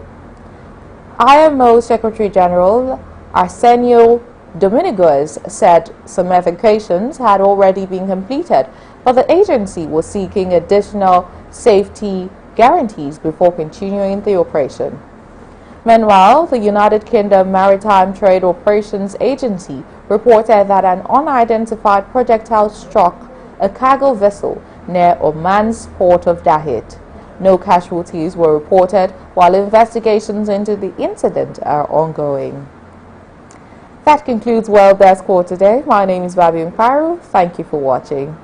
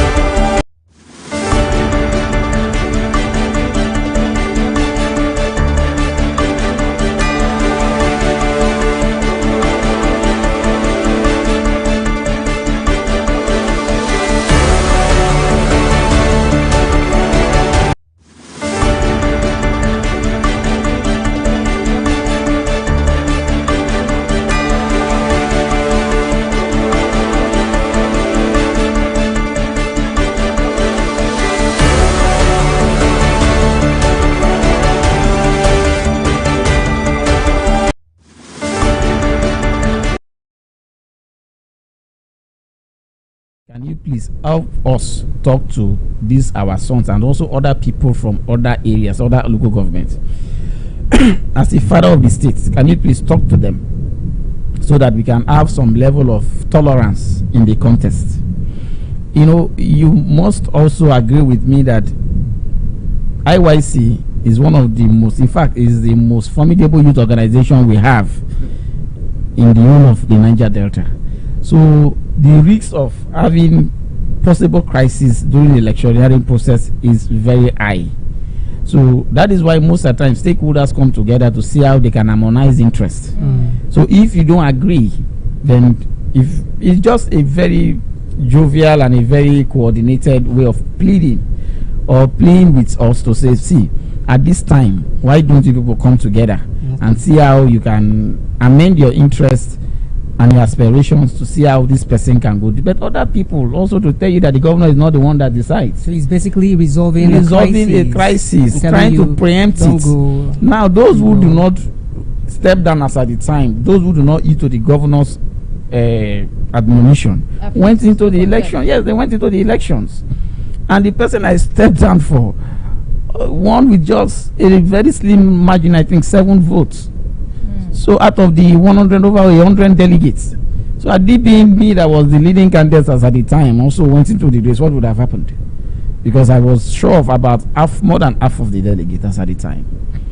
So these are the issues. So the governor do not decide. The governor only come to see how he can manage a crisis-prone area, because he is the governor general of the nation. Let's have you state it clearly. A lawyer you are. A doctorate, you have a doctorate in law. Let's have you stated clearly that you do not believe in the governor's interference in matters of the IYC, electoral matters of the IYC. Let's have you state that, because, well, the IYC is a pressure group now. No, the governor do not intervene. No, I do not believe in terms about the governor. No, I do not believe. The governor does not. The governor does not interfere. I can tell you there are a lot of crises where the governor will only advise and call parties. You can see anytime any of these groups went for, or maybe go and pay him a courtesy call, you can see his word of advice. Look at the electoral committee went there. You can see the charge he gave to them. Give everybody a level playing ground and make sure that the election is fair, credible, and just for everybody. And that has been the governor's charge. Okay. To this right. Thank you so much. Let's conclude with a final question. Let's have you give Bayelson a word of advice. I mean, you are a man with capacity. We've heard that you've served as a 2-time Secretary General, Center for Youth Development, SA, NDDC, so many. Your list goes on and on. So let's have you talk to Bayelson with a final advice on governance, loyalty. My advice to Bayelsa is that we are going into another electioneering season, and that we must understand that our tomorrow is bigger than today. First, no matter the ambition you have, you must remain alive before you can be able to pursue that dream or that goal. By remaining alive, it entails you trying to be peaceful and trying not to give yourself as a political thug, as somebody who imbibes in violence, political violence, just because of the fact that you are supporting a particular candidate or you are in the train of a particular political boss. I will charge Bayelsa you to be peaceful, to be loving, and to always remain united. That is my major charge, because a lot of us, like I tell people, is because of our lack of unity that there is a lot of infiltration. I remember what my late boss said, of blessed memory. He said something very striking before he died. He said, you must be ready as youth to be united to push us out who are fading out, or else we will not leave the scene for you. He said, if you are not united as youth and push us out intentionally, we will not leave the scene for you. Nobody is willing to leave the scene. But if people are united, people can push us out. So that is my charge to everybody. Well, to all the job people, like I've always said, everybody contesting this IYC election with me are credible, qualified. We are all the job people first before we have different aspirations. So all what I'm pleading with everybody is to play by the rules, to love ourselves, that even after the elections, we can always sit together, dine together as brothers. Thank you. Thank you very much, Barrister Ibakuro Igbeta, PhD, for sharing your thoughts and expertise on this topic. Really do appreciate you. My name is Babi Umparu, and I've been joined by Henry Fula here. This has been Chats with Naija Live TV. Thank you for watching.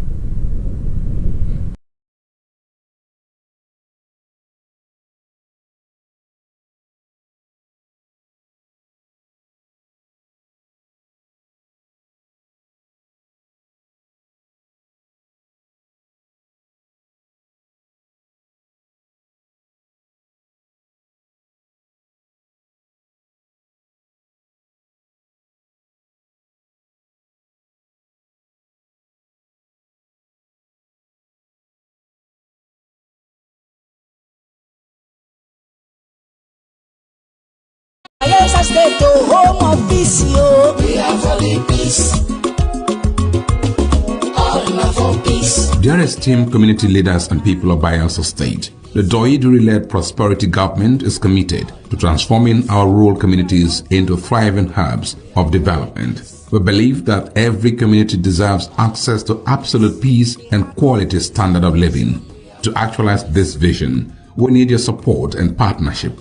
Join forces with us to improve rural infrastructure, enhance quality education, healthcare, and foster economic growth.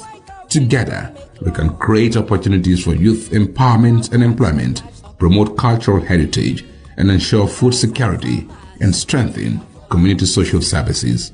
How you can support: participate in community engagement forums and collaborate with local government authorities and the Ministry of Community Development. Come, let's build a prosperous Bayelsa together. Let there be peace, all are for peace. Courtesy, Honorable Alfred Belamonte Watson, Honorable Commissioner, Ministry of Community Development. The impacts of climate change are upon us, necessitating adaptation and resilient building. In Bayelsa State, the recent annual rainy season has brought severe consequences, including excessive flash floods and river flooding, causing untold hardship for residents.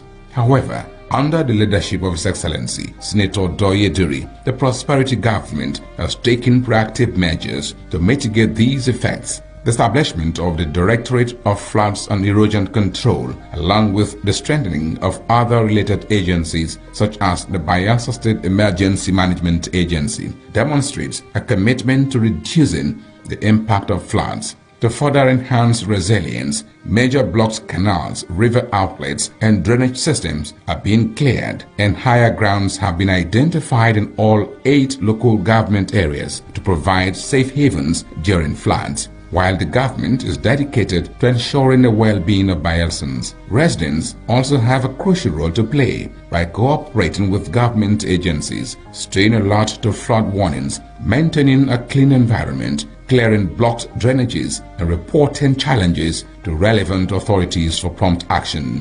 Through collective efforts, we can bolster our resilience and effectively combat the challenges posed by climate change. Stay safe. Courtesy, Office of the Honorable Commissioner, Ministry of Environment, Honorable A.B. Ben Olulu.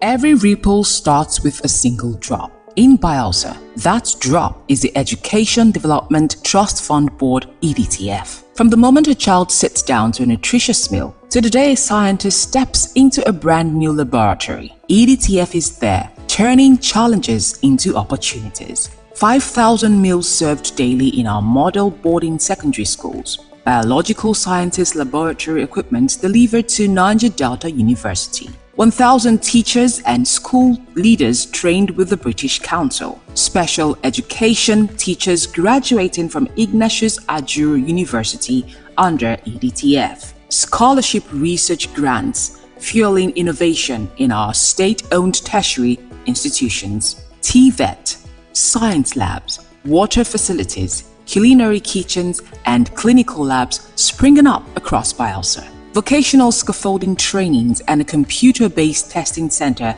at UAT Tororua. These are not just projects, they are ripples that spread across classrooms, communities, and the entire state. But a ripple grows stronger when more hands join the water.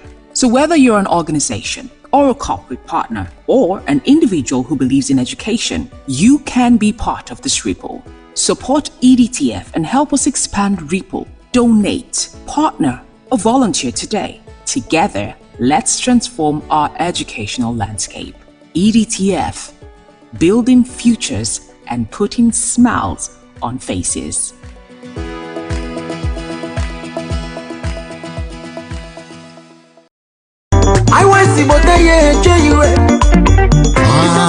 zone. Yes, so Ijaw Youth Council Worldwide, IYC, Resurgence Mission 2026. Don't come on. Now tested leader, a seasoned administrator, and strong voice for Ijaw Nation. Barrister Ayibakro Igbeta, PhD, former legal advisor of the Ijaw Youth Council Worldwide, former SA Media and Publicity to MD CEO of NDDC, former SA on Youth Affairs to Deputy Governor of Bayelsa State, and Naimi currently Secretary General Bayelsa State Center for Youth Development. In vision, they very clear: unity for the council and protection of Ijaw people rights for all Naija data. The support for Tantisa Security Initiative and make government put better money for Naija data agencies, plus opportunity for all Ijaw youths for inside job matter and development. Yes, so thank God for us to select the correct secretary. We go pilot the affairs of the Ijaw Youth Council Worldwide IYC 2026. Oh yeah, we'll make you vote Barrister Ayibakro Igbeta, PhD, for Secretary General Ijaw Youth Council Worldwide. Vote wisely. Ado Alua Onua.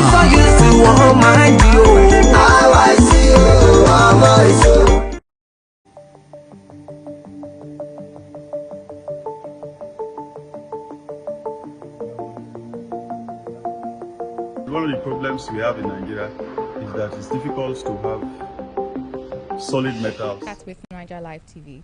Today we examine youth leadership and social advocacy in Bayelsa State. We have an amazing personality with us in the studio who we believe will do justice to the topic. So do well to stay tuned. My name is Babi Mparu. So real quick, our guest today is Comrade Moses Atije.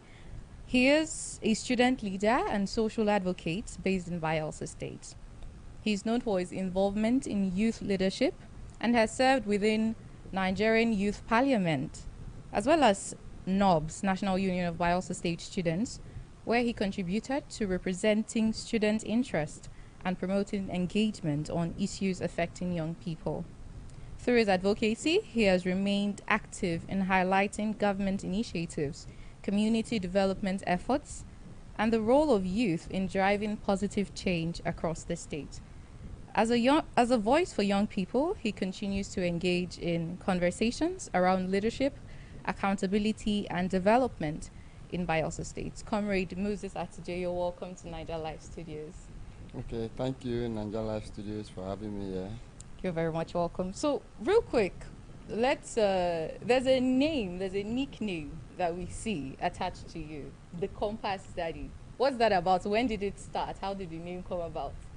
Well, the nickname, yeah, or the appellation, the Compass Daddy, was a name that was given to me from my days of student unionism. You know, it was because I was always filled with activities. I was always hyperactive, organizing different student programs, organizing different youth-related programs. I'm the convener of the Emerging Leaders Conference.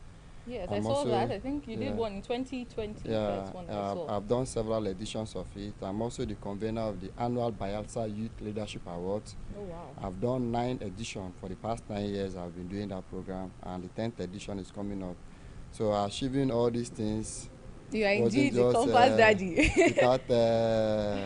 without any identified or recognized sponsorship, or without government funding, as so many persons or so many youth organizations and as so many government officials do. They rely on only government to carry out programs. But as a young person, I've been successfully carrying out programs, even to the amusement of commissioners. They will say, how have you been able to do this program without seeking without government funding and the rest of them? So that was how the Compass Daddy coined.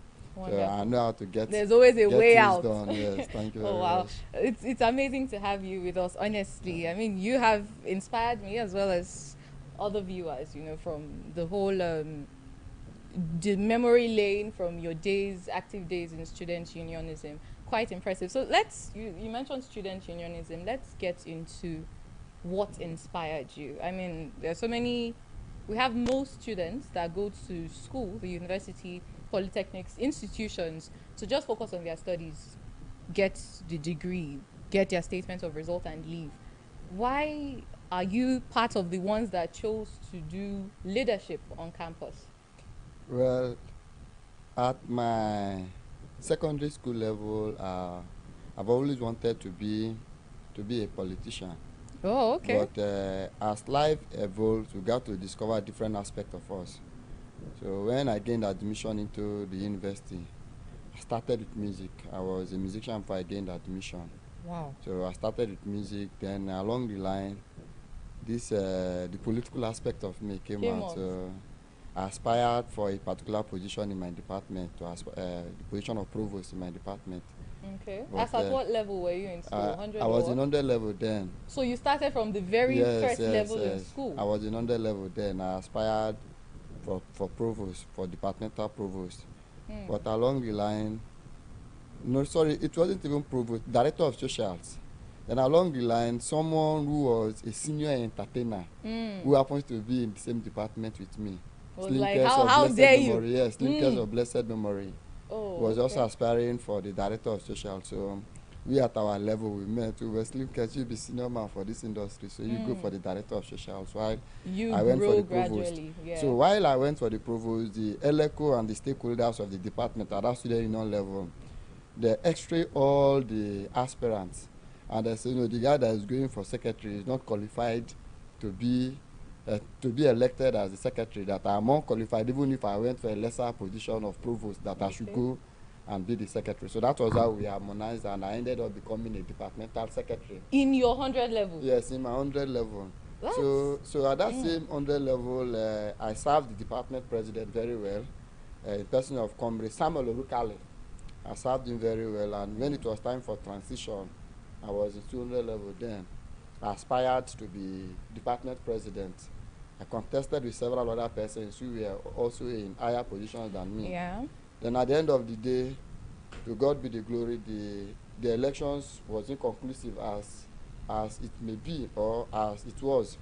So we had a meeting between the department stakeholders, the HOD of the department, Professor M.Y. Nabofa of blessed memory, now called all of us that why were we unable to conduct our department election, and we highlighted the challenges.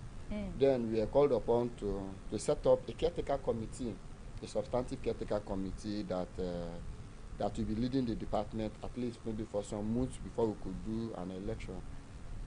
From that caretaker committee, I was appointed as department president caretaker. Wow. Alongside other persons. Because according to the stakeholders and the department president, when I served as the secretary, I served very well. Very well. So that was how I became a department president. And after the caretaker duration, they said I should complete the tenure according to the department leadership and the stakeholders. That was how I completed the tenure. And as department president, my tenure achieved a lot. We were able to produce Miss NDU, Mr. NDU, Miss Fasa, Mr. Yes. Even faculty kings and queens. Yes, we were able to, those were some of the strong achievements there. So as a department president or as a faculty president, for you to go outside the school and bring things out. We did welcome parties, sent forth parties, and different parties distributed notebooks, stickers, and the rest of them. So I was regarded as one of the most successful department presidents when it comes to activities at that department level. Then thereafter, I went into NOPS. I was elected as NOPS treasurer. From NOPS treasurer, I aspired for a Zambia president, which that one too was tentatively inconclusive. Then from there, me and my co-aspirant. All this inconclusivity, is it in relation to violence, or what happened? That particular Zambia election was a violence-prone election. The tensions really were very, very high. Because as I was contesting for Zambia president, another person from Southern Naija local government. I'm from the Kremon local government. So another person from Southern Naija local government was also contesting for Zambia president. And my own person too, who is also from the Kremon local government, was contesting for a Zambia president then, SUG president then. A person of Comrade Paradise, Lopobri, is now a pastor. So the student union stakeholders and the rest of them tried to balance it. Since Paradise has more chances of becoming the SUG president, that I should leave the Zambia president for the Southern Naija person, because I want to support him against the Southern Naija person. And people, especially me and other persons, made it clearly known to those concerned that there's a very clear dichotomy between student unions and ethnic unions. Because in our campuses, we have student unions, which are departments, department association, faculty association, SUG association, parliament, and the rest of them. Those ones were basically academic student unions. Then there were some that were ethnic student student bodies. Like of the student NOBS, unions. NUIS. Like the NOBS, NUIS, a Kremo local government student, a Zembe student, a Nitsho student. Those ones are ethnic, so you cannot use a local government arrangement, even at that state level, which is even illegal as at that side to come and judge that area. That was how, the elections were different times. The local chairman tried to conduct the election, and the last one, when they saw that I was winning, it ended up in violence, as the local chairman has on different occasions confessed what transpired in that process. Wow. But all those are, that is that. Then from NOBS and from NUIS, I went into IYC, and I was elected as the vice chairman of Ijaw Youth Council, the Promo clan, under the leadership of Timilani Ebifobo. Then from IYC, I was nominated by the then Bayelsa State Governor, His Excellency Senator Henry Seraki Dixon, and the then Commissioner for Youth Development, Chief Collins Kokodia, to represent Bayelsa West in the Nigerian Youth Parliament, the fabulous characters of Bayelsa West in the Nigerian Youth Parliament, which is a platform that comprises of youth leaders from all the senatorial districts across the nation. So I was opportune. Yes, so I was opportune to represent Bayelsa West at the National Assembly, and I achieved a lot. It was from there that my concept and perspective about youth leadership and youth development grew more. Because while in school, I've always had this concept of organizing a youth program, something like an award program, just like Bayelsa Youth Leadership Award. But then as an undergraduate, I didn't have the capacity to do that program. So when I ventured, when I was nominated into the Nigerian Youth Parliament, I now had the capacity, I now had the exposure, I now had the relationship, especially with the minister, with the then Minister of Youth Development, Honorable Barrister Solomon Dalong. So in 2016, I initiated the first edition of the Bayelsa Youth Leadership Award, and I invited the Minister for Youth Development and other critical stakeholders of the government. Yes, to Bayelsa State. Wonderful. And with that, then there was still APC and PDP problem then. So the state government, I was the special assistant then to the governor. Between that my year in the Nigerian Parliament, between that period, I was appointed. Yes, I was appointed as a special assistant to the governor of Bayelsa State on student affairs. So then I had a relationship with youth leaders at the national level, as well as the state. With the state. So I informed the state of the minister's coming, that the minister is coming to Bayelsa State to grace the first ever edition of the Bayelsa Youth Leadership Award. And somehow the then SSG, His Royal Highness Barrister Serena Dokpospif, called me on phone and said, Ati, I'm seeing an advert, or we are seeing a publicity on radio, television, social media, and the rest of them about this program. Are you sure that you properly informed the government of this program? I say, Your Highness, I did. I said, are you sure? Okay. What will happen is this. You have to put up the program, meet with the Commissioner for Youth, and start everything afresh, because for political reasons, we cannot host the Minister of Youth and Sports. That's Honorable Solomon Dalong to Bayelsa State. This was an event that I spent a whole lot of money, self-funded event. So I was made to consult some critical stakeholders. I consulted my friend and brother Bilade Kerefe. I also consulted Brighty Grubia and several other persons. Some of the advice that I got is that you have already gone far with this program. You're almost done. You have paid for the venue. You have produced the award. You have done IV. You have done this. You have done publicity. Even paid media. Let us go ahead with this program. Some other persons too advise otherwise that now you don't have money, and you are a friend, and we know that it is with the salary that the government is paying you as a special assistant that you are using to organize this program. And the SSG has called you to put up this program and start it afresh. We will advise you to please start this program afresh, because if you continue with it, it might be seen as an anti-government program, despite the fact that the minister is coming. And before you know what is happening, your payment voucher will be stopped, and you will not have the capacity to continue with this program again at this point in time. So that was how the first edition of the Bayelsa Youth Leadership Award, we only did the unveiling. We did not do the ceremony and the rest of them. We postponed it, and we did the first edition in 2017.